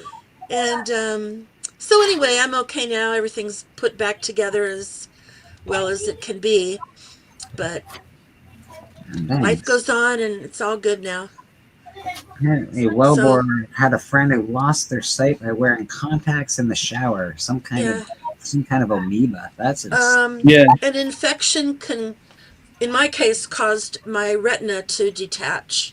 Well, that's not exactly all. Oh, well, it we was. won't go into the rest of it. Yeah. I'm sure that's. It was a little bit more than that, but Well, that's okay. Cookie, Sue. Susie, you're a beautiful, sweet lady, and no worries about your eye. Thank It's you. fine. No one even notices. You're welcome. Yeah, this eye I can't see. Well, I can see light and dark, and that's it. My goodness. But I have 20/20 vision in this eye, and this eye was 20/22 before that. But oh well, stuff happens, and you just live with it. Yeah, the stuff that happens is shit. That's what it is. We're just we're happy you're here with us, and that you have enough to enjoy art, which is great. So that's Yeah, excellent. we love original artwork very much. So Yeah, man. Me too. I know. I know there's certain artists that do it. I will never ever buy a print. I don't buy prints. He froze. Bye. At a certain print and buy somebody's print. It just. I think prints are good just because not everybody can afford original art, because a lot of times original art is expensive. Oh my goodness. And that's where you need a print. Some prices, it gets scary. I'm like, oh my god, you did that? Like, yep. I don't see how. I wanted to get a friend of mine, just because he's a big like Tolkien fan and everything like that, and so there's a shop that had original art from the Lord of the Rings. It was either Lord of the Rings or the Hobbit comic that it was made way back whenever, and the Hobbit comic cartoon. It was so good. not the cartoon, but like It's also a good way. I think it was the Lord of the Rings comic book. I'm almost positive. And so he had. Yeah, there was a comic book. There was a comic book. Right. I think. It wasn't Lord of the Rings. It was the Hobbit, and because the guy that did it was at Terrificon, so he ended up getting like a couple pieces of original art from him, and so he had a couple pages. I was like, just curious to see how much that was, because I was like, my friend likes that stuff. I was gonna get it, get it and give it to him as like a birthday gift or something like that. And it was $3,000. I was like, I don't have that. I was like, no more birthday for you. Does anybody, Steven, how much is it Camp, the guy that does the Archie stuff? Camp. It depends on, you're talking about like nowadays. Yeah. Dan Parent is the one that's been doing this. And there's Andrew Petboy. He does very nice sketches and art. And he doesn't charge an arm and a leg. Very reasonable. That's what I was going to ask. I was going to ask how much a piece of like a sketch cost actually from Dan. 125, 150. Okay. Yeah. All right. And I think Is there a the character, Steven? Is there a character that you don't have that by Dan that you would like by any chance? I know Josie and the Pussycats, I guess. Okay. I don't have I don't have Josie. I have Sabrina. Excuse me. I don't know if you have. I don't have Sabrina either. But I do have Betty and Veronica. Mm-hmm. I have a Betty, and then I have a Betty and Veronica. And the Betty and Veronica I have is from that Life with Archie, where they're in bondage. For one time, they're tied up by a guy that's robbing her parents' house, the Lodge Mansion. And then rather than Betty had something in her hand, and they cut the ropes. But I have the scene where they're back to back in bondage is a very notorious panel in this particular book. I can't remember. It's a airplane. There's an airplane flying on the cover, but the outcome of it was that rather than they call the cops or cause a problem, they just call the gang, and then the gang go out and they find the crooks and they take care of it themselves. They don't call the police. So it's sort of like a high school vigilantes, if you would, but very soft. But the villain was a real villain, and so it was. So I had Dan. Dan did that one for me. As far as that, I'm sorry, you guys. You're getting a step down now that I'm here, because you had my better half here. It's okay. We'll put up with it, I guess. But they had to bomb Ploesti 3 times to get it to take it out, and they knew, and everyone knew, that was where the oil was. That the 2 plants that were of particular interest was Schweinfurt, because of the production of ball bearings, and then Ploesti to take out the oil. Without oil or ball bearings, you ain't got nothing. I mean, literally, the tanks, the planes, everything comes to a grinding halt. And so to get to Ploesti, the Germans put in flak towers and had Focke-Wulfs and Me-109s all around everywhere. And by that point of the war, the Germans weren't bombing anymore, because they shifted all of their manufacturing to fighter aircraft for defense. And so it was just an absolute slew of that. And Susan just touched on this. I just wanted to expand just a little bit. When you watch the movie The Memphis Belle, they talk about the Memphis Belle because it was the first air crew to make it all the way through their hitch without anybody getting killed. And then they came back to the United States. They brought the Memphis Belle, and they did bomb tours and stuff, bond tours, where they would go around to raise money, and they would fly all around. That their crew made it all the way through. Her dad did about 42 or 43 missions in Lonesome. And like she said, the Lonesome was because none of them were married. I found a picture online of the opposite side of the front of the aircraft, and so that there were other names that they had. They had like girlfriends' names on the ship, but the bomb group that they had, I believe it was either an Italian. I believe it was an Italian airfield that they came out of, and when they but the life expectancy was terrible. But the entire crew of Lonesome made it all the way through the war after 44 missions, and not a single guy was wounded or killed.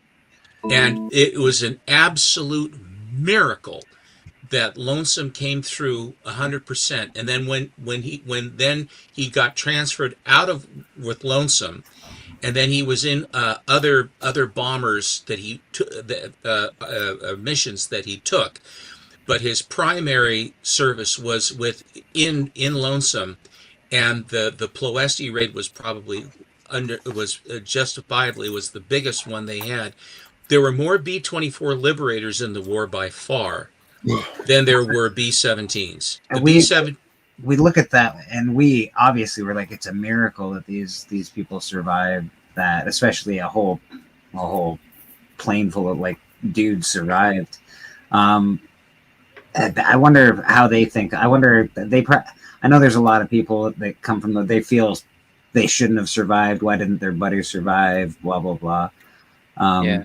They call that survivor's guilt. Yeah, war is just a terrible thing, man. War is a terrible thing, and it is Memorial Day weekend, so stick with your loved ones. Remember the good times. Remember the people that gave you this freedom in your life that you're using. People like Steven's grandpa and Susan's. So many people's families were involved in that. We had relations that were in the war, the Civil War as well. Not revolutionary because we hadn't come over from Sweden or Germany yet. My distant relations, but we were very definitely in the Civil War. They were in Michigan. I have my the sergeant sword from our relation that was with the Union. I have his sword, and then I also have the amount of time that it took to. It was interesting during this one more thing about the Civil War. Cool. During this, I love the eyes. You've really got it. During the Civil War, when they had some Confederate guys come up and spy, that they came up north. Down in the South at that point, every single man that could fight was fighting. Every woman was doing this and that because they didn't have the population. And here he went up into, the guy said, I knew that the war was going to be lost because they were watching divisions of Union troops training to come down into the war, full divisions that hadn't even gone south yet. Yeah. He said, I looked at the number of men and the equipment and the manufacturing capability that was in the North, which the South did not have.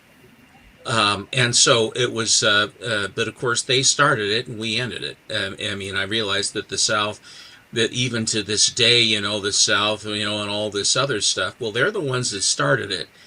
And Lincoln had and the sad thing about with Lincoln getting assassinated by John Wilkes Booth, who did it supposedly to show solidarity for the South, sic semper tyrannis, how ends all tyrants, as always with tyrants. It ended up that Andrew Johnson, who was the vice president, was so incompetent that all of the carpetbaggers and all of the horrible stuff, Reconstruction that happened, that would have been better under Mr. Lincoln, basically by killing Lincoln, he made things infinitely worse for the South in Reconstruction, because Lincoln would have done a much better, more friendly job of it than Andrew Johnson could have done. And then, of course, U.S. Grant came in after that, and then he had to finish it. And when his memoirs, he said, not only did I prosecute the war to win the war, and Grant did, because all these generals that were no damn good that the Union had, and the South had great generals, but they didn't have the bodies, they didn't have the manufacturing. And at the beginning of the war, the Confederates were winning. But by the end of it, we just ground them into submission, and that was the Union won. The state of Oregon's name, our motto is the Union. It's on our flag. So, because we came in with, the slave and free and all that stuff, and Oregon came in 1859, and that's when all of that enslaved, slave free, which was a ridiculous thing for our country because you just can't do it. So, but the final thing was that when the war ended, that's what came on. Grant said, I prosecuted the war to win the war, and then after it was done, I helped rebuild the South. And Grant had his problems in administration with corruption and a lot of stuff that went on. But the man did the absolute best he could, and I don't think that U.S. Grant ever gets the credit that he deserves for how important he was for our country, particularly when we had the Civil War that nearly tore us to pieces. That's it. No worries. So this is Key Collector. Again, I usually open this app to do the keys of the week on this channel, Trending 20. I don't usually go much further in when I'm on YouTube, but the thing that I love about Key Collector, because there's a lot of things I hate, and I often those things often get the light shined on them. But the things that I do love about this app, look at like the top lists. They're not complete by any stretch of the imagination, but you can look on here and if you go on, I really want to buy some Bronze Age keys. Let's see the top 100 Bronze Age keys. I can. Oh my God, Scooby-Doo #1 is #1. It's in there. It's in there. It's an expensive damn book, is what it is. So Scooby-Doo #1. You've got the Green Lantern 76, Detective Comics 400. Conan. I understand Conan. I understand the first Dark Side, or cameo, I should say, of Dark Side, because I think Forever People. Yeah. 227, of course. There's the Forever People. There's the first one. Yeah, New Gods. New Gods. Mr. Miracle. There's your book. There's my book. First Age of Thoris. I got that book. Hey, you stop it down there. Hey. I have that. That's Colin 12. I was waiting my turn to say, thank you to my grandfather who was in World War II as well. Oh, you got you got something to say? Say something about your grandpa. I think I've told Steppo before. I might have told you guys before. I don't know if I've said it before live, but yeah, my grandfather was in World War II. He was a member of the Red Ball Express. They made the difference. It was a group of soldiers of color that would drive the supplies, everything you needed, basically, behind enemy lines. And the only time they could do that is at night. So they had to drive at night without the lights on the trucks. And the only way they could find where they were going, nowhere they were going, they would get to they would mark little stones with red. It looked like a little red ball on the stones. And they followed the red balls. So they would just, this is the dead of night, darkness, driving in dark. Not really know. If you didn't see those markers, you're not going the right direction. So very dangerous. They did make a movie about that company. But it's an older movie. But yeah, it was a crazy time. I know I've seen my grandfather's uniform. He was a lot smaller guy. Back then they were smaller, but my grandfather actually was I want to say he's probably like more above average height. But yeah, he told some stories. I think he met, I want to say, Patton's. Yeah, granddaughter. I think he met General Patton's granddaughter. They did something for the World War II guys, like at the World War II Museum. So he was invited. He went there. I believe it was her, or it might have been, but I think it was Patton's granddaughter. But she invited him to the house, the family house in, I think it was in England or whatever. And my grandfather graciously said, "Thank you so much for the invite, man, but I'm not getting on a plane ever again."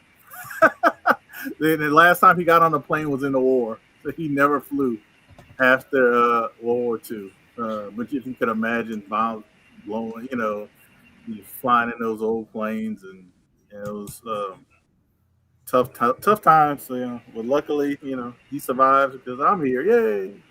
Can I just say? I just want to say one thing about this. I said this to Russell as well. The Red Ball Express. You guys, they say, well, they drove trucks. That is about as minimalist that you can.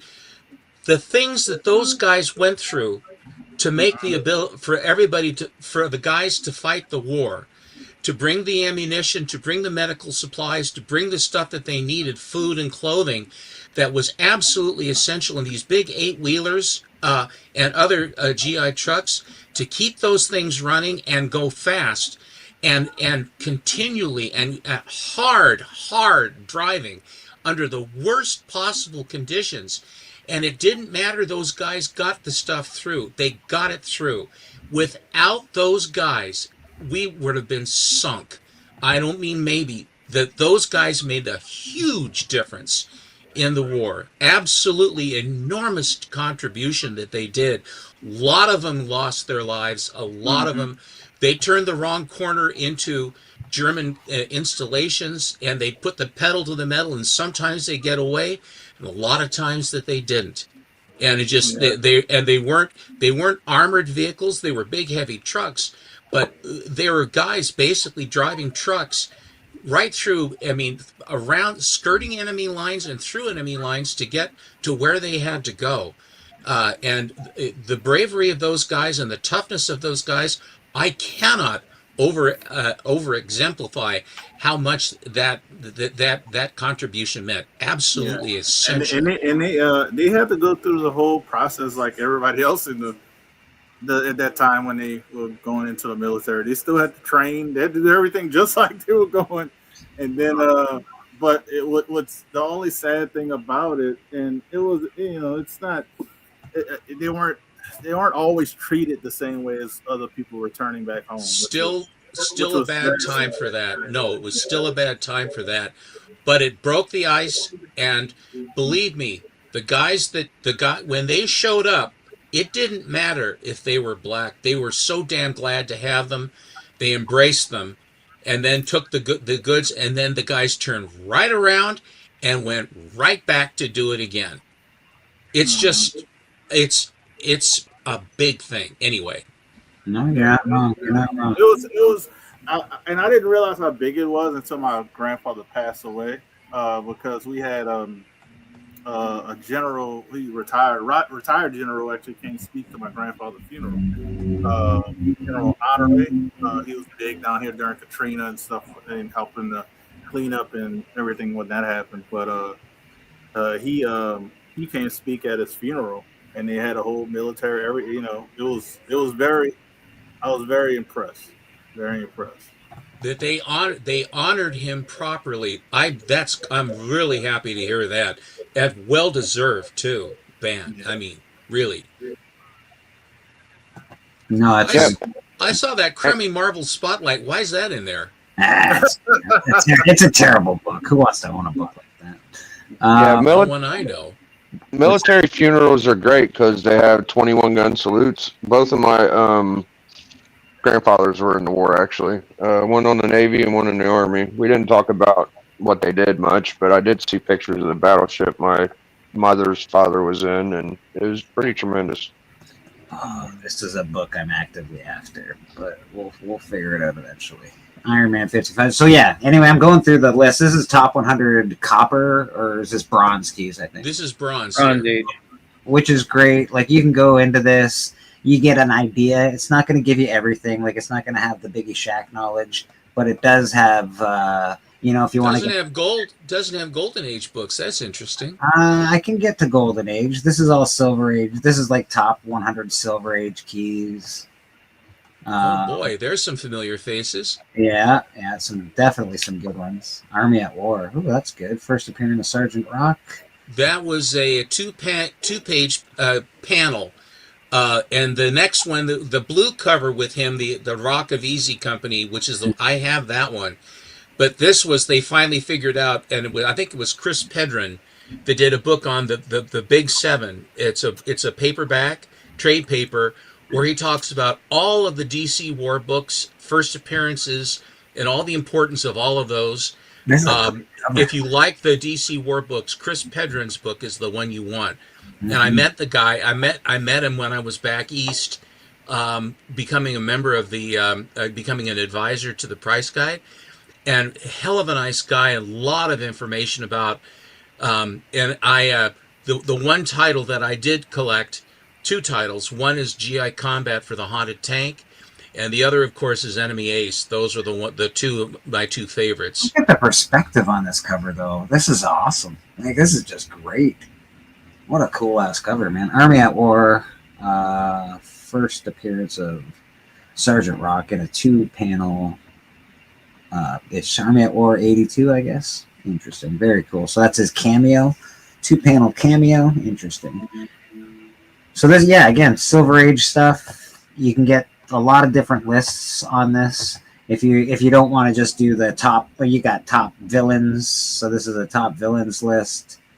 I don't know how accurate. So we got a lot of good villains. Doc, that's my guy. We need some Mephisto. So this is pretty cool. If you don't know a lot about comics, this can help you get started. And if you want to know more about comics, watch people like Biggie Shack and Steven Alan, they'll actually get you. They'll actually tell you some truth. But this is a great way to get started on just learning about stuff, seeing interesting things. Like there's some really cool future keys in here, which is neat. Advertisement, optioned indies you can go to and view all the optioned indies. Sign up for free. I already have an account, jerk. All right, whatever. View all. Let's see what that says. Hotkeys, spec deck, option indies. There's 219 of them. I still apparently have to sign up for that. Jerks. But that's cool. I just think it's cool. If you like just poking around and finding out new stuff, this is a good way to do it. If you don't like doing your own work, just watch Biggie Shack. He'll let you know what's up. Anybody else got anything they got for today? I have something for today. I have Mr. Matt Atkinson has his Superman show tonight. Biggie, are you going to be there for the Adventure Comics? Man, I would love to show up, but my kid has school tomorrow. I'm kind of wondering. I don't know. Okay. Well, no. First things first. Cliff on Comics is going to be there. I'm going to be there. I'm a big guy on the Legion of Superheroes. As a matter of fact, my friend Mr. Matt sent me a hat with the Legion of Superheroes. Pretty dope. Apparently, every time Legend sees the Sergeant Rock book, he gets a little pissed because his dad lost the book. The one that they show as the first has even less of Sergeant Rock per se than the cameo for Wolverine, which is far more. The one that is the one, I think it's the purple blue cover is the one that was always considered the first, because it's the Rock of Easy Company. I mean, it's the first one that really was where you actually get to see Sergeant Rock. Well, technically, they did call it a cameo. Key Collector does call it a cameo in the book that I just showed. But people pay more for that particular book. And I'm all about rarity and all that stuff. I dig all that stuff. I get it. But that's one book I've never aspired to because it is so. The one that I have is so much the better book for Sergeant Rock. If you like Sergeant Rock. How about the cover? Because I did love that cover. That was a beautiful cover that I saw. Do you have? If you ever have it handy, I'd like to see the other cover just so I can. Yeah, I've got it. You do? Oh, perfect. Even better. Yeah, Rock of Easy Company. I would like to get that too. Legend. I really like war books. What's that? I was gonna say, I like Key Collector and I like CGC, but Key Collector is great on some aspects, but they forget some. Yeah. CGC does as well, because I've even emailed CGC about this, because on Teenage Mutant Ninja Turtles 2, issues 2 is actually a very big book besides it being the second Turtles. Mm-hmm. It's first April O'Neil, first Mausers, and first Baxter Stockman, who actually makes the Mausers. Right. They don't. CGC doesn't notate it's the first Baxter Stockman. I'm and I'm like, come on, y'all need to figure it out. I do not like how CGC misses notations, because there's books that I know for a fact have other key elements, and all they write is like a first appearance of whatever or cameo or whatever. They don't often put the right information. I'm like, you're forgetting a major character for and that's just one example, but it's like that one's more gets on my nerves more than anything, because Turtles has a handful of two handful of key characters, and that's one of them. What I do like about Cover Price, I've used Cover Price for a long time. That's how I keep my books in order and all that jazz. I've emailed Cover Price and said they're missing books or they're missing a variant, and a couple months later I'll get an email back that says thank you very much, and then they put that variant and the picture that I sent them in the email. They use all my information and they put it in their. I like that. Cool. So key cover price knows that they're not always right, and they need a little help to be. Yeah, GPA does the same thing too. Oh, hold on. I messed up and made Steppo small when I was trying to make him bigger, even though I know I can't make him bigger. I wanted to see the cover better. That's awesome. Let me make my screen full. That is great. So that's the 181 of So yeah, that's got Sergeant Rock. Interesting. That's got obviously the Nazi flag hat as well. That's anything with Nazi. Oh, I guess it's a grenade, maybe. Yeah, it's a potato masher. Yeah, so anything with Nazi flag. 100% truth is if it's got a Nazi flag on it, it'll sell. The Rock of Easy Company and other explosive battle action stories. The Rock of Easy Company. You can't have it any clearer than that. Yeah, that's there he is. It's laid out. It's laid out plain and simple. The actual true first appearance of the Rock. I've only ever seen one copy of this book in the wild ever, and this is it. I bought it. I bought this. I think back immediately, yeah, 81 or 2, something like that. I mean, it was a long time ago, and people weren't really, people actually weren't tracking quite that much on Sergeant Rock. He had not reached the layer of the levels that they had. B-22. I wonder what that is. That must be maybe the newsstand. Legend says beautiful book. Callie's asking, is that a purple or a blue? Because it really does sort of have a purple and blue. It is a transitioning cover from deep blue into purple and lighter blue. That's beautiful. It's just and it shows, as you might imagine, it shows every single. If you breathe on it, it's gonna show. Oh, excuse me, I had to. Bless you. Gesundheit. Thank you. I got allergic to Sergeant Rock, apparently. Anyway, yeah, but that's the one. It has similar tendencies to it, not quite as purple as the first Brainiac. The first Brainiac is another really, really hard book to find.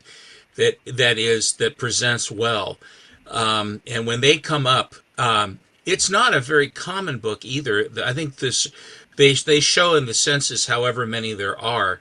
The guys that have them, I'm sure as Biggie will tell you, when you have a copy, that's not one you get rid of, because if you want to try to replace that, you just can't. It's a tall order to replace those. This one, I think, is much rarer than the Brainiac, and the reason why is because the war books did not survive; they were consumed. Yeah, they were just they were. It's like, keep the super books, but the war books and the teenage books and the romance books, those were sort of fodder and were used up and they were gone. Yeah. So war books do tend to be used up. Where the super books, no, you got to take good care of the super books. You got to take care of the super books. First appearance of cartoon characters are very similar. Like, it's not often I come across a really nice copy of Scooby-Doo. It just almost impossible. Every copy that I've ever seen is pretty trashed. Well, what happened? The people who were kids when Scooby-Doo was on. Yeah. When the memories and how many fond memories of watching. The Mystery Machine and Daphne and figuring it all out, and then there's nostalgia. And the whole name with comics that you were growing up with, that you want to get, that you couldn't get when you were a kid. Those are the ones that pull on the heartstrings totally. I couldn't agree. So anyway, but that's that. Yeah, no, that's awesome. Thank you, Stephen. I appreciate you showing Yeah, us. very cool, man. I have to look into that, because the other one is a real pain in the ass to get. I know that one's probably a pain in the ass too. But yeah, this one probably both a pain in the ass. This book is one you'll very, very seldom see. This is Our Army at War #1. Ooh. I have a bunch of our armies at war, but not a number one, that's for sure. Yeah, I just love them old war books, man. I remember when I first started getting Q*berts and talking about war books and shit, and people would be like, "Oh yeah, there goes Biggie with his Q*berts," and it's starting to pick up steam. People are really getting into it. Yeah. Why? It's because of ignorance, Biggie. It's ignorance. Once you actually see the art inside and how he takes care of his characters, how much affection he puts into them. It shows. It really shows. I love Unknown Soldier. He's like, it can be a million people, but Unknown Soldier just pops up. He's like a vigilante, and he does what's right, you know. And I just love all of their stories. They're great. And his backup story is so. I mean, the guy has gone through ungodly things that he is still. It's a very, very good story. There's a little. Do you know I have the whole set of those, Russell? There you go. That's the only one I have. It was just a really high grade, so I was like, "Oh, damn, that's pretty." Do that, dude. Beautiful. It has like a little printer defect, which I don't know if they would take off of, but I don't have plans on grading it. But I mean, well, besides that, it's probably like a 9.4.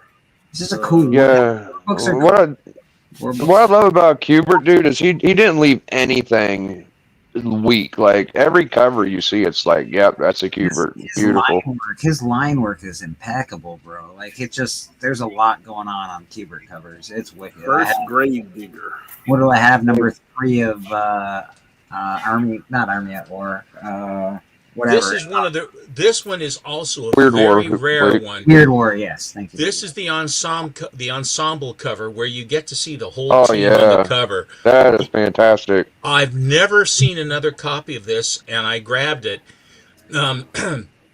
because to have the entire team on the cover. Yeah, that's awesome, dude. That's awesome. You know it's awesome when I call you dude, Steven. Like, whoa, dude. Do you have a favorite like issue from each series, or one specific you like a lot? Maybe. You know, it's when it comes to the war books, because I had them as my brother and I had them growing up all the time, especially the Haunted Tank. It's hard to choose between. There are some that are not. There are some that are better than others. As far as that goes, there are some that are better than others, and it's sort of like, is it a better one or is it a lesser one? But I love all of it because he puts something into each one of them so good. I'm with you about Q*bert, and I'm also about Russ Heath. I love those guys, what they did, but especially. The Haunted Tank, especially, and Enemy Ace are my two favorites. And as I said, I think, you know, the Hammer of Hell always looks like he has a 5 o'clock shadow, but with Q*bert, even the women look like they have a 5 o'clock shadow. And it's like all of Kirby's women look like they all look like Patricia Neal. No, they all look like Patricia Neal in The Day the Earth Stood Still, and he just changes the hair color. That's just what I mean. That's just how the women look with him, which is fine, you know. I mean, as far as that goes, but he is a very like Reb Ralston with Sergeant Fury looks very much like Johnny Storm, who looks like Kamandi, who looks like Steve Rogers, who looks like yeah, I mean, it's just the way that he drew the faces, and also with the war books, Bob Kanigher, Robert Kanigher, who was the writer. He did almost all of, and Grandinetti, I think, was another artist that they had for the war books, but Kanigher was the one who would do almost all of the stories, and there was always irony and there was always pathos and what have you, and it was that they didn't tread too heavily on it, so that it remained entertaining rather than making it morbid. Yeah, I used to think like Manning, his art, like I would see like when you look at Zek's Punisher, it would be very like familiar to me. Like I thought that he might have been a fan of Heath. You know, Zach might have been a fan of Heath. I think especially Yeah. now, you sort of steal from the greats, right? Like, Yeah. you know, every artist is influenced by their past peers. I would only guess. I don't think anyone comes out going, I just draw. Like you gotta start somewhere, and usually it's like I like Kubert, so I'm gonna try to emulate that guy, or I like this guy, so I'm gonna try and emulate. One of the guys that was also good to watch, to read, was Lieutenant Steve Savage, the Balloon Buster. This is his first appearance, and then after this one, then he puts on the cowboy hat. He put the Kubert puts the Kubert on him. Yeah. So, and basically, it's the story of Frank Luke, who was the balloon buster during the First World War. If you're familiar with your World War I history, he was crazed when they would go in with the amount of machine guns they had underneath the hydrogen balloons that they would put these guys up, the observers. They were the only guys that had parachutes. They didn't let the pilots. They wouldn't let the aircraft pilots have parachutes. So when you go down, you go down. You can't bail out of your ship. I mean, it's a one-way trip, and either you make it or you don't. Scary stuff. Rad doing some inking down here, looking pretty cool. Rad's looking pretty cool, buddy. We always love people drawing on this show.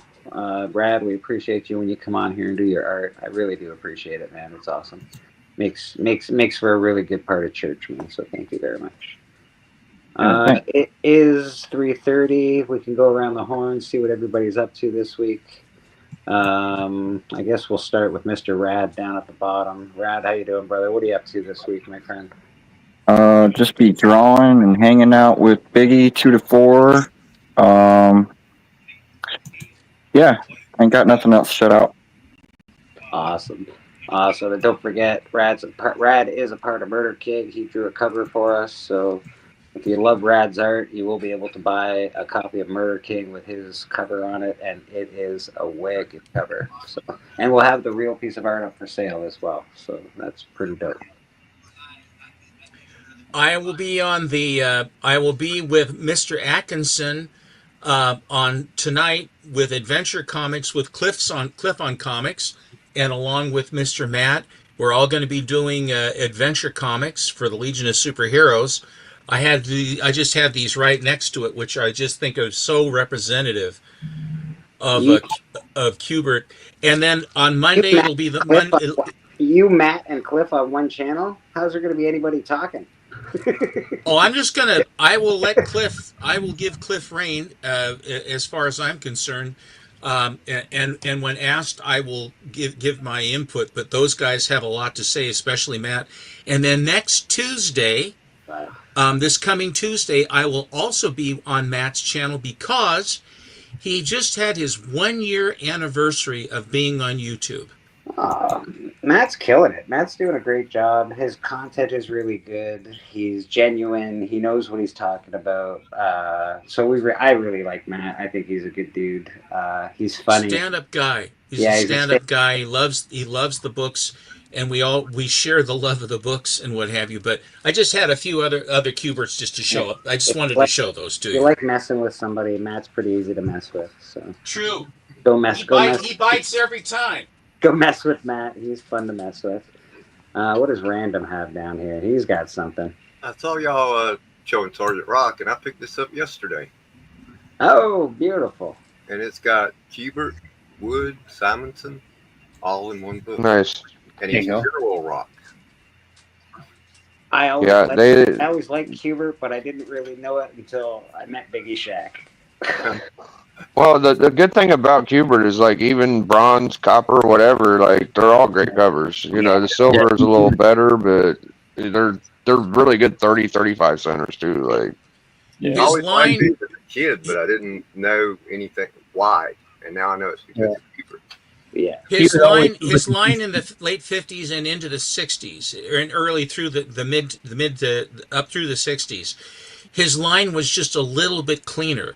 He became Yeah. he I won't say caricature, but he took a little more license with proportions as he went a little bit, like what Kirby did too. Kirby had a little extra.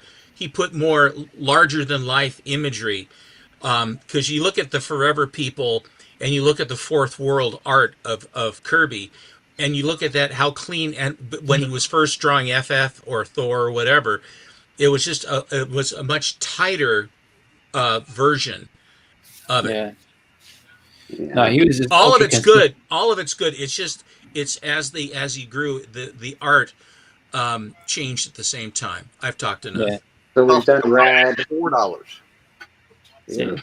Boss I think that he just really consistent all the way through. Like I mean, his art was just like he had a standard that he never broke, and that's what makes him so good. That like he His just only kept standard that was it was consistency the whole way outstanding. through. Yeah. So now that we got Random here, Random, you made it for the last part of the show. What do you got going on this week, sir? Trivia tomorrow night, 9:00 Eastern, 6:00 Pacific. Beautiful. If you're not watching, it's not easy trivia either. So if you're going on Random to think you could just answer questions, no problem. It's not that easy. It's pretty difficult trivia. It's fun. It's a great show. So go check them out. It's Try to it's make pretty sure you cool. learn something. Yeah, man. There's a lot of cool shit that goes on in that show. Mr. Hudat Comics, what do you got going on this week, sir? I can tell you he's got an auction tonight at Astonishing Auction. He's probably going to do a show Tuesday. Go ahead. I got an auction going on tonight. Somebody's going to be joining us for the first time. So that's going to be fun. I am drawing a piece while we're talking, and I might throw it up. But you're probably not going to know what it is. So it's Ninja Turtle. Hey, shush. I mean, I could tell by the little headband. I'm sorry. Hey. If you want to hear more Boston Chris, turtle looks like. Come on. You want to hear more Boston Chris? You'll catch him on Graphic Contact with me on Tuesday. But yeah, we'll be on doing that as well on Tuesday. But auction tonight, gonna be some really good stuff. Gonna do some more blowouts to pay for a con. Not pay for a con, but just to have a little bit more fun at a con. And then when I'm at the convention, I'll probably do a couple of sales. Definitely doing one on Whatnot, my Dallas Fan Expo exclusives, and I'll be back maybe on YouTube and do like an exclusive sale and some autograph sale books. I'll get autographs. Ones that I'm gonna let people get at crazy prices, but. That's what I got going on. Besides that, that's it. And don't forget, if you're not a member of Hudat's channel, you're crazy, because Hudat has awesome giveaways. Every couple of months, he does a channel member giveaway, I think 2 or 3 months or something like that. And the giveaways are spectacular. He's having a hard time with his giveaways because he doesn't have enough channel members. And he should have way more. Look at these bloody books that he gives away. And you can be a channel member for, I think it's $2. So $2 you could be a channel for $1.99. $2 could go get you. I tried to do that one and wouldn't let me, so I just did $1.99. So check that out. Become a channel member. Support some of the better people in our community. Yeah, 5. Yeah, 5 because this is a cameo. 5 first appearances in there. Jesus. Again, support some of the better people in our community. I know everybody likes certain people, but definitely support some of the better people. Hudat's awesome. He's one of the OGs in the community. Here's my next one. Sellers. Here's a preview for my next one. We got a preview. Oh, it's starting out. Preview for the next one. These are the next two. Doesn't Boston Chris want that book? Isn't that a Boston Chris book? Yep. And this one, if we can get more members, I will add this one. First in humans, man. First in humans. But I'll hold on to that one, if we don't get enough numbers. But we're starting off.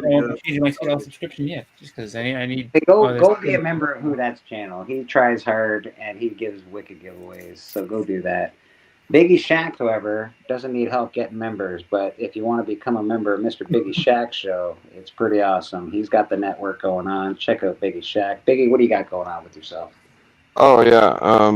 Always appreciate anybody supporting the network. We are at 90 members strong, going for 100. That'd be nice.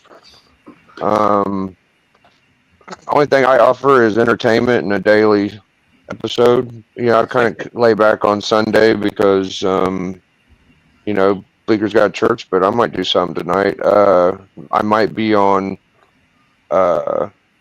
Matt's. Matt's always on my channel. I feel bad not being able to catch it, but you gotta let the little kids, when they get tuckered, they gotta go to bed, so I can't really do much about that. And sometimes I do channel member giveaways. I have done one at 1300, so I might do another one pretty soon, because I do appreciate all the support I get. But besides that, 2 to 4 Collector Club, we're doing TM's Choice, which is Identity Crisis #1 on Wednesday, and shout outs to Darth's Monday show, and shout outs to Alan's Monday special with Stepper. And I'm going to say thank you to everybody on the church and pass to the next guy. Appreciate you, Biggie, man. Check out Biggest Shacks Network. It's coming, it's happening, it's the big thing. Papa Wheelie, I know what you do. You do Sundays here at church. You do Thursday night Sweet Chin music. If you're not watching, Papa does a great show with Biggie Shack, Beckerman, D, and Boston Chris, and they go through wrestling stuff, and it's really good. If you like wrestling, it's a good show to watch. So go check them out every Thursday. Of course, Papa Willie does Papa Sync, does some lip syncing, and he also plays Fortnite all the time on his channel. If you like watching Fortnite, if you like watching people play video games, it's a good spot to hang out. So check Papa Willie out there. I think we lost Steven. Steven has buggered off, but that's okay. Again, check Steven out every Monday with Alan. He's on Fridays with Alan as well. But Monday's their big show together, where they usually show some amazing books that are just absolutely bloody outrageous, and you go, holy crap, I didn't know people could actually get those books. And they usually have them. So it's pretty awesome to see there. And of course, I'm here every Sunday with Comic Book Church. We like to open the panel up to people that want to come on. If you ever feel like you want to come on, just ask for a link. I'll put it in the chat, usually. So we appreciate everybody that watches us on Sundays. What else am I doing this week? Tonight I'll be on Astonishing Auction with Houdat. We'll be doing some auctions over there, so check out that if you want to buy some books. We appreciate it. I do have some bills I got to pay for, so we're trying to sell some comic books, man. So give us a hand, support us, come buy some books if you want. If not, that's cool too. But we appreciate it. What else am I doing? Oh, Murder King. Don't forget to check out Murder King on Kickstarter. It is up now. It's not live, but it is up to, the pre-launch is up. So if you want to hit a reminder button, you'll be reminded when the Kickstarter goes live.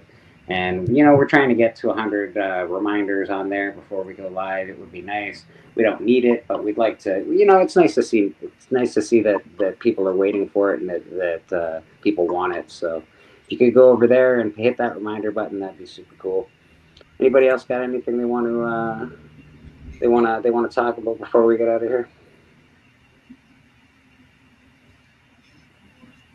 No, you're all good. Yeah. All right, perfect. Let's get out of here, I guess. We'll get out of here with Houdat's music.